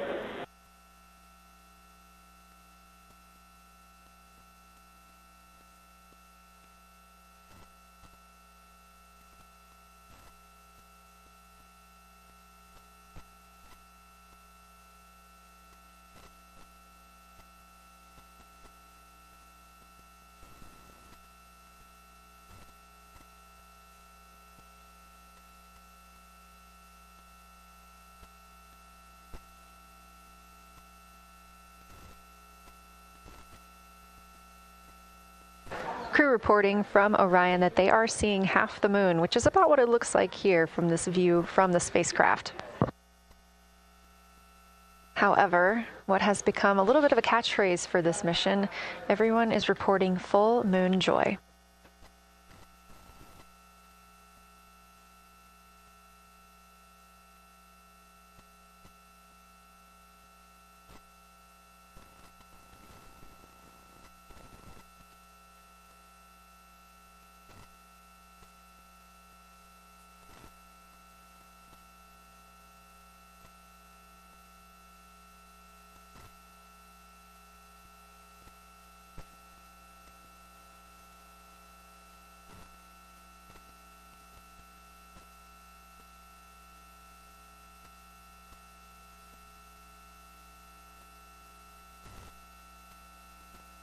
We are keeping up with which targets the crew is tracking through their lunar targeting package. They are just wrapping up their second. Science, integrity, another observation the window team commented on and Christine and I discussed a bit is in Hertzsprung.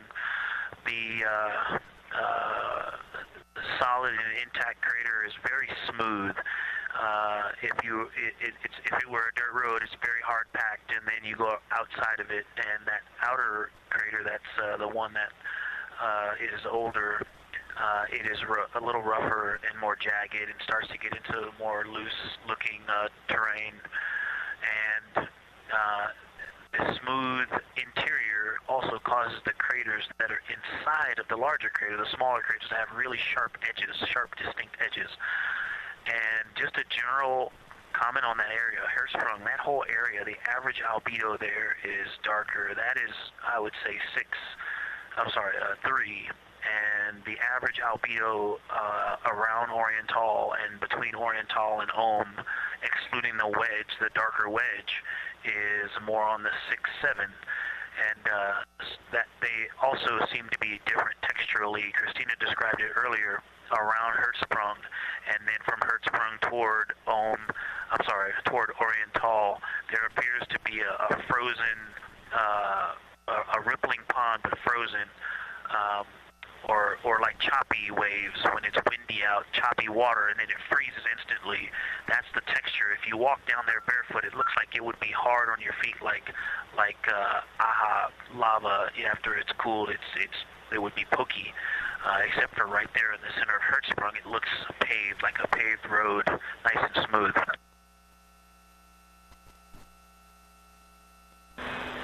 Victor, that's a wonderful description. Going from a paved road to lava reminds us of the Icelandic highlands. Thanks for that.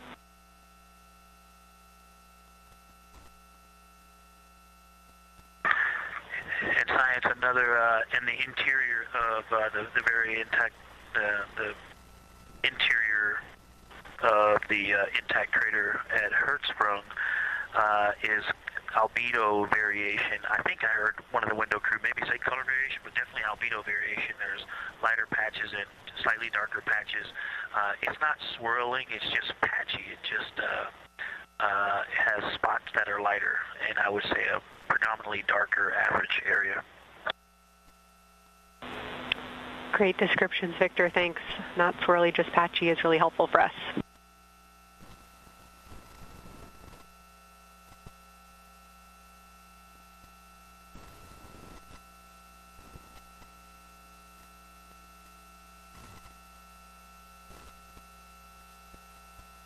Really great descriptions coming from science. The window team is hitting all the targets. They are on the plan and starting the discussion of the Terminator. And boy, I'm loving the Terminator. I think I know it's not purely a moon feature, but what it does to the features of the moon, to the terrain, I've probably spent the most time describing into my recordings and thinking about and looking at the Terminator. There's just so much magic in the Terminator. The islands of light, the valleys, what look like black holes. You'd fall straight to the center of the moon if you stepped in some of those. It's just so visually captivating that the Terminator is the most striking thing that I've seen so far. We've been loving your evocative descriptions, Victor. You really are bringing us along with you, and we're following along with visualizations that pale in comparison to your descriptions. Thanks.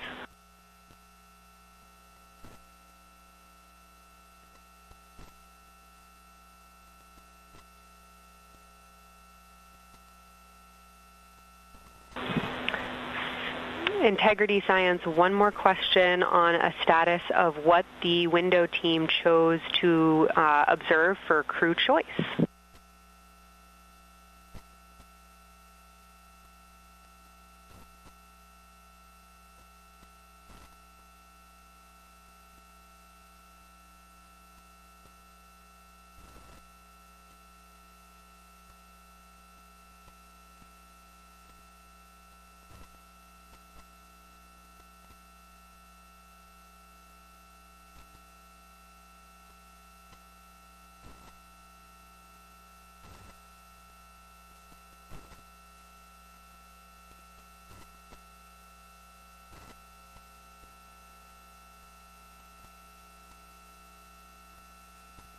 Window 2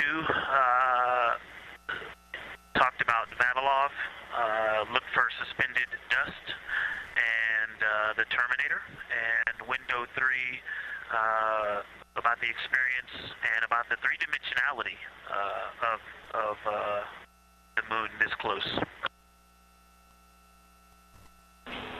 Wonderful. And another observation about Oriental, I would say, is the features going off to the southwest, the two large, almost look like scratches in the surface. I don't know if they're rays or canyons or collapsed lava tubes, but two distinct features that are almost parallel going off southwest from Oriental Basin. They are the first things that made me notice parallax of our trajectory looking out at Oriental. That and in the inner walls of the east side of the crater rings, you really get a sense that we're flying over something with elevation and terrain, and they look different from this orientation. Love to hear it, Victor, and you had it that those chains are actually crater rays, secondary craters formed from the formation of Oriental.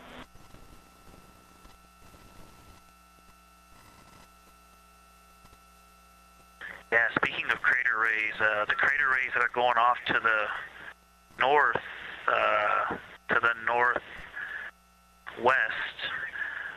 that run off toward Hertzsprung and I believe toward Vavilov. I'm not looking at it right now, but those crater rays are very interesting. They're all very small. I know you've imaged this, but they're all small and they look like, you know, a big impact launched rocks and things that made smaller impacts down the way. But something very interesting, and again, you can see this in imagery, but some of them are parallel, and then some of them converge toward the center of Oriental. And then I think I even saw some that maybe diverge, not diverge, but that are convergent, which indicate multiple large impacts that created a lot of secondary impact crater rays. Fantastic, Victor. And I'll note that we can infer that you're looking down at your freshly named Integrity crater, which is near the end of one of those beautiful crater rays from Oriental. Thanks for the description.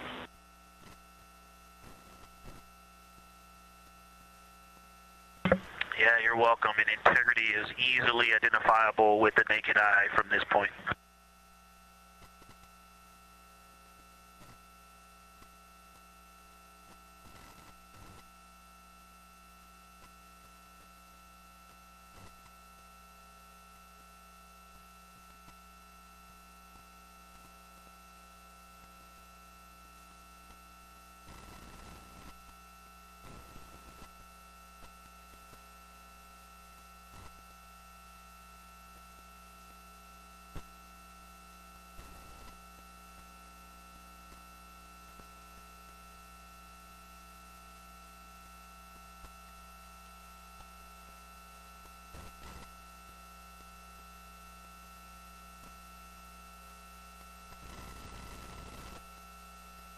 We've been hearing some great situation reports from Victor Glover, the pilot of the Artemis II mission, calling down to the science team, letting them know what he is seeing. And one of those things is Hertzsprung Basin. If you look just to the right of the Terminator, that is the difference between light and darkness on the moon. You can see what he's describing when he says Hertzsprung Basin and how it looks a little bit paved in the middle there. It's almost in the very center of the moon in this view, coming from the Orion spacecraft and a camera mounted on its solar array.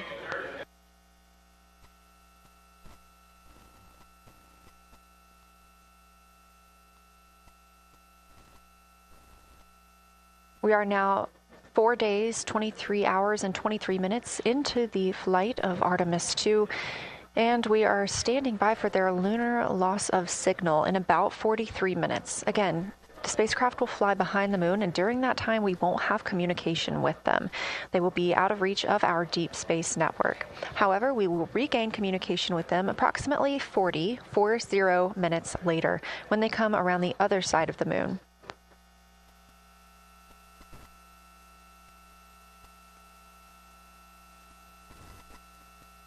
The crew aboard the spacecraft are currently discussing the Terminator, that difference between day and night. The science team is interested in learning about the topography and the color of the lunar surface, and it's already been very interesting to hear that they have seen colors like greens and browns while looking at the moon. Some of the questions that they are hoping the crew will discuss are how do the quantities and sizes of craters and mountains vary along the terminator, and they are looking for the crew to describe the topography of features along or near the terminator.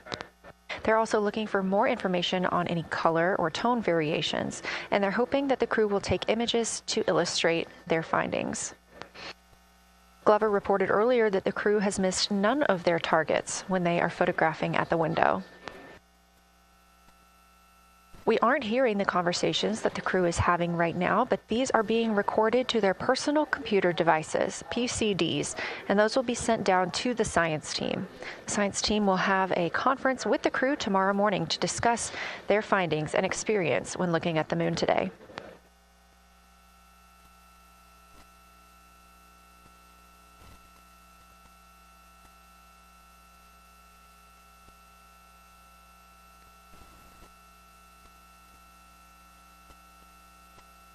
We have a few minutes left while the crew is discussing the terminator. And if you're just joining us, you're looking at a live view of the moon, our moon, from the Orion spacecraft and a camera on its solar array.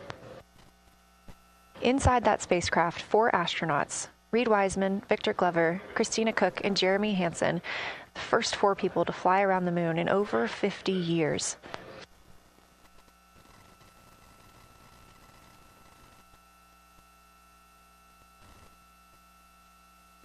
This is our Lunar Flyby day, and the crew has already surpassed one record today.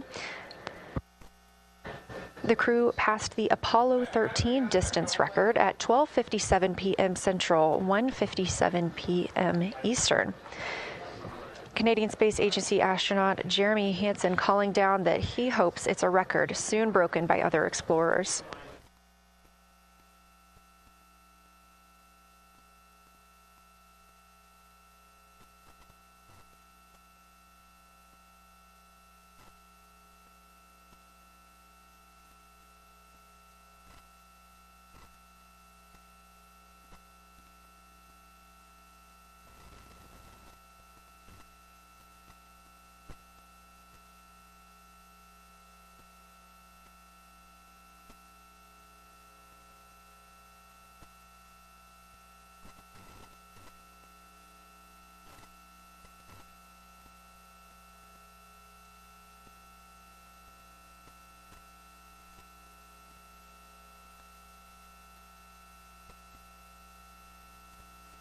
We are live in Artemis Mission Control in Houston, Texas, monitoring the flight of Artemis II.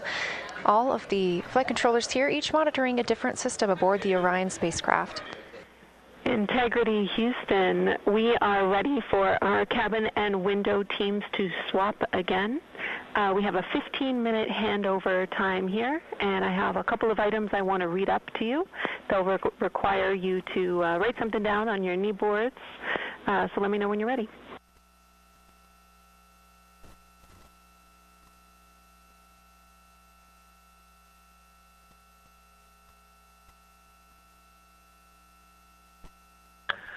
Okay, Houston, we are ready.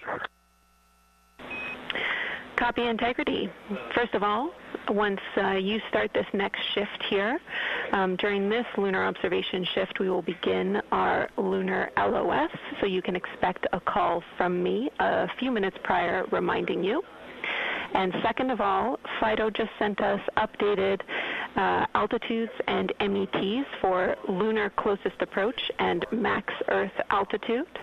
Let me know when you are ready to write those down. They differ slightly from Optimus.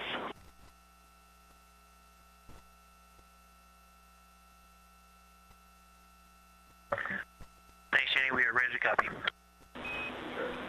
Lunar closest approach will be at MET 5 days, 0 hours, 25 minutes, 34 seconds. And the altitude will be 4,067 statute miles. Maximum Earth altitude will be at MET 5 days, 0 hours, 27 minutes, 39 seconds, with an altitude of 252,756 statute miles.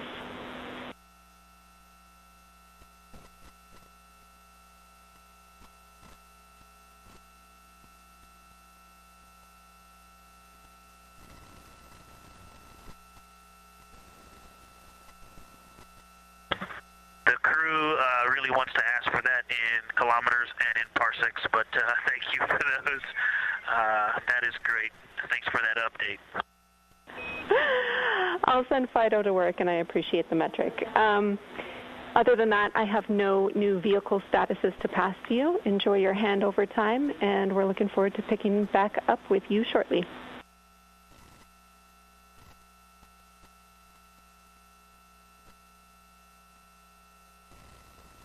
All right, we'll talk to you shortly.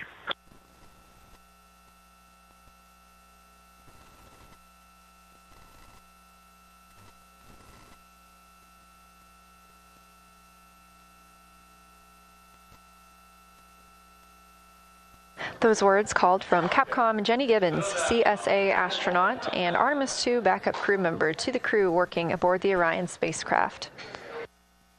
Had a little bit of a view inside the cabin. As you can see, it is very dark. The crew has turned off the lights, and the light that you were able to see is coming through the window, a reflection of Earthshine and from the moon.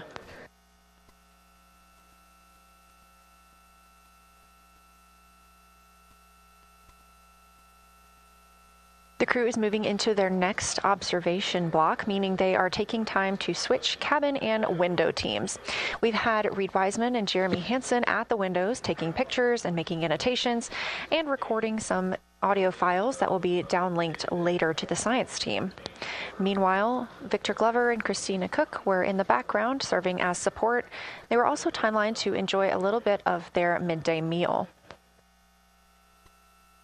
Now that we are swapping positions, the support team becomes Reed Wiseman and Jeremy Hansen. They will be in the background helping with SD card swaps, as well as providing those situational reports to the science team. Victor Glover and Christina Cook will be the astronauts at the window, photographing and speaking into those PCDs, portable computing devices, about what they're seeing on the moon. As you heard Capcom Jenny Gibbons call to the crew, this block is also when we will lose communications with the crew. That LOS, or loss of signal, scheduled to be less than 35 minutes from now. We anticipate to be out of signal with them for about 40 minutes, and will regain that communication once they've flown around the other side of the moon.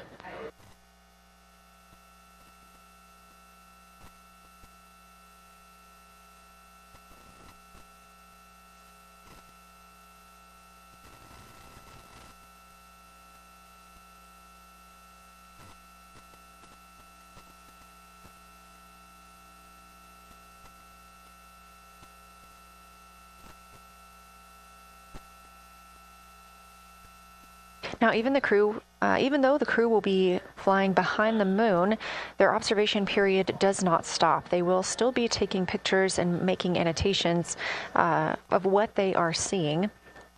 They'll be looking for the limb of the moon, Earth set, and then Vavilov crater, which we have previously seen. They'll swap positions at the window before moving into a crew choice option.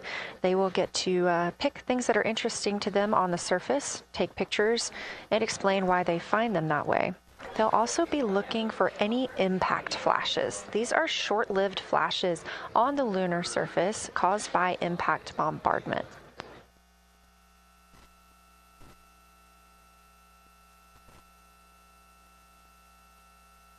Just before Earthrise, the crew will be looking for lofted lunar dust. This may be lofted just above the lunar surface, and we could only see it just before Earthrise along the dark western limb. Any Earthshine would illuminate potential lofted dust. But once the crew is all the way around the Earth, the brightness of the Earth will wash out any of that dust they might be able to see. These were based on observations from Apollo missions and orbital spacecraft, and so we're very interested to see if the crew might be able to capture some of that lunar dust today.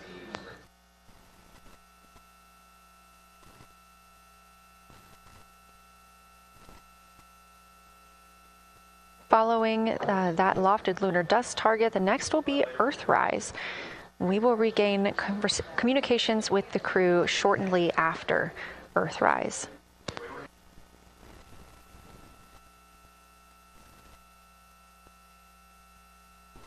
There will be a short observation break period where the moon is not in view. That's because we are also anticipating the crew seeing an eclipse today. The moon won't be in view because the team here in Mission Control Houston will need to change the attitude of the spacecraft and ensure that its solar arrays are gathering light from the sun heading into that eclipse period. So we will have communication with the crew, we just won't be able to see the moon. However, we will have views during that eclipse time frame. During that time, the science team is looking to know, it will only be illuminated by Earthshine at that point. So they want to know what the whole moon looks like overall, but they also want the crew to look into deep space and potentially see if they can spot any planets.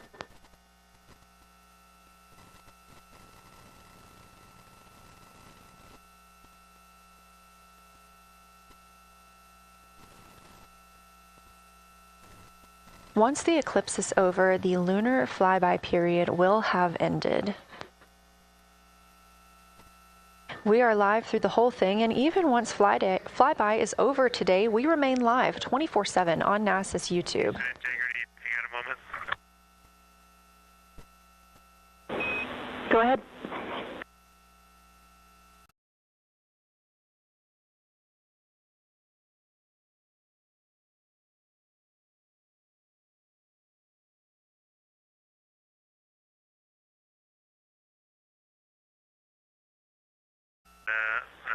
Just let them know how much fun we're having out here. It's extraordinary to be on the far side of the moon right now, just seeing hanging out there and looking back at the Earth. And Ashley and Kaylin, I know you're back in Canada, but if you happen to be watching too, just wanted to say hi to all you guys. Love you guys, and we'll be heading back your way shortly. Thanks, Jeremy. I hear they are watching, and your family is still here. So thanks for passing that along.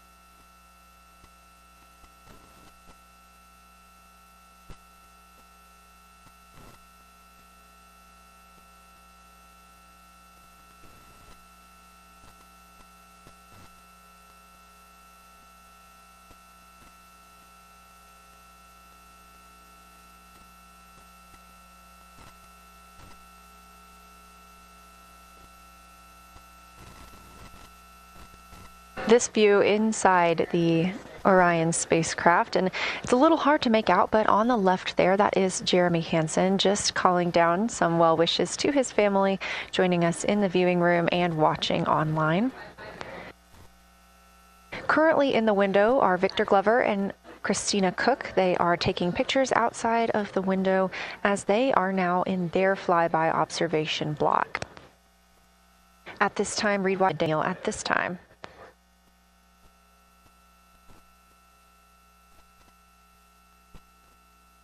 On the lunch menu today for Reed Wiseman and Jeremy Hansen, we have vegetarian chili, salmon croquettes, chicken with peanut sauce, sweet and savory kale, pickled beets, chocolate pudding, barbecued beef brisket, spaghetti and meat sauce, Italian vegetables, butternut squash, candy-coated chocolates, and maybe even a little bit of coffee.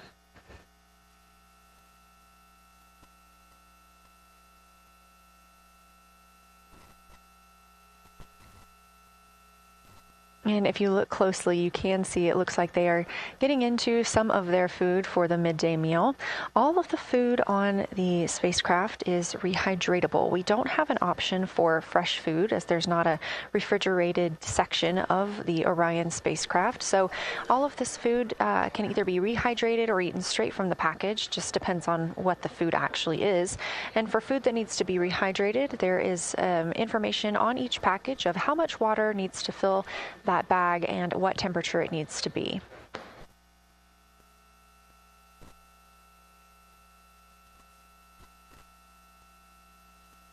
We are now 4 days, 23 hours, and 39 minutes, 40 minutes actually, into the flight of Artemis II, the spacecraft now under 4,500 miles from the moon.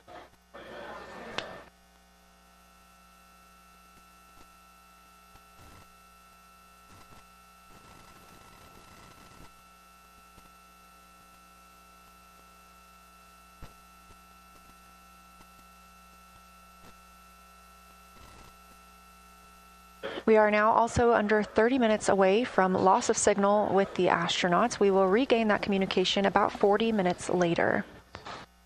They will still be photographing the moon and documenting what they're seeing while they're behind the moon. And we especially look forward to potential Earthset and Earthrise views.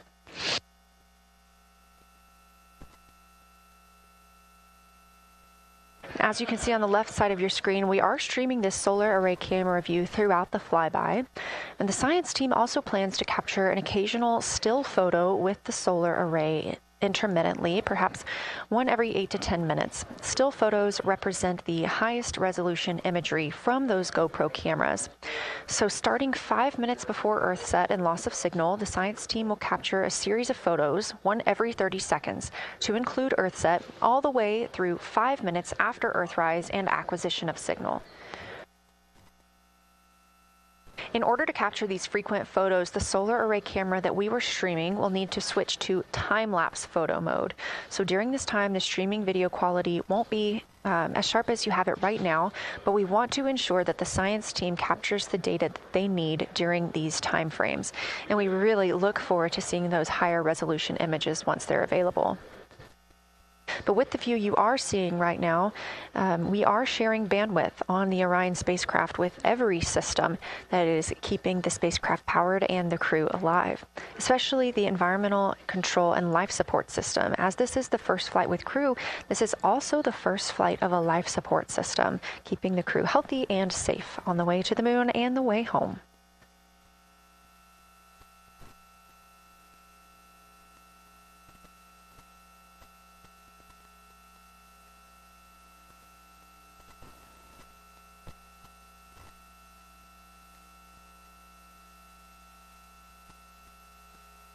On the timeline, we're getting towards the end of the cabin and window team swap period, but it looks like our astronauts, Victor Glover and Christina Cook, are already photographing the moon outside of those windows.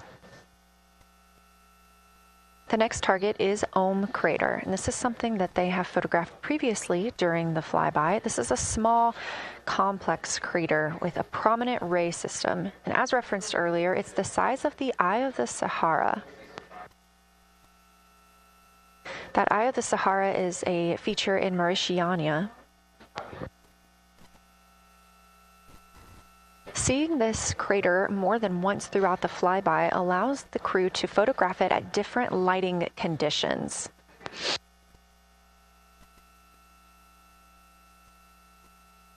Those different lighting conditions help expose different portions of the target and can help the science team learn a little bit more about how it formed and what it is today.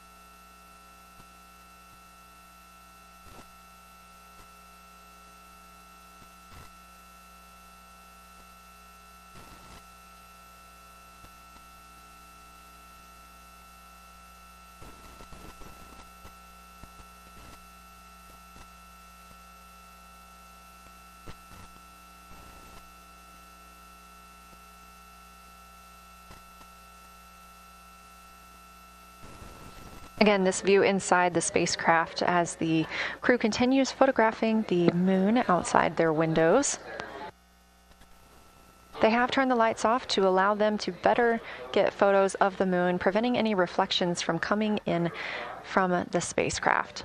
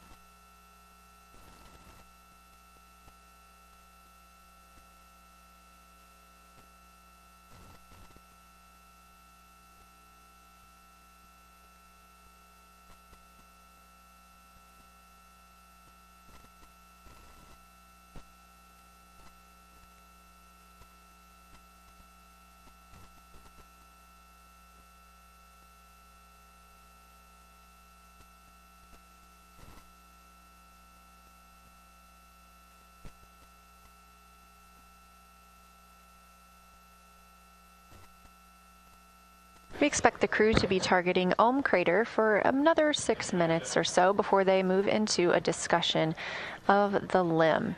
Now, the science team has asked for a science sit rep or situation report during that time, so we hope to hear calls from the crew on what they are observing.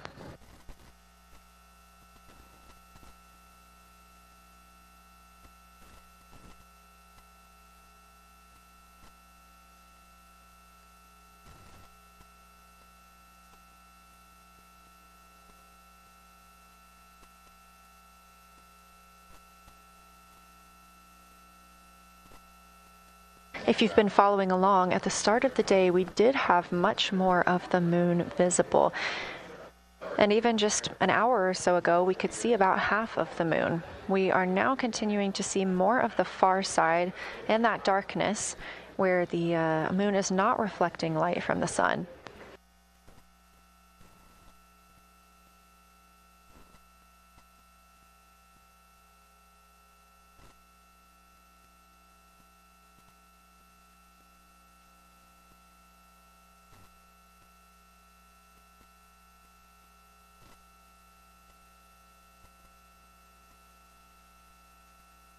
Earlier, we were also able to see some of those darker portions, that old lava flow that we often see on the near side of the moon and that we can all see from Earth.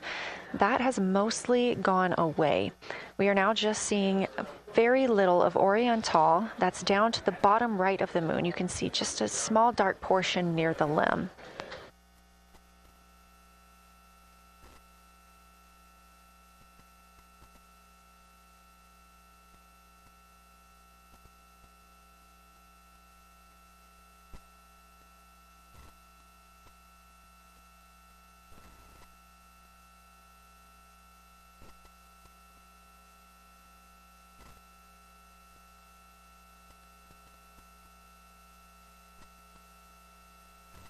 We are now about 18 minutes away from loss of signal with the Orion crew.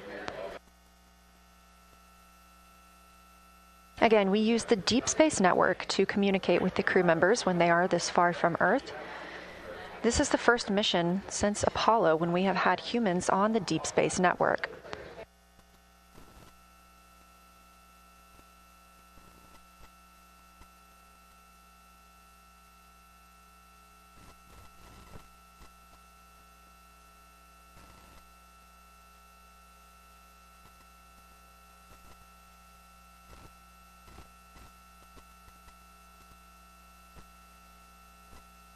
as you recently heard Capcom Jenny Gibbons call to the crew, we expect their closest approach to the moon to be at MET, or mission elapsed time, of 5 days, 25 minutes, and 34 seconds. At that time, their altitude would be 4,067 statute miles above the Earth's surface.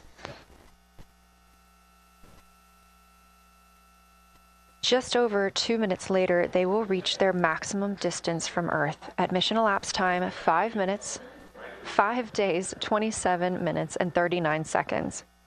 The altitude at that time would be 252,756 statute miles. These are our latest numbers, and we'll make sure to verify and confirm those once those milestones have been achieved. Obviously, we will be without communication to the spacecraft at that time, so once we regain communication, we will make sure to find out those numbers and report those to you.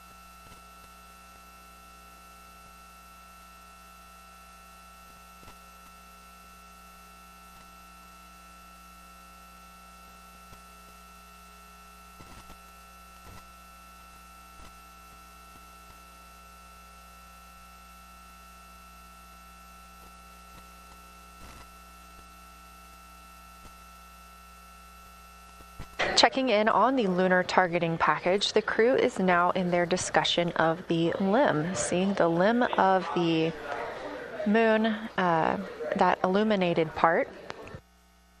Currently at the windows taking photos and making annotations are Victor Glover and Christina Cook. We are expecting loss of signal in about 13 minutes. We will regain that signal with the crew about 40 minutes later.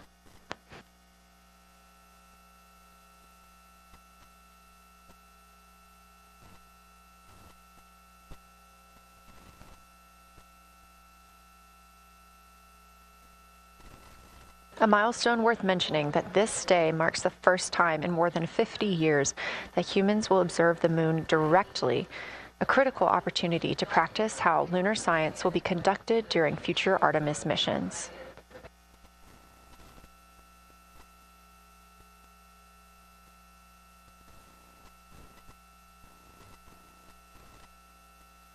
I've continued to reference the Lunar Targeting Package throughout this broadcast, which is the primary tool guiding the crew observations, and that consists of two key components. The first of those is the Lunar Geography Review, which helped the astronauts study major lunar features in advance. That also helped them learn to orient themselves during the flyby. The Lunar Targeting Plan provides a detailed timeline of observation targets, background science context, and specific instructions for the picture the crew should take, and verbal descriptions of what will be helpful to the science team reviewing those pictures later. That's what we've been tracking real time and what the crew is using right now to keep up with their next milestones.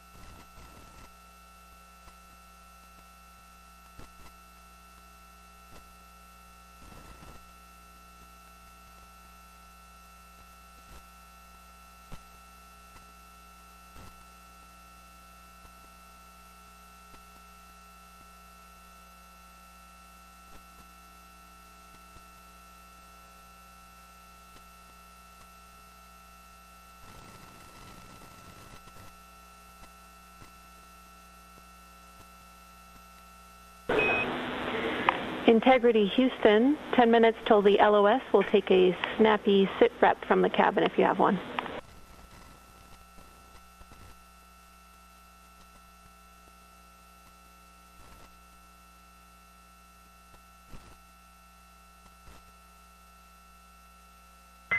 Okay, Jenny, that came, we missed most of that, but just a 10-minute warning, is that what you're saying? 10-minute warning for the LOS, and I'll take a quick sit rep from the cabin, please.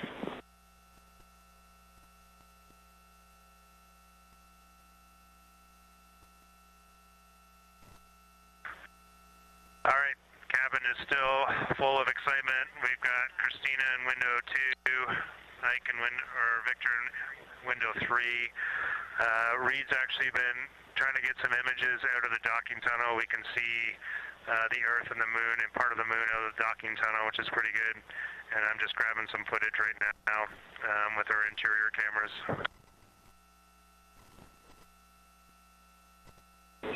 Copy, Jeremy. We'd like to know what camera Reed is using and also the status of window 1. Looks like there might be a shroud removed.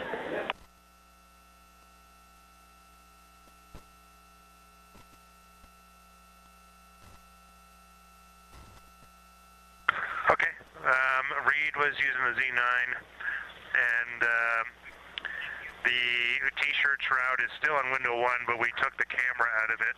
So maybe that's what you're noticing. But when I looked in there, I saw a lot of sunlight reflecting around. Copy. That makes a lot of sense to us, Jeremy. I want to remind you, coming up on this LOS, it will take sit reps in the blind. And as more and more of the moon is in darkness, we will take any report you have on impact flashes.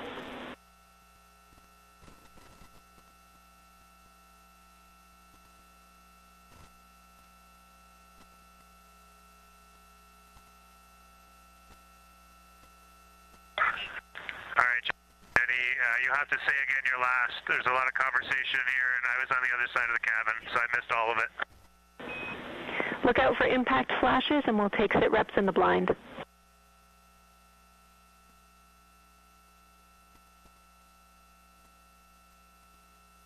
Okay, impact flashes, sit reps in the blind. We got it. And yeah, just so you understand what's going on with window 1, there is light coming through the outer hall from window 2 into the inside of window 1, if that makes sense. Like, I can see the inside of the vehicle when I look between the 2 panes of glass. Copy.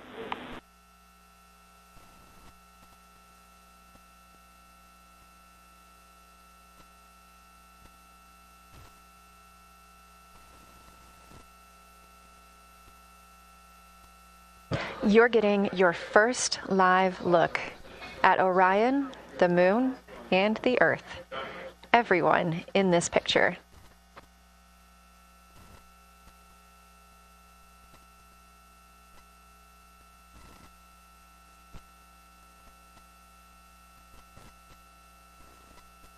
This is a live view from the Orion spacecraft.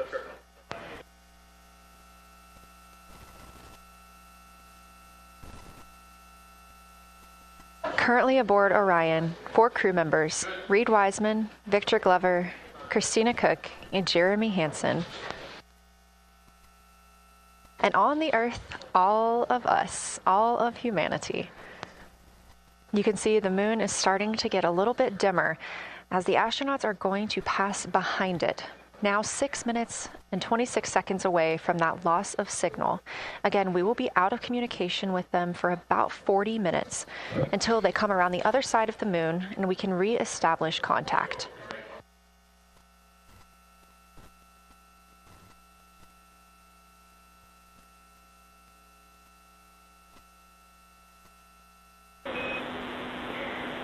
Integrity Houston, you are 6 minutes from your 40-minute lunar flyby LOS. From all of us, it's a privilege to witness you carrying the fire past our farthest reach. Thank you. Godspeed.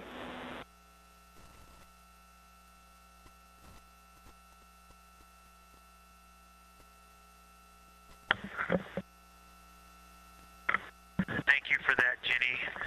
And thank you to all of you for allowing us the immense privilege to be on this journey together. It's quite amazing. And as we go on this journey, thinking about the NASA mission to explore the unknown in air and space, to innovate for the benefit of humanity, and to inspire the world through discovery. And as you've gone along on this journey with us, hopefully we're doing just those things. And as we get close to the nearest point to the moon and farthest point from Earth, as we continue to unlock the mysteries of the cosmos, I would like to remind you of one of the most important mysteries there on Earth, and that's love. Christ said in response to what was the greatest command, that it was to love God with all that you are. And he also, being a great teacher, said the second is equal to it, and that is to love your neighbor as yourself. And so, as we prepare to go out of radio communication, we're still to feel your love from Earth, and to all of you down there on Earth and around Earth, we love you from the moon.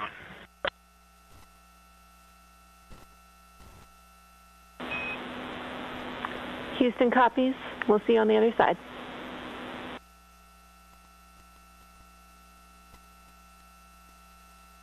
We will see you on the other side.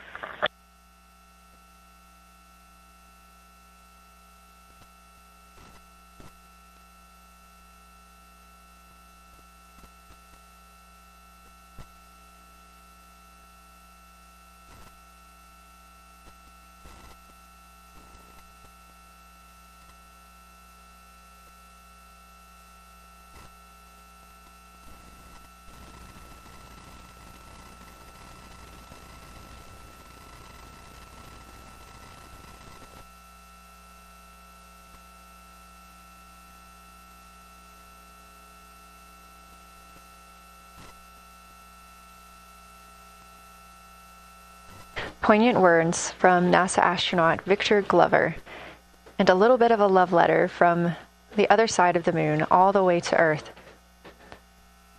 Glover touching on the teachings of Jesus, including to love your neighbor as yourself. We are now less than 3 minutes away from loss of signal with the Orion astronauts. The Artemis II crew will be out of signal for about 40 minutes as they are on the other side of the moon, continuing their work photographing the lunar surface, and they will reemerge, and we will also get this view on the other side.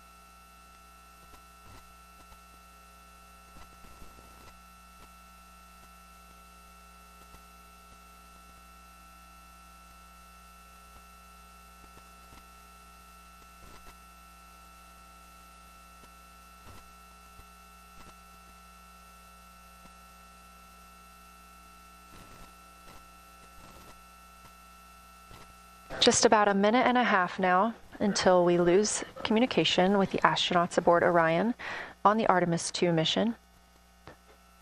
Now 5 days and 6 minutes since their launch on April 1st. Again, we'll be out of communication for about 40 minutes. And this really beautiful view of a crescent moon and a crescent Earth. How great thou art.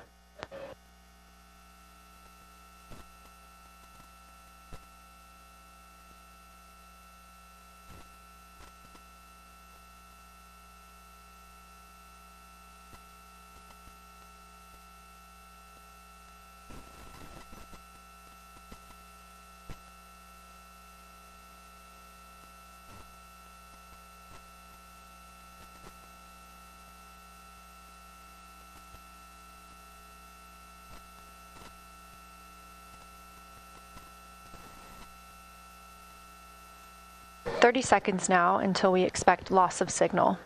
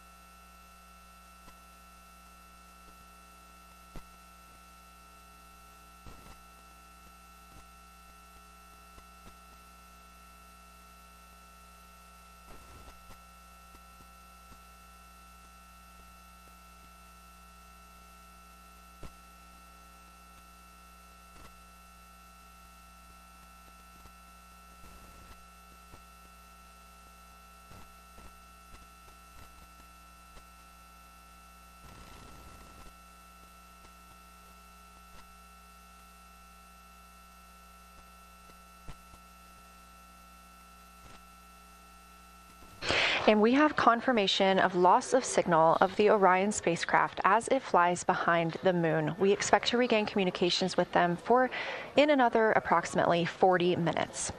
This was expected as their spacecraft is now out of direct line of sight with Earth and behind the moon. And this is a poignant moment as it's the first time in over 50 years that we have humans completely unreachable by anyone else on Earth.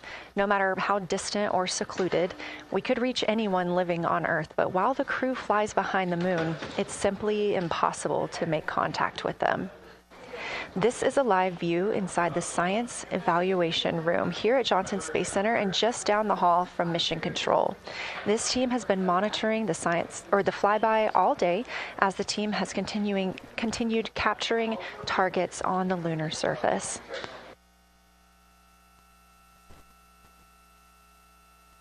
We even got to see this team in action as they were helping the astronauts identify some of the features they were seeing on the moon but not expecting. There will be a couple of milestones during this loss of signal. The first will be when the astronauts make their closest approach of the moon. at MET 5 days, 25 minutes, and 34 seconds, when we expect they'll be 4,067 statute miles above the lunar surface. Their maximum Earth altitude will be reached just 2 minutes later, at 5 days, 27 minutes, and 39 seconds, when their altitude should be approximately 252,756 statute miles.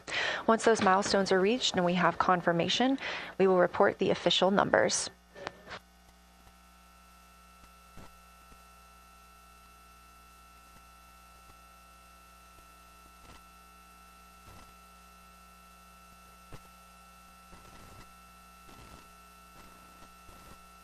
Throughout the Artemis II mission, astronaut voice, images, video, and vital mission data must traverse thousands of miles, carried on signals from NASA's powerful communications systems, the Near Space Network and the Deep Space Network. Let's learn a little bit more.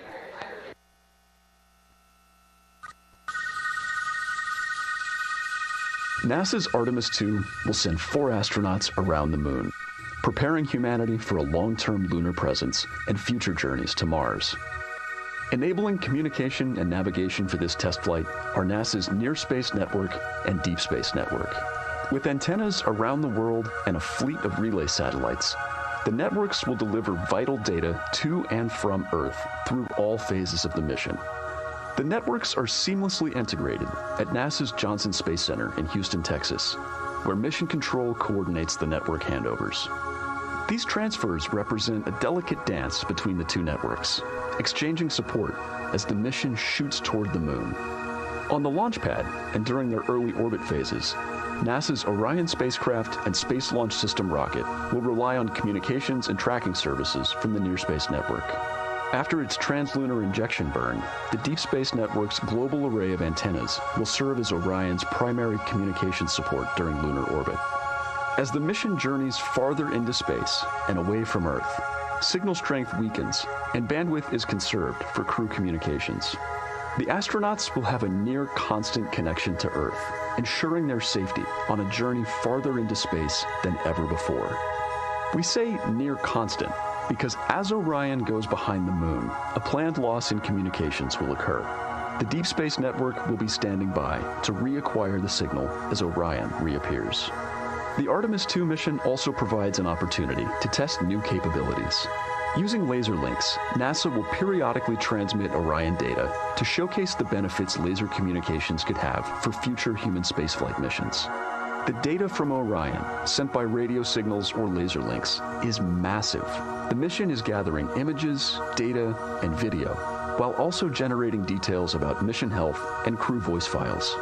All of that data gets processed here on Earth, where systems compress it for efficiency. In the future, we'll upgrade these systems on Earth so that image and video clarity improve with each moon mission. With the Artemis II test flight, we're evaluating the communications infrastructure that will help carry us into the future as we explore the moon and journey forward to Mars.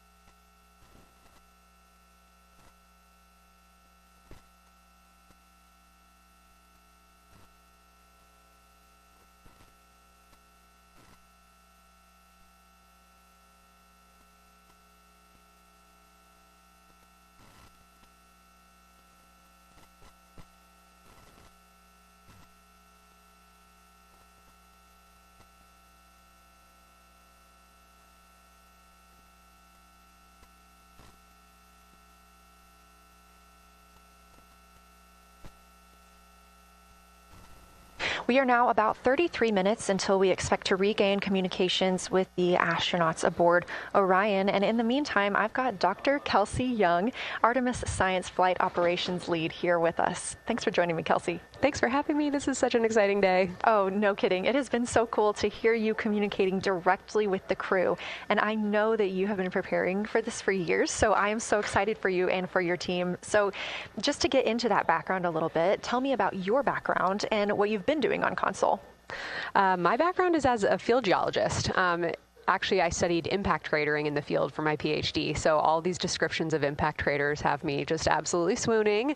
How I got into this, though, is, during my PhD, I got an internship at NASA and ultimately never left to integrate science into flight operations. So we developed the Science Officer Console, for which this is the first mission we're supporting. We developed the Science Evaluation Room that's right upstairs. And so it's so gratifying to see this operation structure come to fruition, especially on a day like today. I would have to imagine so. And we've got a great view of the Science Evaluation Room right now. Is there anything that has stood out to your team so far? Absolutely. So as you might have heard in some of the press briefings and content that we've been putting out, color and albedo were really exciting targets for us. We've heard several amazing color descriptions so far. Just to highlight maybe one of them, we heard about greenish and brownish hues near Aristarchus, which is actually a feature that we can see here from the near side. And those greenish hues could actually tell us something about the volcanic evolution of that area. So you can bet that the science team is going to be prioritizing downlinking those images and the crew audio that we didn't hear that went into those recordings to learn a little bit more. Wow, that is fascinating. I was hearing those colors and very interested just from a personal standpoint, because looking at the moon from 250,000 miles away, we don't see green or brown. So just hearing that, them being so close and getting to see that, fascinating, and I know very exciting for you. So what are you expecting to see in the upcoming portion of the flyby? The upcoming portion is actually going to be really exciting. So right now, as we speak, while folks in the room are kind of taking their, their stretch breaks and everything, the crew are still hard at work. They still have targets to image and describe during this LOS. But when we come out, the first thing, of course, we're going to hear about is Earthrise. We're really looking forward to hearing about the crew's experience with something that we can connect with and that, Apollo 8 brought us such amazing images from. But then we start to get into describing the Terminator, as well as looking for things like lofted dust, which tell us about the modern lunar environment. Then the vehicle's going to orient away from the moon for an hour and then pivot back for the eclipse observations, which is a whole different set of science observations that we're really looking forward to. It's kind of nice that the crew will get a little break in there, because they have been hitting it hard today with photos and videos and annotations. What are you hoping that the crew sees coming up? Is it that lunar dust?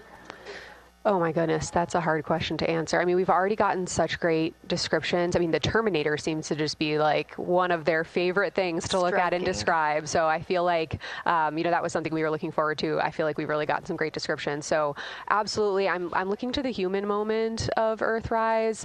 Lofted dust is an exciting one, and lofted dust will be a target for them in the right around the time of Earthrise, but again in the eclipse period. So I'm really looking forward to seeing. I mean, they've already highlighted just in the course of their flyby so far how the moon has changed, and this is going to be even more dramatic change to go from their end of this kind of lunar illuminated piece of the flyby into the eclipse time frame. And I can tell you they're going to be experiencing a very different moon during that time, and I can't wait to hear what their observations are.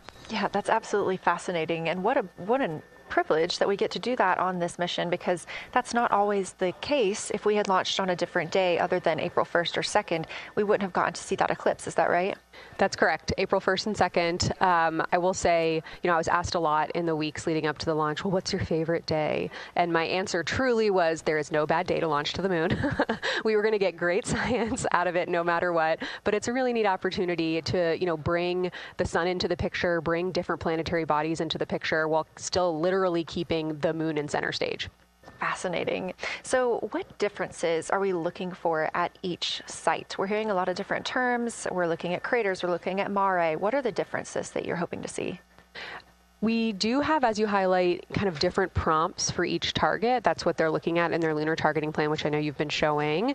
And we have even different prompts for the person with the, the really long lens on the camera versus the people with the unaided eye. And you've heard the crew talk about, oh my goodness, when I go from one to the other, I can really detect different nuances. And that's something that we experienced in simulations, but hearing them actually, see it for real has been really gratifying.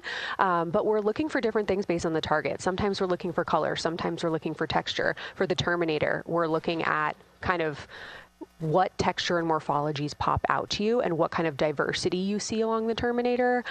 You've heard, Victor especially make some comments about future impacts for exploration.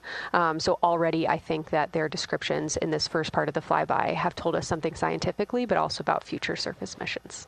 Well, it was so interesting to hear Victor talking about he was imagining in his mind's eye being down on the surface and walking around. That was very cool to hear.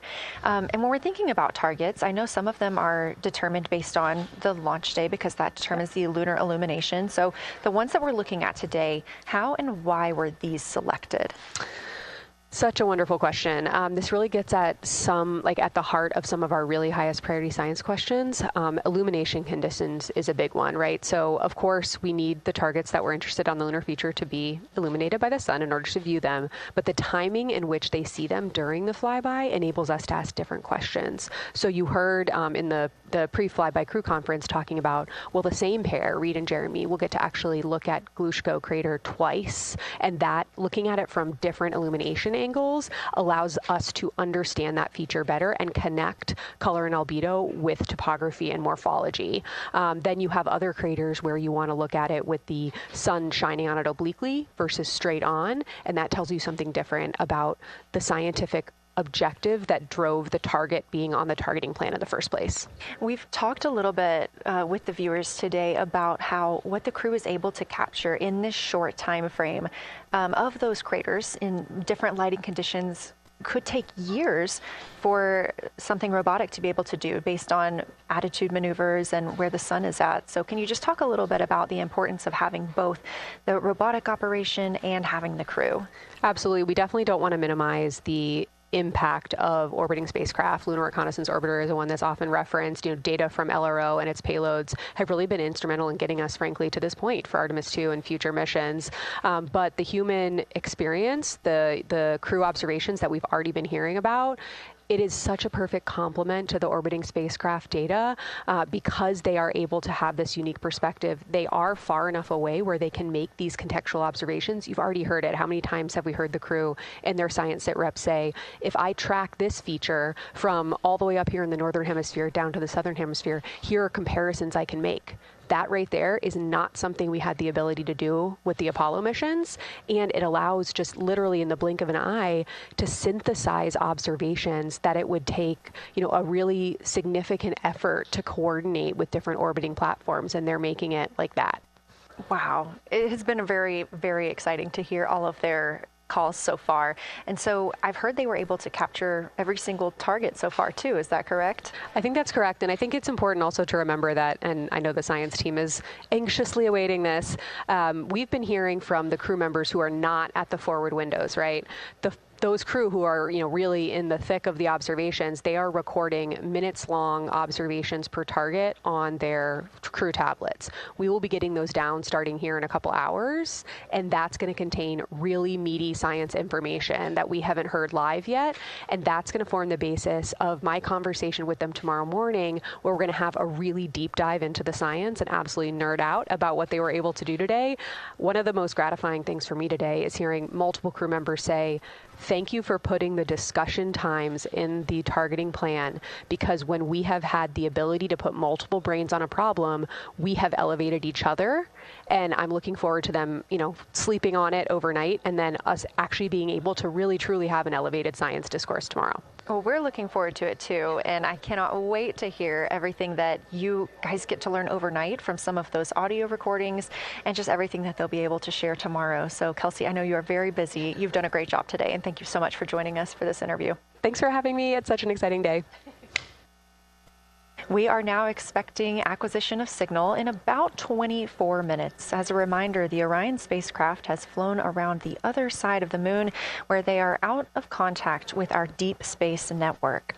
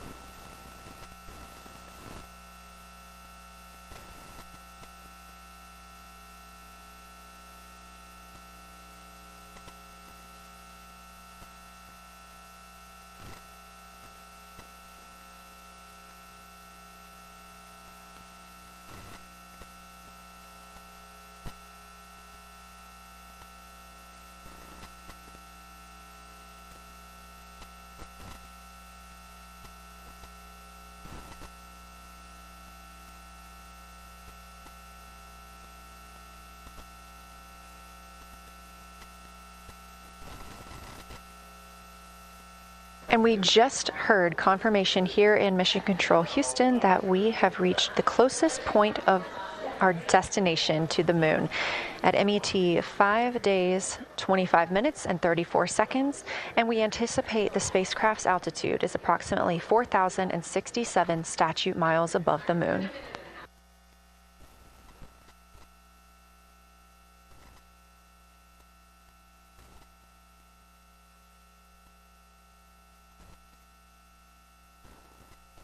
We're continuing to track what the crew is doing while around the other side of the moon.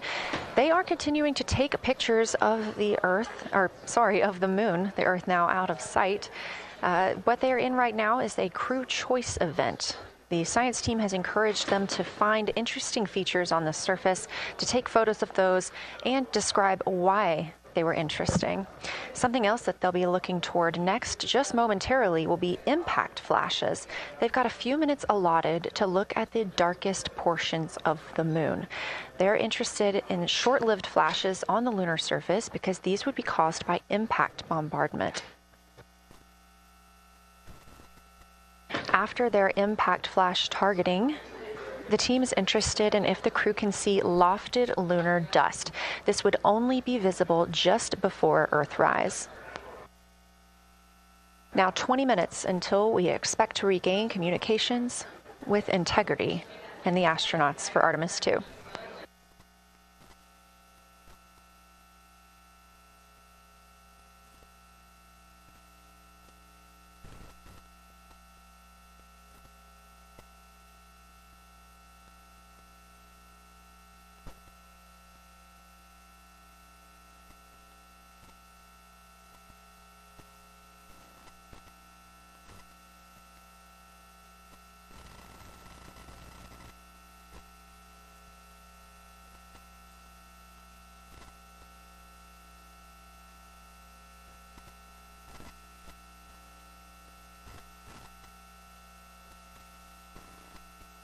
We're live in Mission Control Houston at NASA's Johnson Space Center, but there's a team over 750 miles away also monitoring today's operations. And of course, just like us, they are in LOS, or loss of signal, with the spacecraft.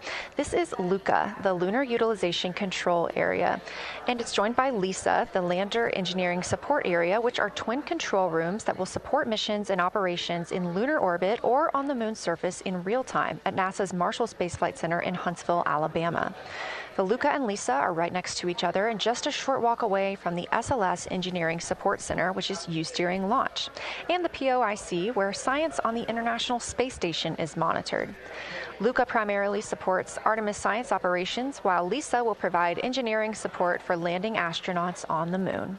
During this mission, Artemis II, teams in the LUCA will use the facility to support first-of-its-kind science operations to better understand the deep space effects of microgravity and radiation on the crew's physiology, immune systems, and ability to complete various tasks. The data from these science operations will inform future crewed flights to the moon. For future crewed missions to the moon, members of the NASA Human Landing System Mission Insights Support Team, a group of engineers, safety leads, flight operations experts, and technical authorities, will work in the LISA. There, they will monitor lander systems in real time and be involved in key decision-making processes throughout the mission. Teams are using the LISA during Artemis II to observe mission operations and using the opportunity to inform and prepare for future crewed landings to the moon's surface.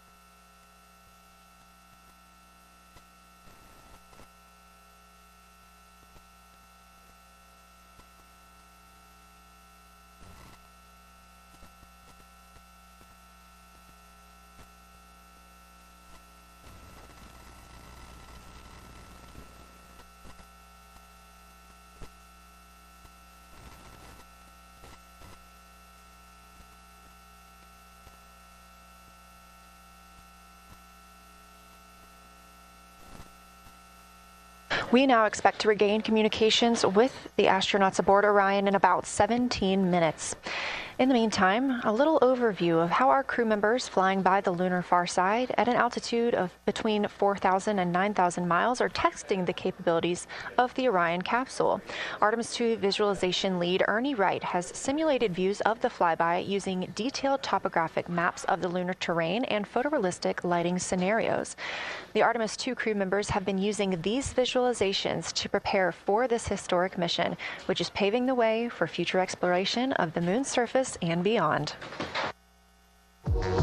So the most exciting thing to me about Artemis II is just the return to the moon. We haven't been there in 50 years. Human eyes are going to see parts of the moon that haven't been seen by anyone before. It also recommits us to exploring the solar system in a way that we haven't in a long time. And I think it provides an opportunity for younger generations to understand the excitement of doing that kind of exploration. Artemis is our return to the moon after 50 years. The emphasis of Artemis is going to be, first of all, science, but second of all, learning to sustain a presence on another world. First on the moon, but we're hoping that that's a stepping stone to Mars and other destinations in the solar system eventually. Artemis II will be a flyby mission. It's not going to land. We're testing all of the technology that we've created for flying to the moon since Apollo. A lot of systems have been modernized, and we need to make sure that all of those work. The astronauts will be looking out the window at parts of the moon that have never been seen by human eyes before. They will be flying by the moon at an altitude that's much higher than Apollo's orbits. And so they will see the entire disk of the moon, including areas that are closer to both the North and South Pole that astronauts from Apollo never saw. All of that depends on the lighting, which we really won't know until launch day, but we can practice with different lighting scenarios. It's hard for people to sort of picture that in their mind. If you can make a visualization of it, show them a movie, that helps everybody choose the targets and also practice aiming at those targets. The astronauts have actually been looking at these visualizations through the lens of the camera and practicing aiming at the various targets. This is a map of the surface of the moon, obviously, but it shows what the Apollo astronauts could see in sunlight while they were in orbit. The brighter parts are the parts that they could see. The darker parts, like this entire area here, and places that are farther north and south, are places that they couldn't see in sunlight, either because it was nighttime there or because it was beyond the horizon of the astronauts. All of the Apollo flights orbited the moon at a distance of about 110 kilometers. Because the astronauts were flying at such a low altitude, their horizon was actually quite close, and they couldn't see the North and South Poles. And this whole area over here was not in sunlight at the time. And it includes this amazing impact feature here called Oriental. Oriental is a very large impact feature. It's about 650 kilometers wide. It's got multiple rings. These are rings that form like ripples in a pond from the impact, but of course it's on a huge scale. The middle of Oriental has that sort of dark basalt lava covering it, like the dark spots that we see on the near side. It's one of the biggest ones that's more on the far side than the near.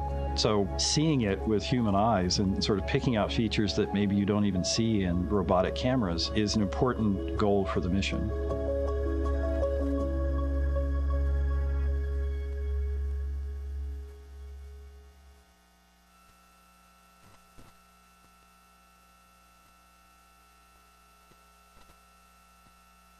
This live view in the Science Evaluation Room, or the SIR, here at Johnson Space Center in Houston, Texas, just down the hall from where we're at in the Artemis Mission Control Room. Teams continuing to monitor the flyby.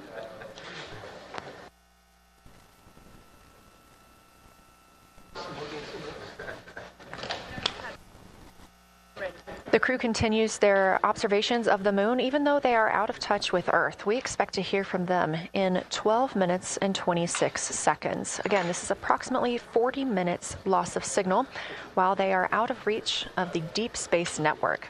Right now, they are imaging or attempting to image lofted lunar dust. Throughout our coverage, we've talked a lot about the science and engineering behind today's lunar flyby, but we also spoke to the crew about what the moon means to them and how they see its place in human history.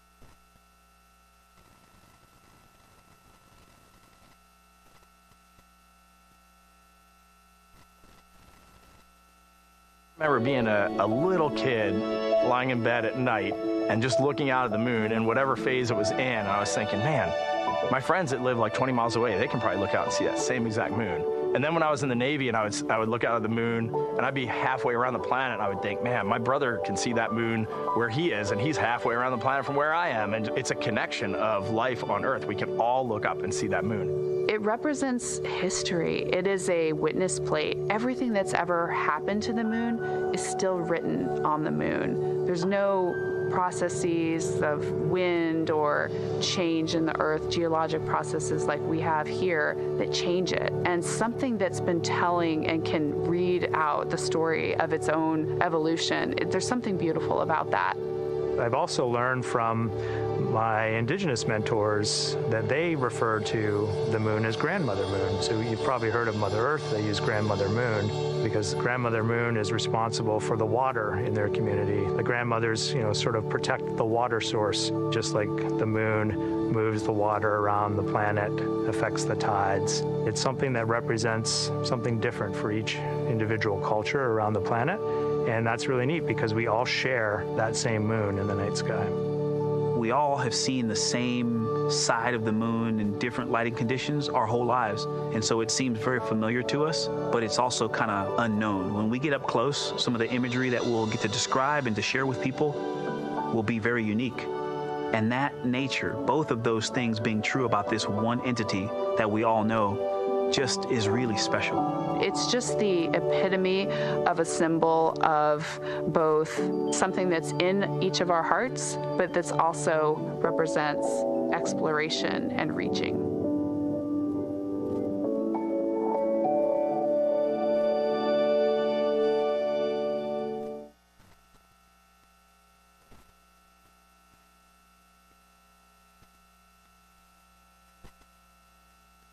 You're looking at a live view inside Artemis Mission Control here at Johnson Space Center in Houston, Texas.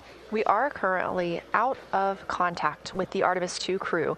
This was a planned, or not really a planned, but a tracked loss of signal that occurs when the crew flies behind the moon. We use the Deep Space Network to communicate with the crew, and when they are behind the moon, they are out of reach of that Deep Space Network. And when you consider our nonstop communications during the time in which we live, this is even more striking. For the Artemis II crew, they're only currently communicating with each other. Now, we expect to regain those communications in under 9 minutes from now, and we also are hopeful for a view of Earthrise. Despite being out of communication, the crew is continuously capturing imagery of their predetermined lunar targets.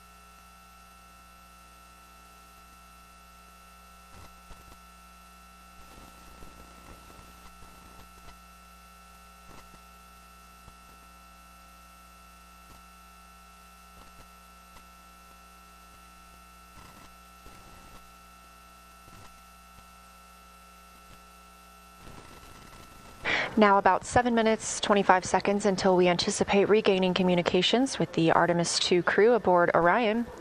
In the meantime, Artemis II lunar science deputy lead Marie Henderson is trained these astronauts to capture and document their views of the lunar surface for all of us to enjoy back here on Earth.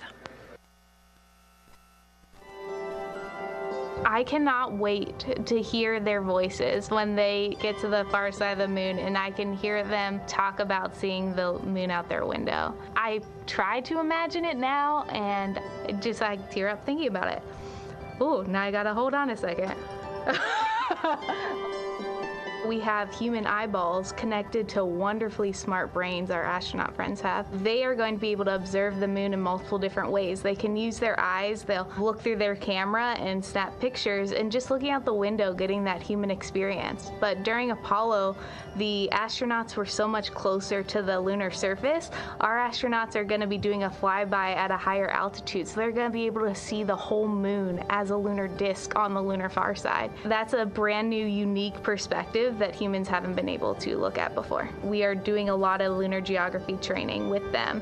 They have study sessions and quizzes they can do that are assigned to them. You know, even if you're an astronaut, you still get homework. We actually get in the mock-up. In that enclosed physical space, we have to think through the hardware that they have, the cameras, the computers, their microphones to make these observations. There's 4 windows up front. Through one of those windows, one of our astronauts will be using a Nikon D5 camera with an 80 to 400 millimeter lens. So something that allows them to zoom in really far and actually take more detailed observations of the surface. It's almost like looking through a pair of binoculars as well. It's just like being a geologist out in the field. They're telling us what they're seeing, looking for colors, textures, different morphologies, and comparing the region that we're having them look at to the regions that are around them.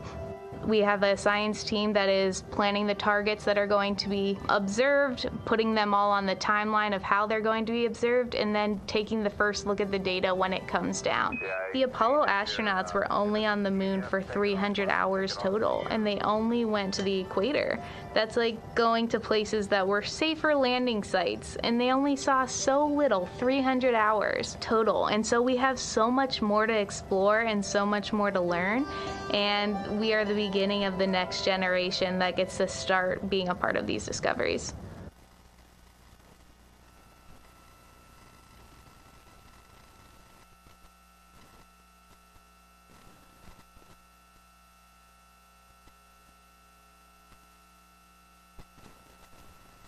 We are now 4 minutes and 28 seconds until we expect to regain communications with the astronauts flying aboard Orion on the Artemis II mission.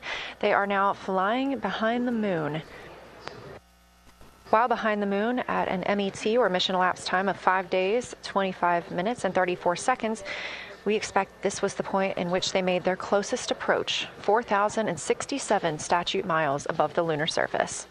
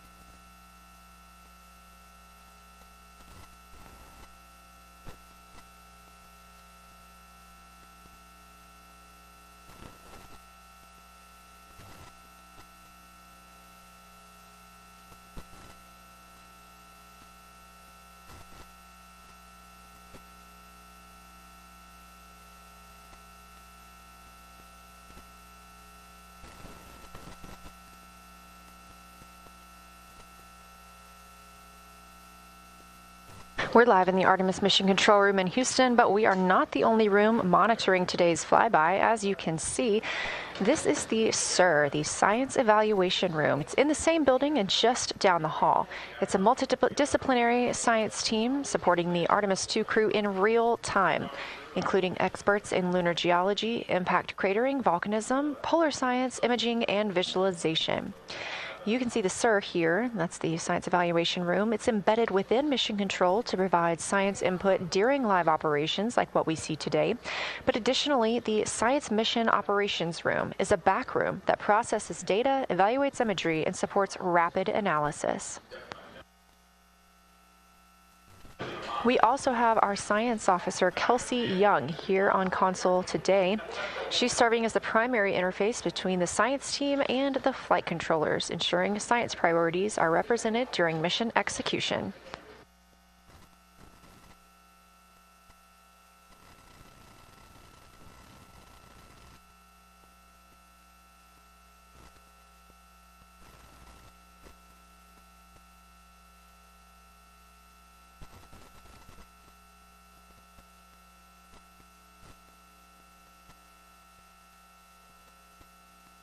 Coming up on 1 minute and 36 seconds until we contact Orion.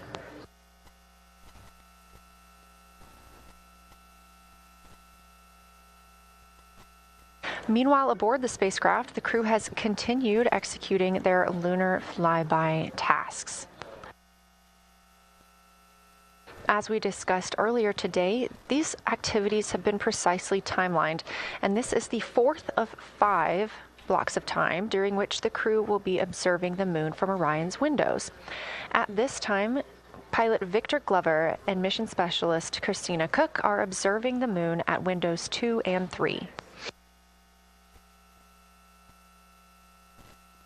One crew member is in window 2 with a blue shroud over the window, taking photos and using an 80 to 400 millimeter zoom lens, while the other astronaut is in window 3 using their portable computing device, also known as a PCD, to make annotations. And both of those crew members are making audio recordings of what they are seeing. They are wearing headsets connected to their PCDs, and those audio recordings are being sent to the science team tonight. We are not hearing those live. However, we have been hearing quite a lot of great descriptions from the crew who have been serving as the support. Right now, the support team members are Reed Wiseman and Jeremy Hansen. Those team members are providing science sit reps, situation reports, calling down a few times each hour to discuss what they're observing. And even though we're out of contact with them right now, they are still conducting those science sit reps as they'll be available once they come back around the moon. The situation reports include how the crew is positioned, any missed targets, or anything unexpected they saw. They're also including lunar target descriptions, any hardware issues, and their emotions and reactions.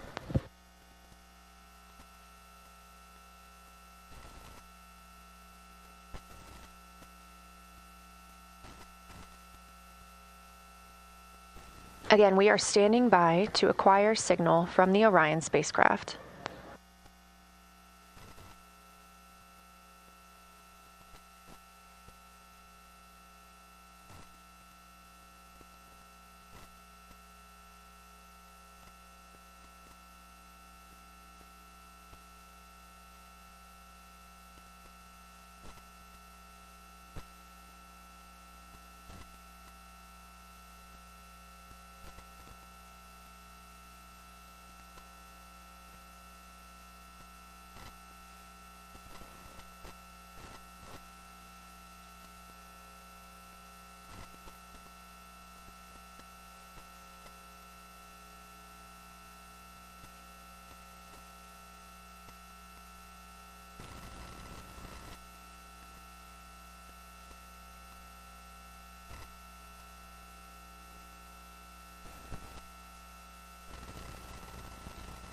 We're in the Artemis Mission Control Room at Johnson Space Center, getting our preliminary contact with Orion, that acquisition of signal coming after a 40-minute loss of signal, during which the crew was flying behind the moon, out of contact with anyone on Earth.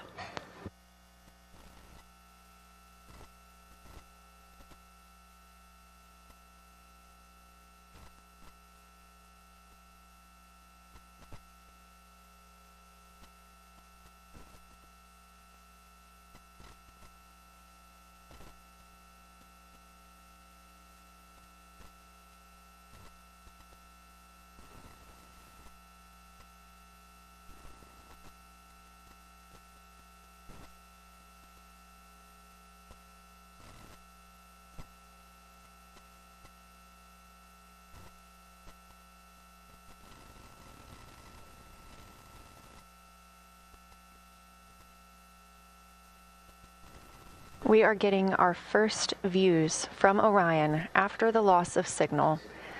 Orion has come back around the other side of the moon, and that little crescent that you see is Earth, over 252,000 miles away.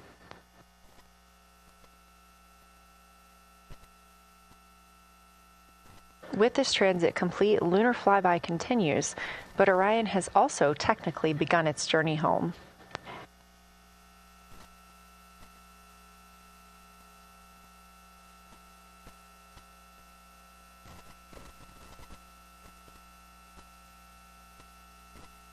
Right now, the crew are getting a few moments to enjoy and take photos of Earthrise for themselves, and we expect to contact them shortly.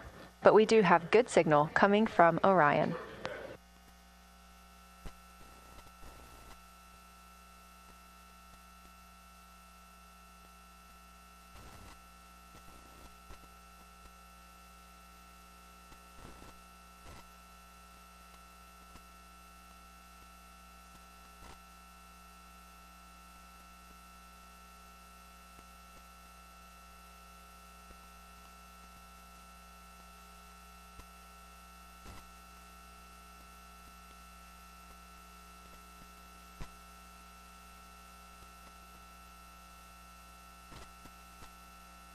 This view from inside the Orion spacecraft, all 4 astronauts now back on the other side of the moon and in contact with us on Earth.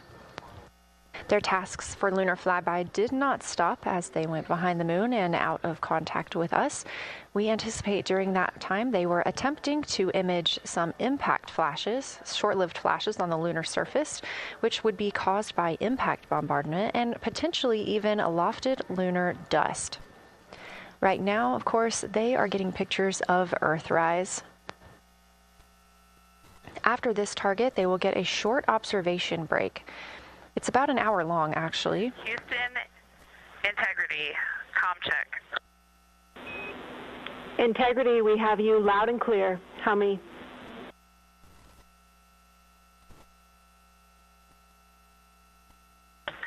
Houston, we have you the same, and it is so great to hear from Earth again. To Asia, Africa, and Oceania, we are looking back at you. We hear you can look up and see the moon right now. We see you too. When we burned this burn towards the moon, I said that we do not leave Earth, but we choose it. And that is true. We will explore, we will build ships, we will visit again. We will construct science outposts, we will drive rovers, we will do radio astronomy, we will found companies, we will bolster industry, we will inspire. But ultimately, we will always choose Earth. We will always choose each other. Integrity from Earth, our single system, fragile and interconnected, we copy. Those of us that can are looking back.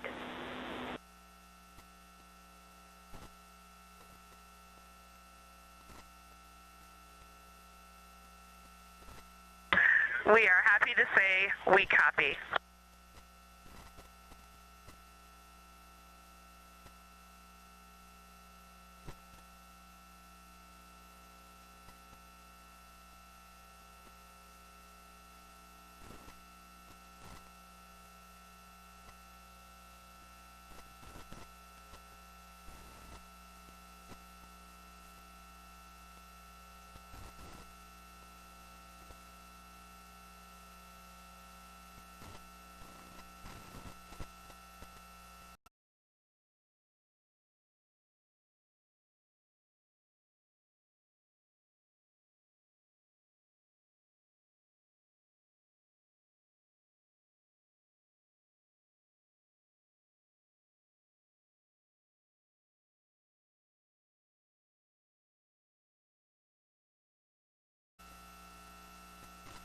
The translunar injection burn served as not only what put them on this trajectory to fly around the moon, but what also committed them to splashing down in the Pacific Ocean on flight day 10.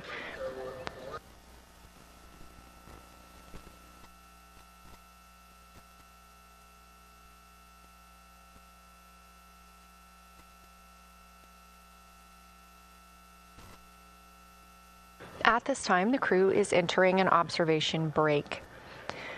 We expect this to last about an hour, and it's probably a welcomed break following their very, very busy day taking pictures, making annotations, making audio recordings, and communicating all of the wonderful things that they are seeing on the moon. This observation break is also partially due to the fact that we will be entering an eclipse later. This will be the first solar eclipse that humans have seen from the moon. The astronauts will need to wear eclipse glasses for the first 2 minutes until the sun is completely covered by the moon, and then they have additional targets that the science team is hoping that they will photograph. We will have communications with them during that eclipse time frame.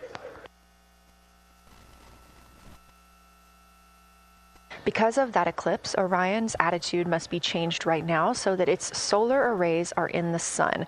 This will help it charge the batteries needed to power it through that eclipse time frame. This view on your screen is a visualization. The spacecraft now 4,224 miles away from the moon, and that number will now continue to grow, while the number of distance from Earth, 252,699 miles, will continue to shrink all the way until our crew is back home.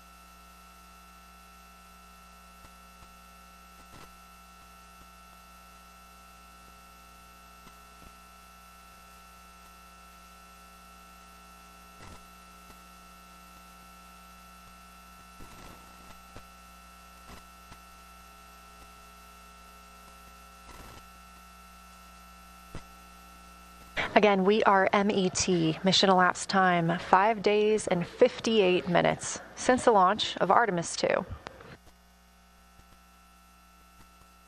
We have reestablished communications with the crew and the Orion spacecraft, now entering a little bit of a break while they are out of visibility, or the moon is out of their visibility. The spacecraft will be reoriented to view the moon ahead of an upcoming eclipse. This current attitude maneuver helps charge the solar arrays and batteries aboard Orion that will power them through the eclipse.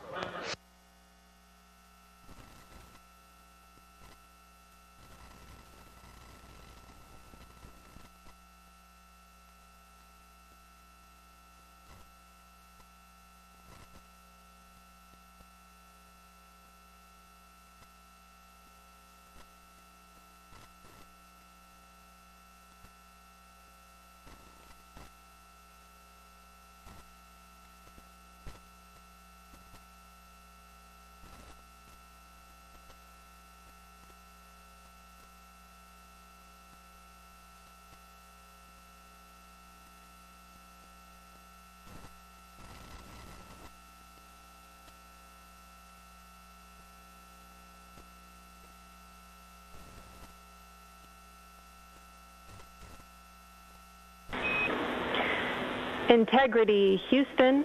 In mission control, all of your flight controllers and your flight director have flipped their Artemis II patches around. We are earthbound and ready to bring you home.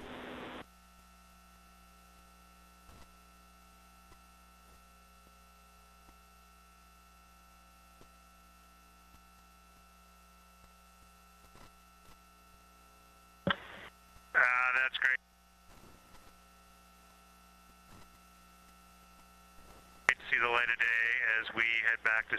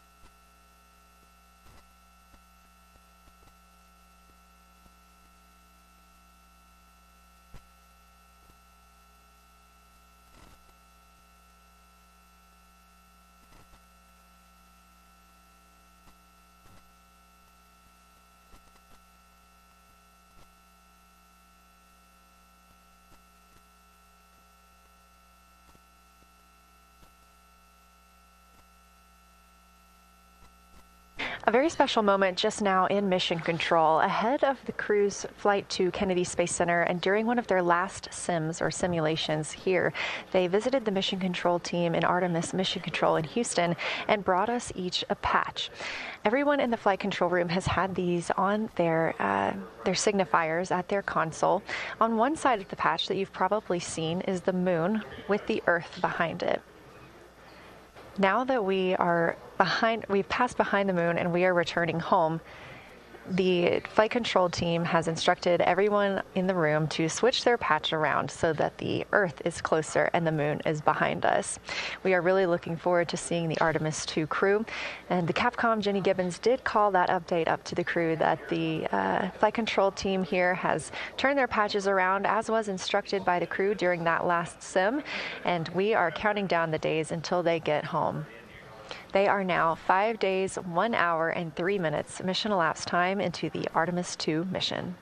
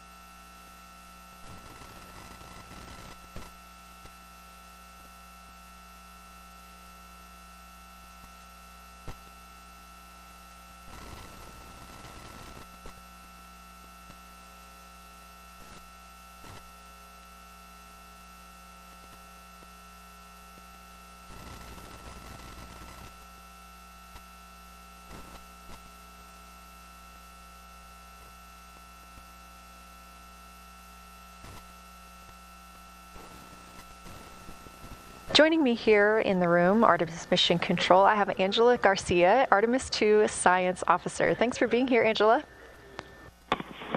It is an honor to be here. What a day. Everyone's been buzzing. I can't contain myself. So it's been a really awesome day. So you're sitting on console at the science console now. Have you been in the SIR earlier today?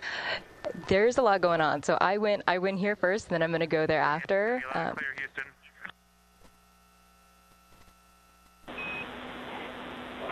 All right, Integrity, we hear you. That was a little clipped, but I think we have a better link now. We experienced some blockage from a solar array.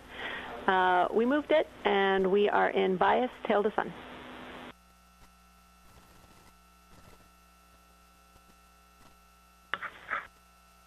Okay, Houston, you're coming in loud and clear, and copy, we're in bias, tail to sun now.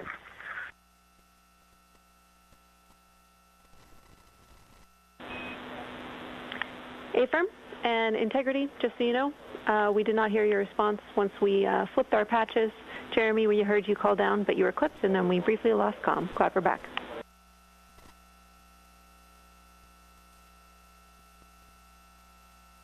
Okay, copy that.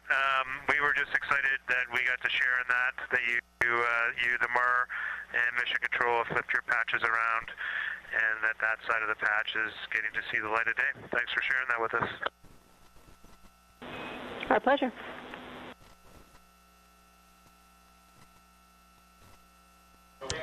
Okay, Angela, so can you tell me a little bit about your role supporting Artemis II and the science preparation for the mission? Yes, so I'm one of the 3 science officers. So Kelsey's been on console all day. I'll take over kind of closer to the end of the day. And then Trevor Graff is on the planning shift. And so it's the 3 of us in this 24-hour cycle supporting the mission. And so the science officer console is a brand new console to mission control. And it's not every day that you get a new discipline incorporated into mission control. So it's been such a significant milestone for us. And it's just a testament to like the commitment that the Flight Operations Directorate and NASA have, that they're going to be integrating science and maximizing science throughout Artemis. So it's really exciting. And then the science preparation. So I'm on the operations team, but I'm also on the training team. So all the incredible training and shout outs that you've gotten today, it warms my heart. It warms everybody's heart in the science evaluation worm. I promise you that. But so all the classroom training, the field training, the mission simulations, right? We were a part of all of it. And, that is what we did to get the crew to be, they are a part of the science team, and they are the forefront, that nice edge. And they've just been doing such a great job today. I know. I imagine that you have to be pretty proud of them. Their reports have been fantastic. So I would like to know a little bit about how you have developed procedures for this crew. What kind of science activities are they carrying out inside the spacecraft? Yeah, so the procedure development has been a unique challenge. I would say the exploration science that we're doing is inherently pretty flexible, and operations is, I'd say, inherently has more structure and rigidity. And so to marry the two and to operationalize the science that we want to get done has been a challenge. But I think we've been able to go through these processes and create good products at the end and have a good plan. And yeah, it's been really great. What was the second part of your question? Just what kind of these science activities that they're performing, which of those have you really had a hand in? Yeah, so a lot of the procedures help organize what the crew is doing in the cabin. And I know we've talked a lot about what they've been doing, and they've been doing a lot, and it's been a little dark, so I can re-explain what some of those things that they're doing. So the observation blocks are about an hour long, and the crew is organized, the 4 crew members are organized into 2 pairs of 2, the window team and the cabin team. And the lunar targeting package that you've been showing up and that the crew have on their handheld tablets is really the instructions for the window team. So the window team, the 2 crew members are looking out the window. One has the camera with the long lens. One has, they're just looking out the window with their unaided eye, and they're taking these detailed observations. And then halfway in that observation block, they do the window team position swap. So that's what Capcom's been calling out, and they'll switch positions. So each crew member has a chance to have that long lens. And then that's just what the window team is doing. There's also the cabin team, where they also have duties that they're doing. We're asking a lot of the crew in this time. And then the cabin team, they have the interior camera, and they're taking images inside the cabin. They're also supporting the window team, where, you've heard some call outs where looking out at the bright moon and then looking inside the dark cabin and looking at their LED screen is a lot. So the cabin team is also helping support, target, and guide the window team into specific targets on their plan. They're also helping call out these science situational reps.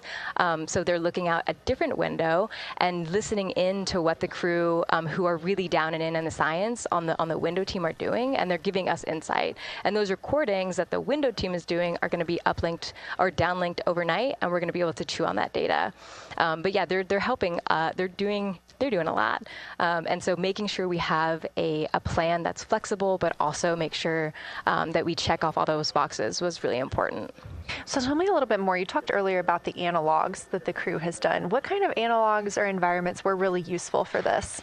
Yeah, so for procedure development, right, you have so many different environments that you can do. You have classroom, like we said, you have the Orion mock-up, you have simulations, and at least for developing the plan, we kind of did it in a tiered approach, because each of those different analog environments helps us answer a slightly different question and has a little bit of a higher fidelity. So we would start with the classroom. So we would get we would just get into a classroom, we would put all the hardware on the table, and then we'd almost role play of like, you be Victor, you be Reed, you be Jeremy, and I'll be Christina, and like, let's just do the plan how we think we should do it, write that down, and then just keep iterating on that, and then... Integrity Houston for a tag up pre-forward link LOS in place of the Flight Director Conference.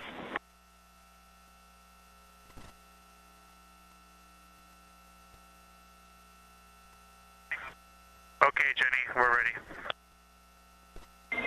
All right, crew, I'm going to roll through a couple of topics here. The first two are for timeline. First of all, read for your toilet maintenance. It is a shortened toilet maintenance where you do not have to do the oxone changeout. That portion of the procedure is canceled. Victor, you have an HHP stop activity on your timeline. We need you to perform that as scheduled for bandwidth reasons. For your next portion of the flyby, in particular the Eclipse, we want to remind you that you can take off the Eclipse glasses when the sun sets and you are simply looking at the corona. And then finally, for the D5 with the long or zoom lens, which is set for solar corona, we want to remind you that when you are capturing Earth shine, you will likely have to adjust the exposure. That's all I have for you. Let me know if you have anything for us.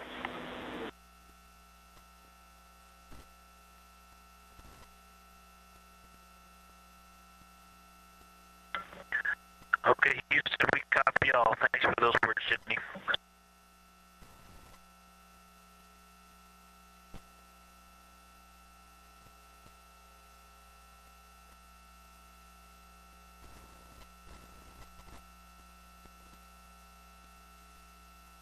All right, just a quick call up to the crew ahead of a forward link LOS, meaning that we won't be communicating with them, but we will be receiving their communications and data during that time frame. So, Angela, we were talking about analog environments. You were telling me about the classroom and getting in there and pretending who's Victor, who's Reed. Tell me more about this. Yeah, it works pretty well. So you're going to do the plan how you expect it to be, and then once we finalize that plan, we'll give it to a completely new group of people and have them practice it, and then they'll be like, these steps don't make sense. And we'll reiterate on it over and over. Then we'll take it to a higher fidelity environment like the Orion mock-up, and we'll do the same thing because that volume is smaller, the window placement, their seating, what things have we forgotten with this addition of this environment. And then once we reiterate on that, we'll take it then, we'll give it to the crew and have them execute off of it during mission simulations. That's the highest fidelity that we can do before we send it to space. So this is the first time we've had to do this because we're a brand new console, and it just sparks so many neurons of like, how are we going to do this for surface missions and integrate this in so many different ways. So excited to have kicked off this process, but there's so much more to come. Fascinating. And I think it was really well thought out too, because each crew member gets an opportunity to do each task. And so you're getting different perspectives and different insights from each crew member, maybe even about the same target, but something that one person sees could be completely different than something another person notices. So we also know that Artemis II has traveled. They're now on their way home, but they traveled farther from the moon than the Apollo missions did. So what makes that vantage point scientifically interesting? Yeah, observations are so fundamental in the scientific toolkit, particularly observations from different perspectives, different scales, and with different techniques. And so for this, so we really tried to make the plan to optimize those. There's pros and cons for all those things for this mission. So we really just focused the plan to have all those pros. So in terms of scale, this zoomed out scale, you can learn different things. This different perspectives. So their perspective, as Kelsey talked about, photometry around when they orbit the moon. And then also just their different the different things they're able to observe. So yeah, let me talk a little bit about scale, because I think observations at different scales, you can gain a lot of different information. So like, for example, if you were an astronaut on the surface looking at a rock, and you describe at this micro scale. So in training, we kind of talk about observations from micro to macro, or from outcrop to orbit.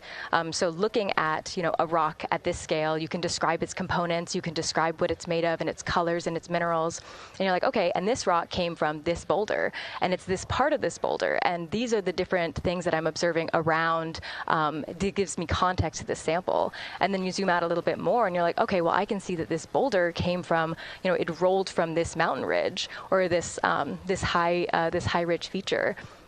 And then because I can see the trail that it came from, okay, now let me describe this ridge and different parts in it and maybe other boulders that I'm seeing. And then you zoom out further of the orbit scale and you're like, this ridge is a part of this larger crater. So all of those different steps give you different information. And so that's why observations at these different scales and these different perspectives are so important. So this zoomed out kind of far view is this full lunar disk view. It's the full lunar on Earth, we see the full lunar disk as well, but now we're able to see it on the far side, and we're able to see it, all at the same time, which enables the astronauts to compare very quickly to different parts of the surface. And the color particularly is very compelling because you can just be able to very quickly compare from 3 different regions. Is it in the same family? Is this actually a little bit different? Compare that to what they see in their orbital data that they have access to on their portable computers, and really just be able to tease out that nuance and information. Yeah, we heard them make a lot of those connections today, and especially the color. We talked with Kelsey about this a little bit, just how exciting it was to hear the browns and greens and things like that. I cannot wait to see those pictures. Yeah. So one last question. We are coming up on the last lunar flyby observation block, and this is when we are going into a solar eclipse. So can you tell me what you're interested in the crew learning during that time frame? Yeah, so the data set, so yes, there's so many things. How to pick one. So I'd say the thing that I'm most interested in seeing is some of their annotations that they're taking.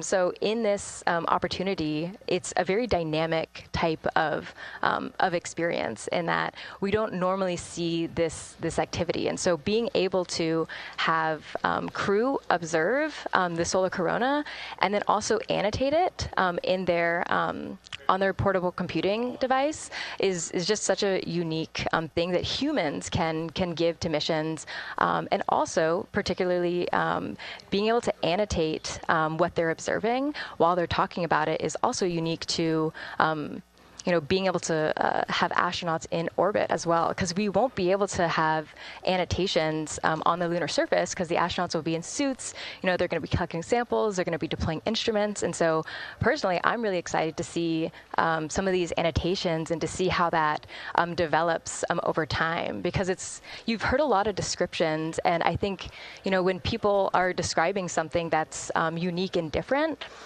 you can interpret it differently. But if you're drawing and you're marking, particularly just going back to like the color provinces, for example, and those boundaries, you know exactly what they meant. And really, I'm just very excited about those annotations. There's been some famous annotations that the Apollo crew have made, particularly about solar coronas and the structures that have, and lofted dust that have given a lot of debate within the scientific community of they're observing this phenomenon, and now it's our job to hypothesize of like why are they observing this, like what is going on. So I think that's just a really cool part of exploration and science and this beautiful thing that we're about to do. Well, now you've got me excited about the annotations too. I mean, I've been excited about the pictures and the audio, but now... Don't sleep on the annotations. I am very excited to see these little sketches that they're able to draw out. And we have pictures that they can just draw right on. It's like this particular thing is different than what we've seen. So I'm excited about that. I'm excited too. Angela Garcia, thank you so much for joining us today, and have a great time tonight on Console. Thank you, and you've been doing a great job, and it's so excited to see where we go from here. Thank you so much.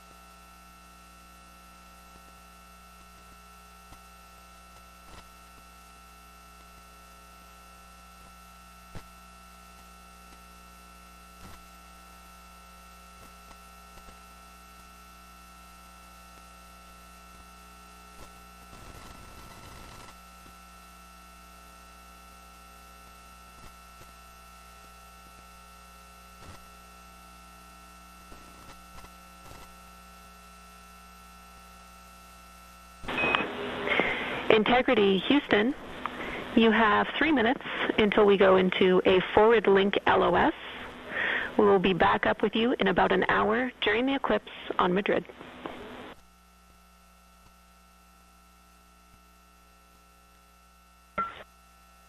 Thanks for the heads up. Look forward to seeing you on the other side. Likewise.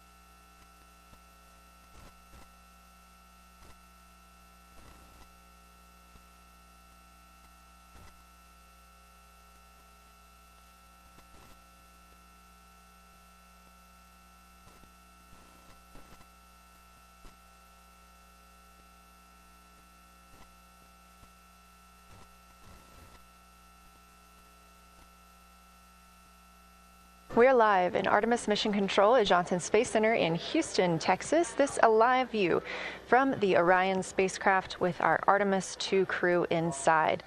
That's Reed Wiseman, Victor Glover, Christina Cook, and Jeremy Hansen. We are still live for our Lunar Flyby coverage. The crew is in a short break while the spacecraft is pivoted away from the moon. We are going to be going into a solar eclipse. This is the first time anyone has ever seen a solar eclipse from the moon. So it's going to be a unique vantage point for our crew. But ahead of heading into that solar eclipse, we need to charge the batteries on the Orion spacecraft. Therefore, we have positioned the solar arrays into the sunlight to allow time for those batteries to charge.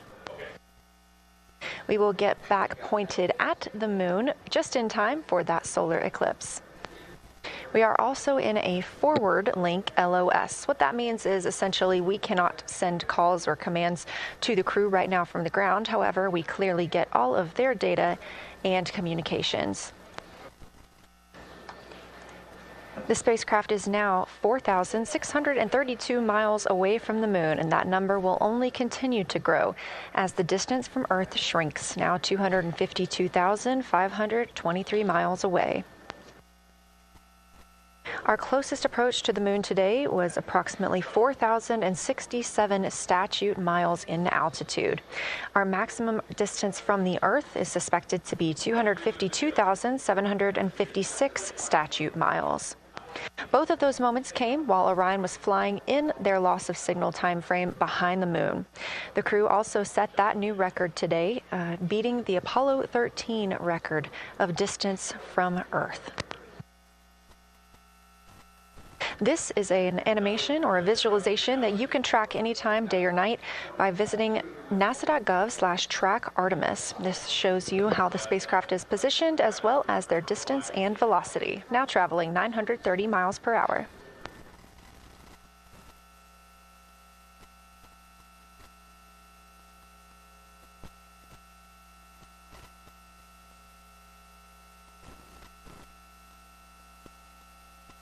During this break in their time today, the crew is working on a couple of other tasks.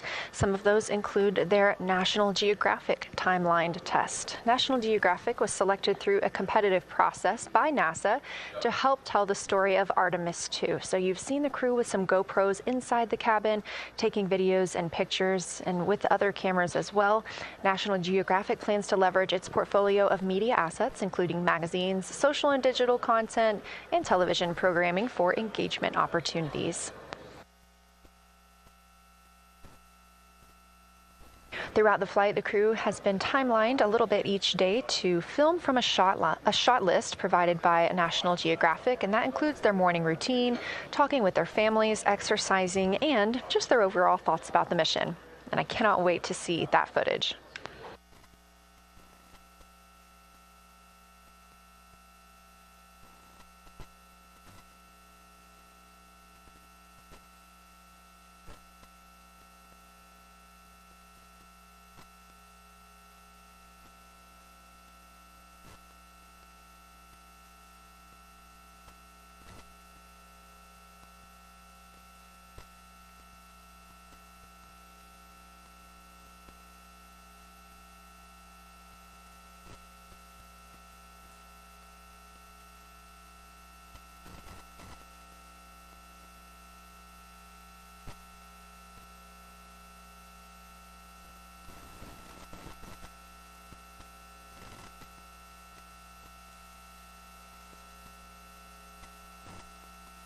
Teams on the ground reporting that the spacecraft is looking good and that the power aboard is good as well, all setting us up in a proper position before Eclipse.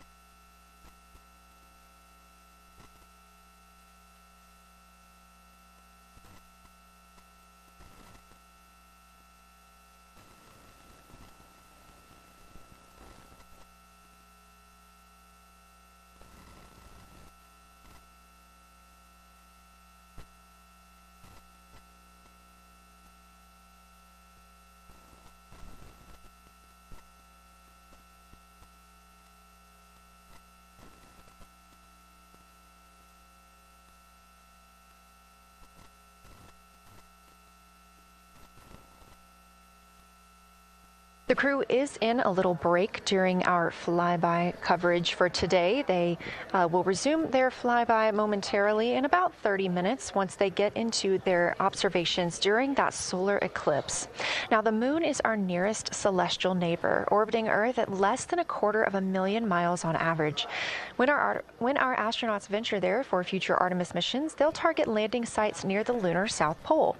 There, ancient rocks, minerals, and trapped water ice will not only provide resources for human explorers, but they may also contain clues to the formation and evolution of our planet and the solar system. Let's learn more about the Lunar South Pole with this video featuring Dr. Kelsey Young, Artemis Science Flight Operations Lead. We learned a lot from the Apollo samples, but we still have a lot left to learn about the moon. The Apollo missions visited only a pretty narrow swath of the moon. All the missions were concentrated near the near-side equator. Really interesting and really critical insights were unlocked with the Apollo samples, but we have so many questions still to answer about the moon and the evolution of the moon. And liftoff of Artemis I. We rise together, back to the moon and beyond.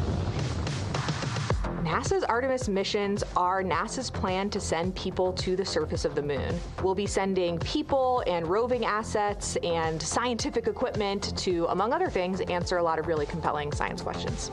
Scientists have a lot to learn about the moon. It's our nearest celestial neighbor here to Earth, so what the moon has experienced, we've experienced. Except here on Earth, we have things like plate tectonics, oceans, forests, people that erase the rock record. Whereas on the moon, that whole record of our planet's history, of the moon's history, is just kind of waiting there at the surface for us to explore. The South Pole, which is where Artemis missions are going to target, is specifically interesting for a couple key reasons. We think there are volatiles at the South Pole of the moon that are not present near the equator. Things like water and water ice that are trapped in the lunar regolith, which basically just means lunar soil, that can easily become untrapped from that lunar regolith, and scientists can scoop up and study for return to Earth. The Lunar South Pole is a really exciting scientific target, and it also comes with some challenges for operating. For example, the lighting environment will change drastically within the course of one mission, and even over sometimes the course of one spacewalk. So preparing the crew members, preparing the hardware that we're sending to the moon, and preparing the mission control teams is really, really important. The South Pole Aitken Basin is particularly exciting. We think it's one of the oldest and largest impact basins in the solar system. And if we can get the right rock from the South Pole Aitken Basin and bring it back to our labs here on Earth, we can use that sample to constrain the entire evolution of our solar system and really understand the timing of how the moon and our planet and the entire solar system evolved.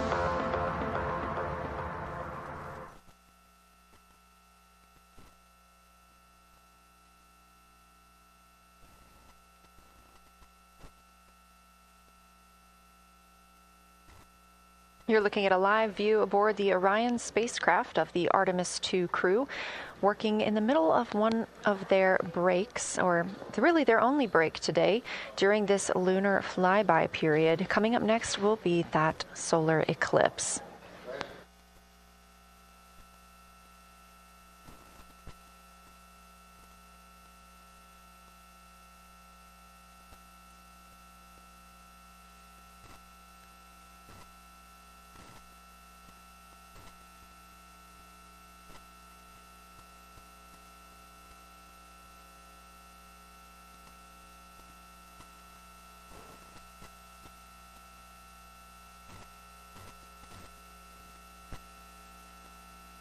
Throughout the Artemis II mission, and of course throughout today, you've likely heard the crew being called with the name Integrity. The Artemis II crew members named their Orion spacecraft Integrity during a news conference September 24th, 2025. The name Integrity embodies the foundation of trust, respect, candor, and humility across the crew, and the many engineers, technicians, scientists, planners, and dreamers required for mission success. They said this name is also a nod to the extensive integrated effort from the more than 300,000 spacecraft components to the thousands of people across the world that must come together to venture to the moon and back, inspire the world, and set the course for a long-term presence at the moon. The crew also said that integrity is rooted in a shared core value of NASA, the agency's astronaut office, and the CSA, the Canadian Space Agency.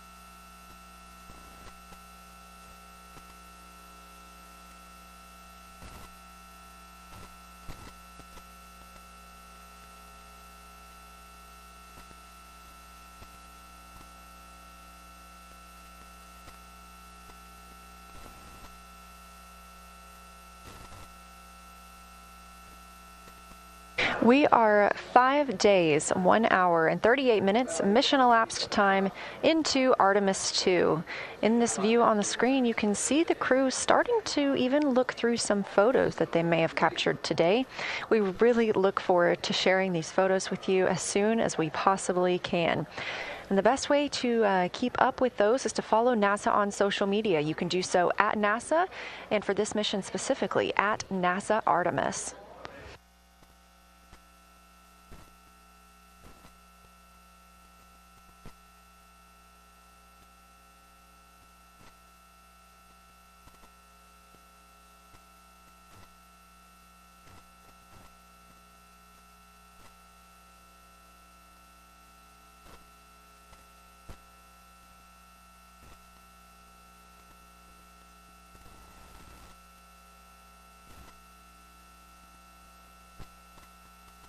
Again, we are in a forward link LOS, or forward link loss of signal with the crew, meaning that we're not able to communicate or send any commands to them right now as they were.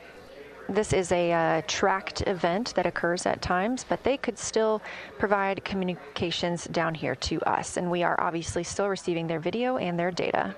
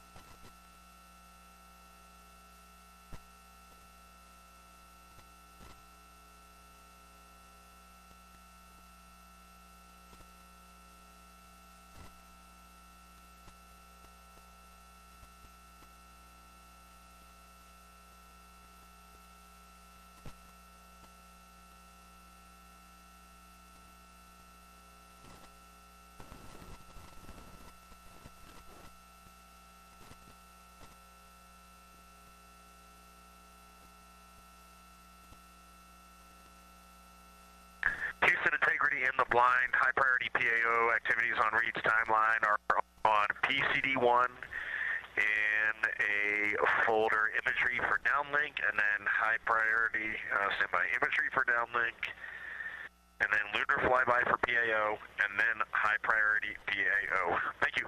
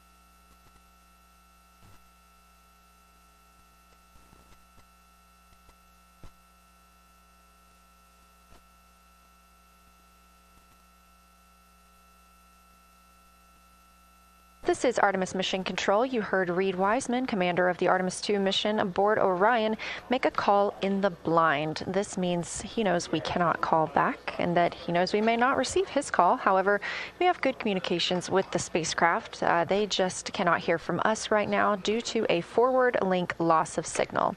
Again, we were tracking that this would occur, and we will regain that momentarily.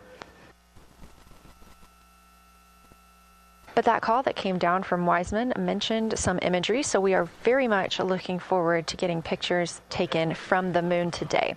Again, to see those images, make sure you follow NASA on our social media at NASA and at NASA Artemis.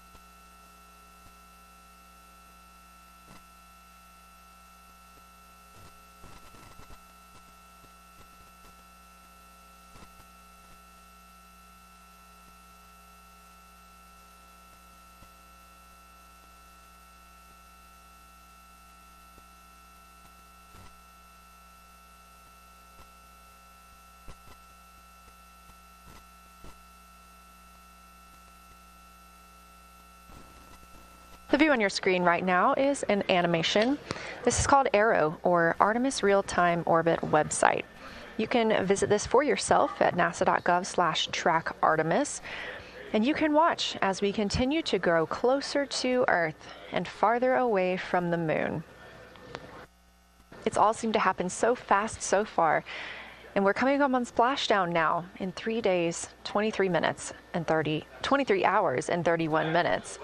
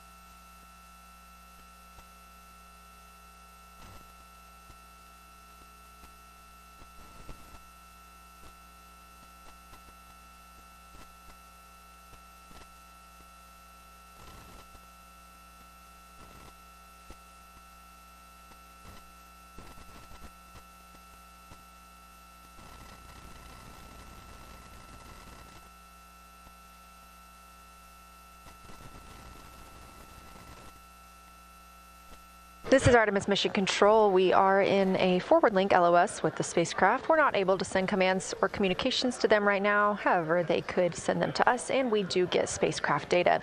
This is tracked as we are on the Deep Space Network. This is the network that we use to communicate with the spacecraft now that we are so far from Earth, over 252,000 miles. We are still in our lunar flyby coverage. The crew still have a very important and very exciting flyby milestone coming up when they will see a solar eclipse from the moon, the first humans to ever do so.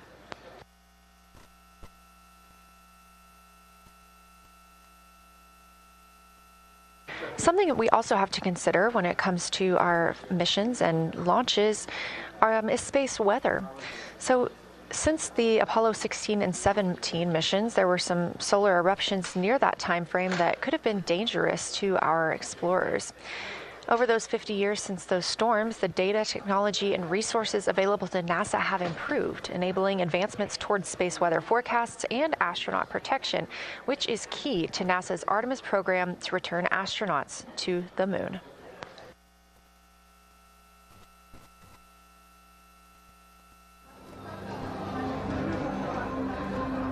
Across our planet, billions of people depend on the invisible networks that connect us to space. Every day, those networks are at the mercy of our temperamental sun and the space weather that it unleashes across our solar system. That's why NASA's Space Weather Program tracks solar storms from the moment they erupt, modeling their paths, anticipating their impacts, and leading the research that the world's industries rely on.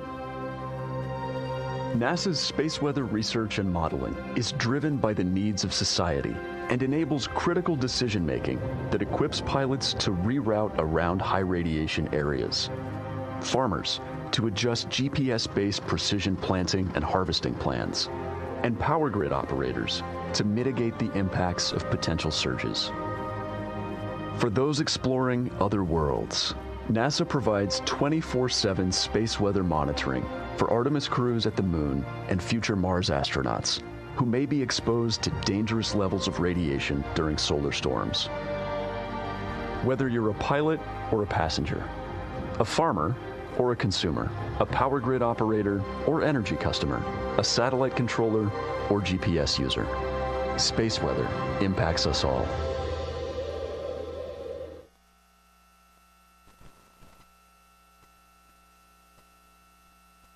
This is a live view from the Orion spacecraft on the Artemis II mission. It's now been 5 days, 1 hour, and 54 minutes since we launched.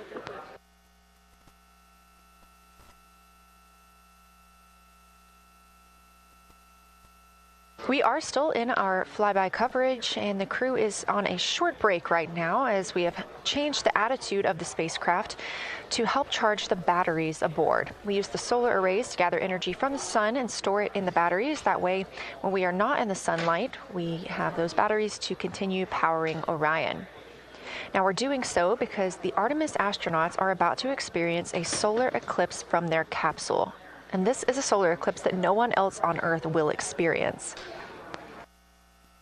This eclipse is about 54 minutes, and to the astronauts, it'll look a lot like a total solar eclipse on Earth, except the moon is going to be huge compared to the sun, unlike when you watch one on Earth and the moon and the sun appear about the same size in the sky. We're interested to learn if they see the outer corona when the sun is fully obscured by the moon. And because of how big the moon will be from their perspective, the total phase of the eclipse will last nearly an hour. The astronauts will see a partial solar eclipse as the moon covers and uncovers the sun, which is before and after totality. So, much like us on Earth, they will have eclipse glasses so they can safely view that portion. The astronauts will also be using cameras to capture images of the corona during the eclipse.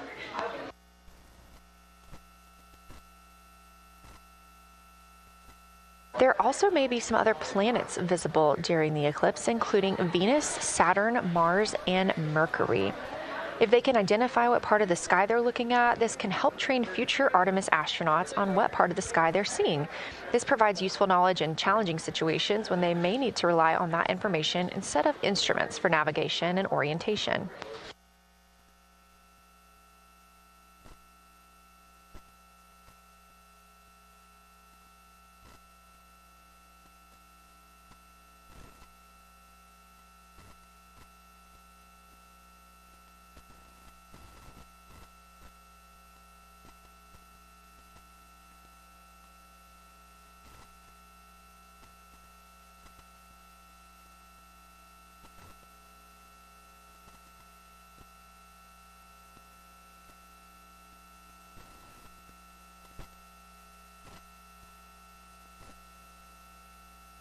Confirmation from teams here in the ground that we have reached the eclipse attitude, meaning Orion is in the proper position to observe it.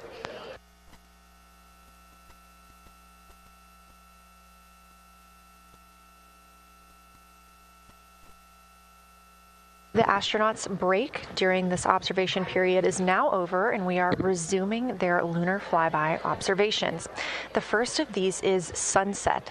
This is the solar corona that we'll be looking for. It's the outer atmosphere of the sun.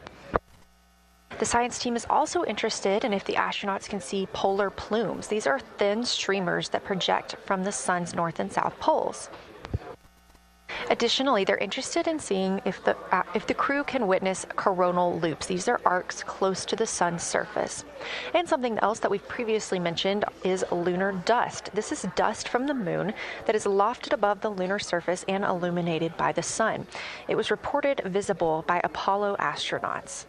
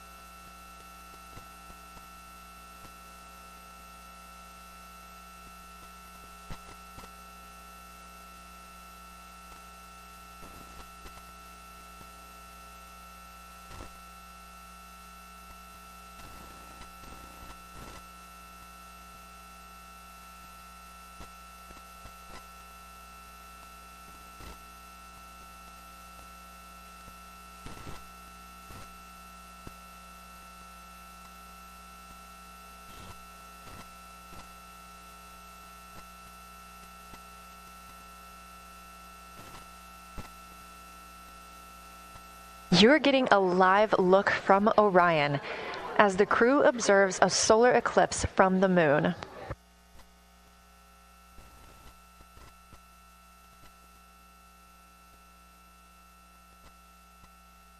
Again, this solar eclipse is only visible to the crew on the spacecraft. It's not visible to anybody on Earth.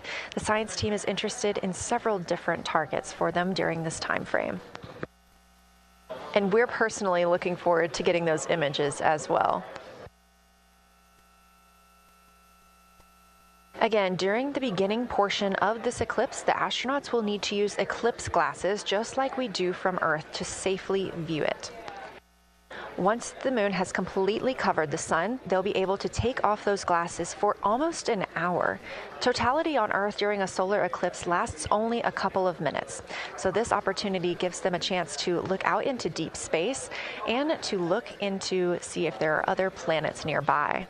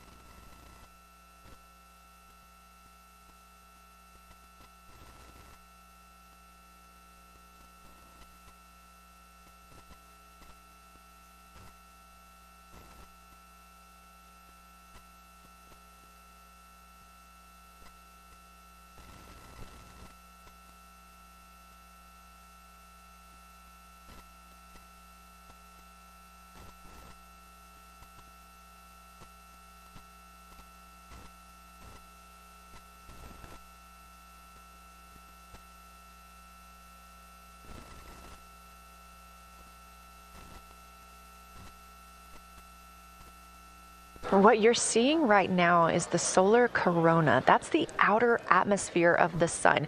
And the science team is very interested in any images that the crew can capture of this. They're hoping that they'll take pictures and describe the visibility, color, and shape of the solar corona as a whole and its substructures, those plumes and streamers.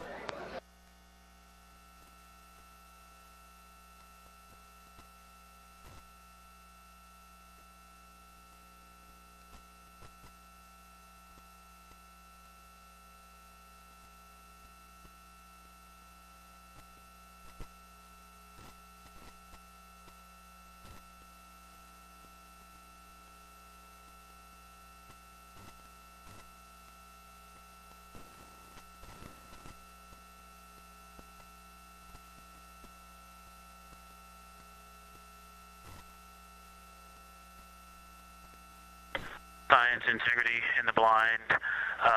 This is continues to be unreal. The sun has gone behind the moon, and the corona is still visible, and it's bright, and it creates a halo almost around the entire moon. But when you get to the Earth side, the Earth shine is already shown. I mean, almost seconds after the sun set behind the moon. You could see Earth shine. The Earth is so bright out there, and the moon is just hanging in front of us. This black orb out in front of us, in front of now, not the blackness, but the gray that blends and drifts into the blackness. We can see stars and the planets behind it. And Christina is in window 1, Reed is in window 2 with the long lens, and Jeremy is describing it in window 3, and it is quite an impressive sight. You can still see the horizon lit up brighter where the sun set on that side of the moon. It is bright, and Earthshine is very distinct, and it creates quite an impressive visual illusion. Wow, it's amazing.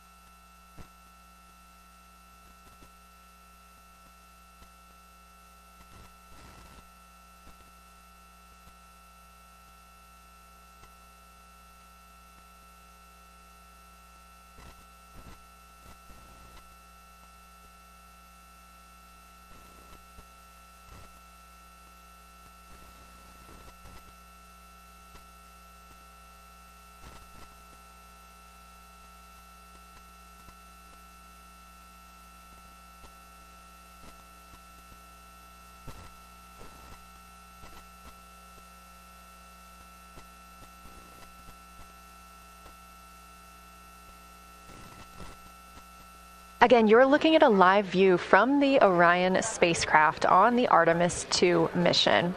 Orion is now 252,125 miles away from us all on Earth. We're here in the Artemis Mission Control Room in Houston, Texas, and what you had just before we lost that view quickly was the corona of the sun peeking around the moon as the astronauts are entering a solar eclipse for this portion of the lunar flyby. We're now over 5,500 statute miles from the moon. That closest approach today was just about 4,067 statute miles away. And teams in the room beginning to get a little busier and filter in and out as we are stepping through a handover. The Orbit 1 team is handing over to Orbit 2, who will continue monitoring lunar flyby and all of the systems aboard the Orion spacecraft.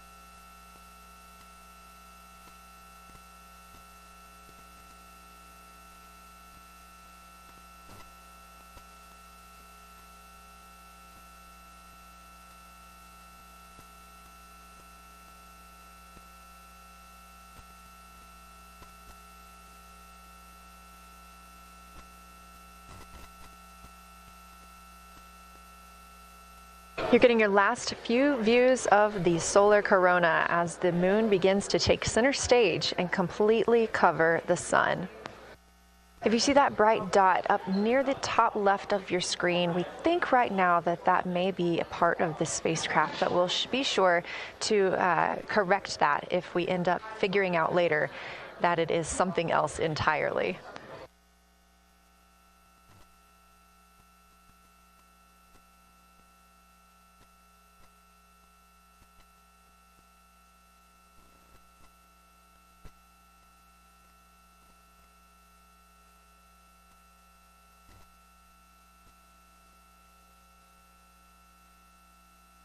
It has been an absolute honor to join you here today for the Lunar Flyby of Artemis II, the first time humans have flown by the moon in over 50 years.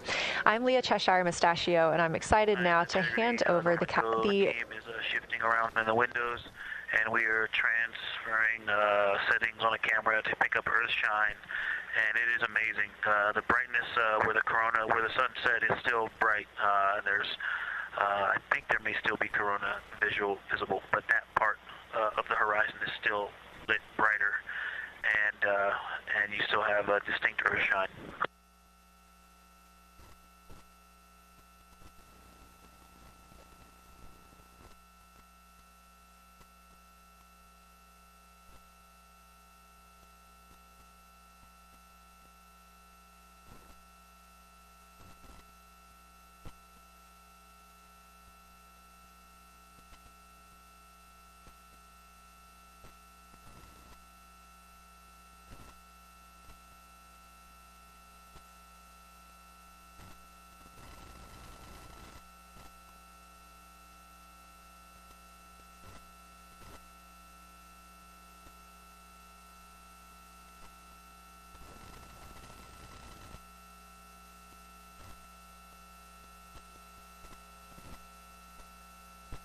You know our rules that we don't talk when the crew is talking, so wanted to give Victor Glover a moment there to call down what he was seeing now that the moon is covering the sun. A really amazing time during today's Lunar Flyby. Again, thank you so much for letting us help tell this story today. I am Leah Cheshire Mustachio, handing it over to my friend Anna Schneider at the PAO console as the Orbit 2 team comes to join us. So thank you so much, and I hope you all enjoy tonight. Anna, you can take it away. Thank you so much, Leah, and it's been a joy listening to your coverage over the last several hours. So as you mentioned, the Orbit 2 team of flight controllers is currently making their way on console and completing a shift handover with the Orbit 1 team of flight controllers. The Orbit 2 team tonight will be led by Flight Director Diane Daly, and she is currently handing over with the Orbit 1 flight director there on your screen, who was Flight Director Jeff Radigan.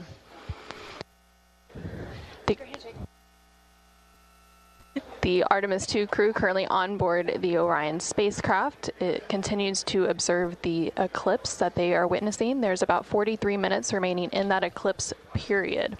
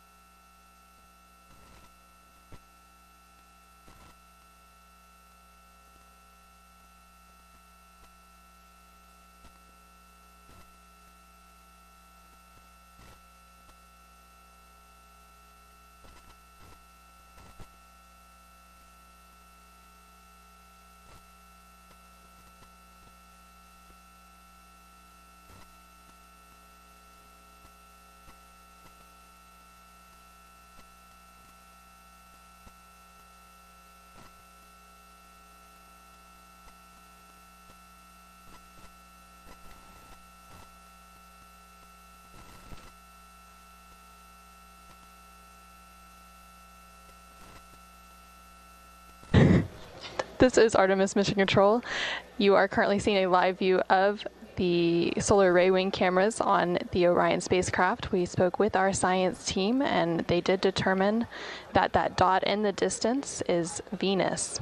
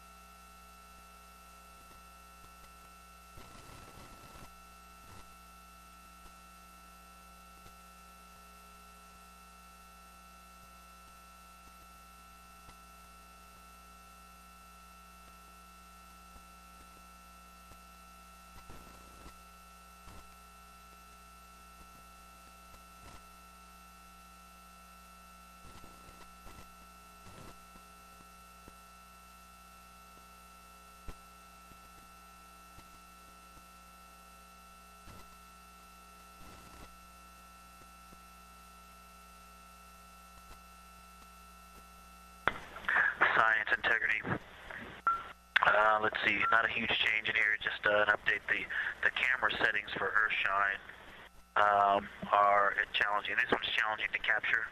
What we're seeing, we're just not picking up on the cameras. And after all of the amazing sights that we saw earlier, we just went sci-fi. This has, it just looks unreal. You can see the surface of the moon between, I guess, the Earthshine. I guess Earthshine. You can actually see a majority of the moon. It is the strangest looking thing that you can see so much on the surface.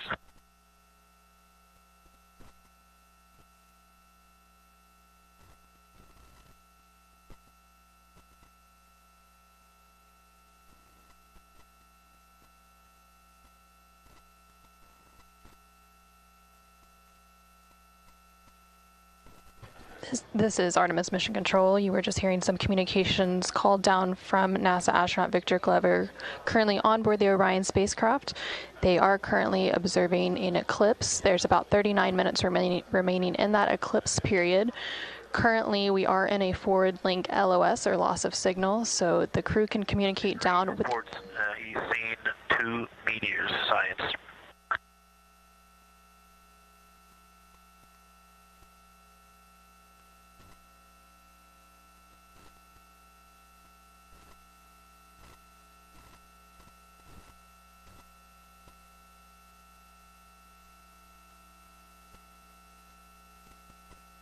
So we are in a forward link loss of signal. We do expect to regain signal in about 3 minutes, and at that point then the ground can communicate back up to the crew on board the Orion spacecraft. In the meantime, the crew can continue to communicate down to the ground. The ground is just unable to respond, so they are continuing to provide some science observations during this eclipse period. They've made some comments about Earthshine, which is the sunlight reflected from Earth when they come around towards the moon's near side late in this flyby window.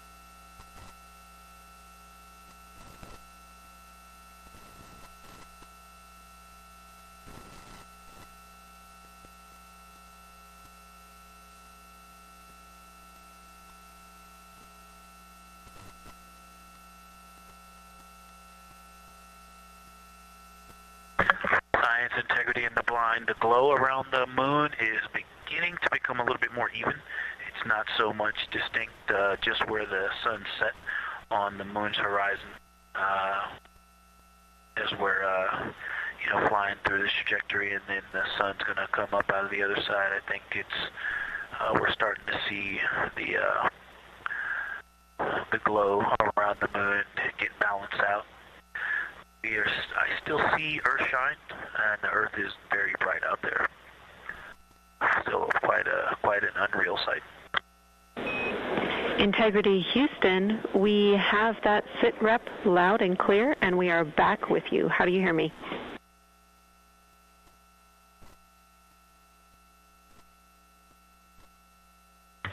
Hey Jenny, we have you loud and clear, thanks.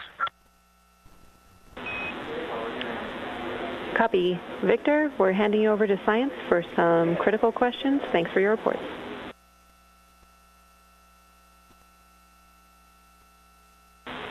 Integrity Science, we were loving your science sit reps in the blind, and it should come as no surprise that we have a number of follow-up questions. First, you mentioned Reed observing meteors. Can you speak to that? Were you referring to comets or impact flashes or something else?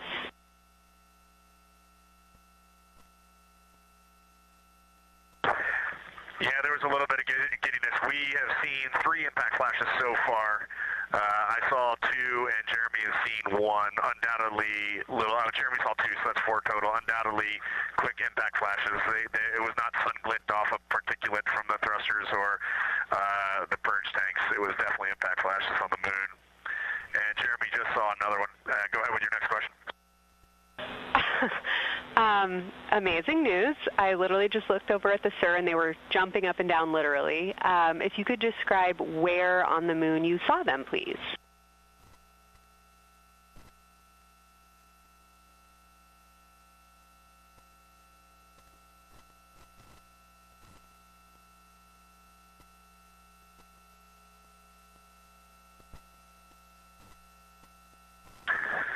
So they've all been either on or a bit south of the equator and on the Earth side of the moon. Stand by. All right, so Jeremy has seen them kind of on and south of the equator, kind of spread across the moon, and mine were both south of the equator and just a little bit left of center of the moon. Incredible news, Reed, and reminder, we have citizen scientists here on Earth looking for impact flashes, so hearing you saw them on the near side means that people saw them too.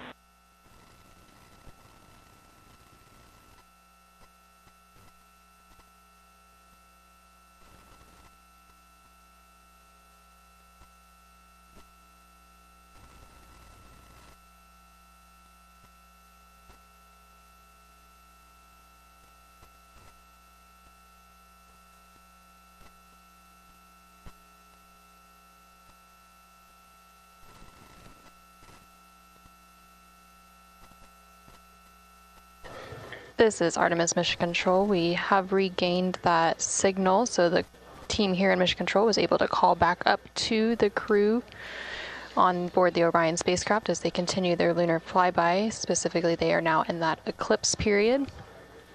So the science team here in Mission Control was able to ask some questions about some of the situational reports they were providing during that loss of signal. Specifically, they were interested in some of the meteors that they mentioned seeing and those impact flashes, and they did provide confirmation that they did see at least 4 impact flashes during that loss of signal. Are you still with us, Houston, or do we lose you? Integrity, I hear you loud and clear. How do you hear me?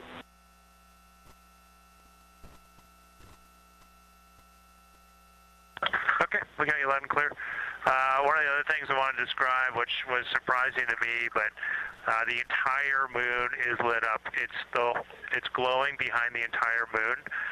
I thought it would look, dark against the black sky or deep space, but the sun is lighting up the entire limb of the moon. You can see the entire perimeter of it, and even now with the sun far behind the moon, you can still make out little bits of topography around the entire limb, just bumps as you go around it. And there's about the glow around the moon, once your eyes adjust, is easily 10 widths or diameters of the sun around the entire moon.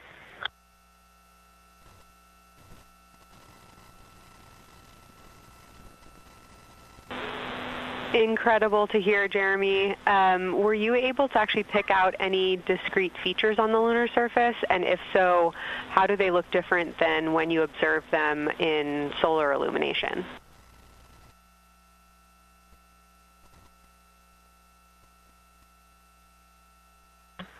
No, we really haven't been able to identify features on the lunar surface yet. We just see, the topography on the limb. For the Earth glow, we're about a quarter moon, waxing quarter moon, if you will, from the Earth glow perspective, and it's just at a very,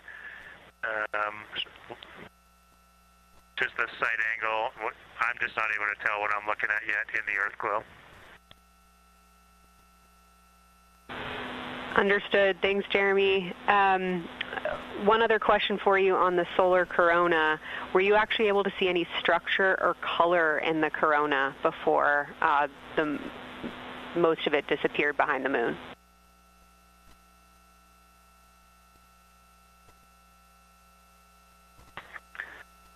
Yeah, I didn't pick out any color, but definitely structure. There were streamers, and they were not uniform at all. For me, the 5 o'clock position, there was just this constant streamer. It would change in intensity and diameter, but it was always there, and it was always at the 5 o'clock position. I only saw one plume, and it came out of basically the 3 o'clock position of the sun. That was very short-lived when I could see the plume. Exactly what we were looking for. Thanks, Jeremy. And a heads up that we, calculated here on the ground about how long you could see the corona for, and we expect it to start to appear again in the next 11 minutes. Thanks for those amazing descriptions.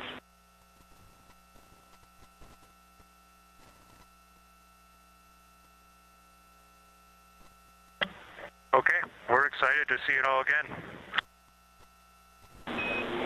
Integrity Houston, we're following along as well. That was outstanding. If you haven't already, just reminding you to swap positions at the windows. And that brief LOS we had previously was due to a data rate change expected.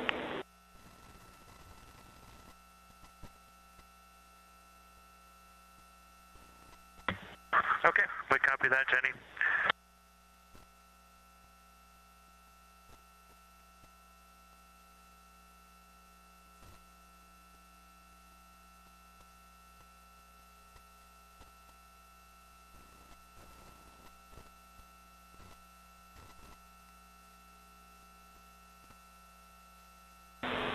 Integrity Science, one more request for you. While it's still fresh in your mind, any annotations or sketches you want to make of what you're seeing either around the corona structures you just mentioned or even on Earthshine would be so appreciated.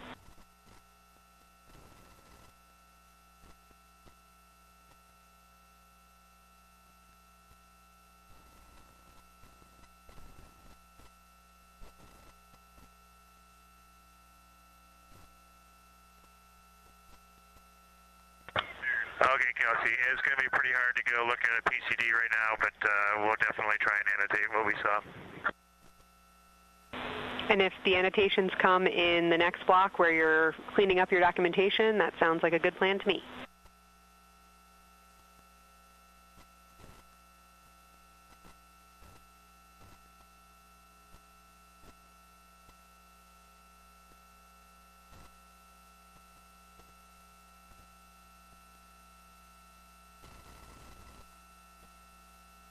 This is Artemis Mission Control. On the bottom right corner of your screen, you can see a view of the Science Officer console here in Mission Control.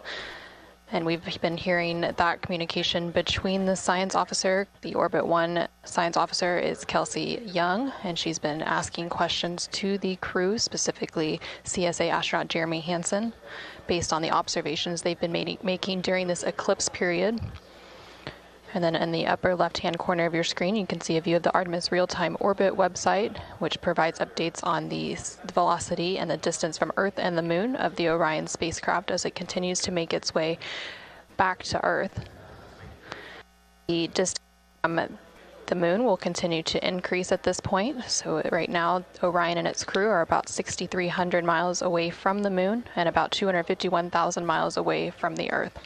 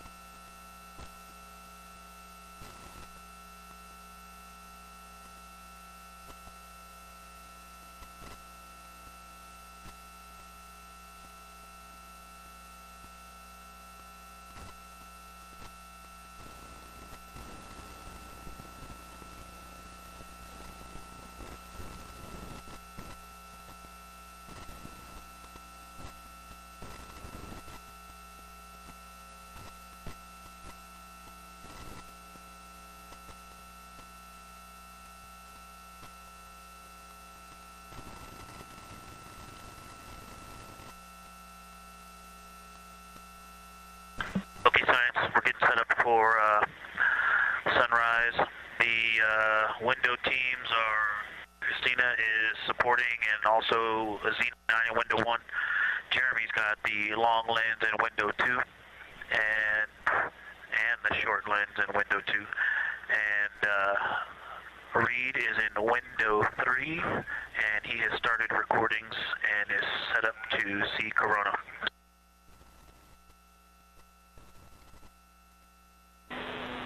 Great sit rep, Victor. That sounds like a good config, and we're showing coronal effects start to appear on your video camera. So in the next few minutes, we should start to hear your observations.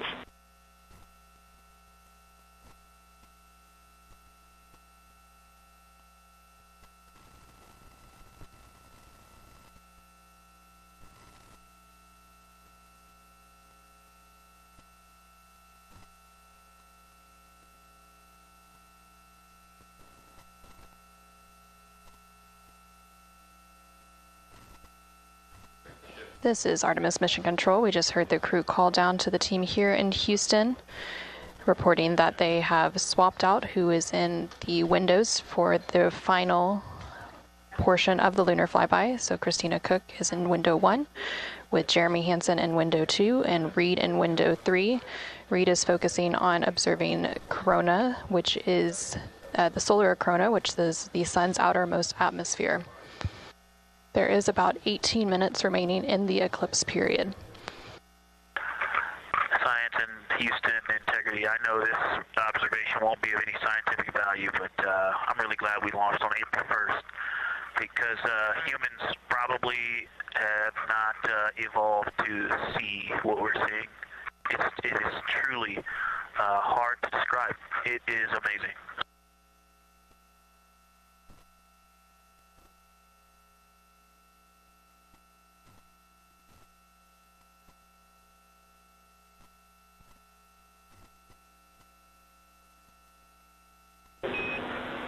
Amazing. Thank you, Victor.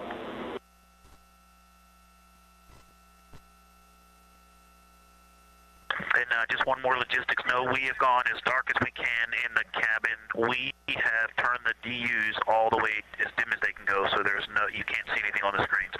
Every bit of light in the cabin affects the view. You're definitely seeing the brightness go closer. It's definitely brighter on the Earth-shine side, and so we're expecting to see some corona here soon. We copy all. Excited for what you see next.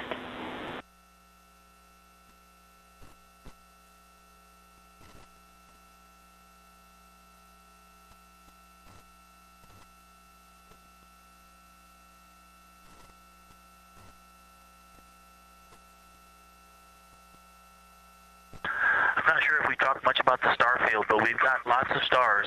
You've got the nice glow around the moon, but right off the well, we're upside down now, but from upside down 4 o'clock, right off the edge of the moon, looks like a planet. That line of planets.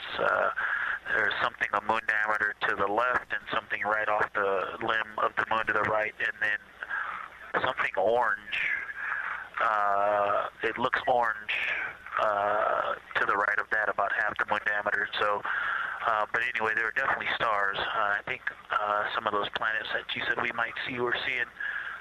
And so in unreal view, yeah, the moon in the foreground is one of the darkest things we see out the window. And now it's deep space behind it is kind of dark blue like it looks from Earth, but we can also still see stars.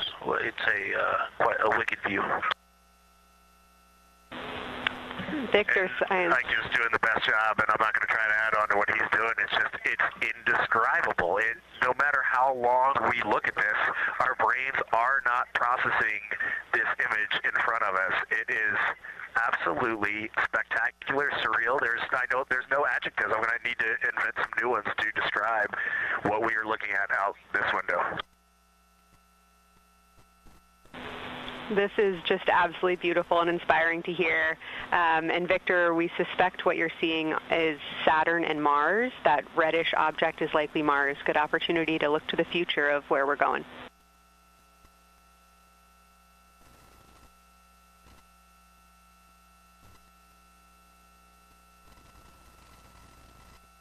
Yeah, we can absolutely see the color of Mars.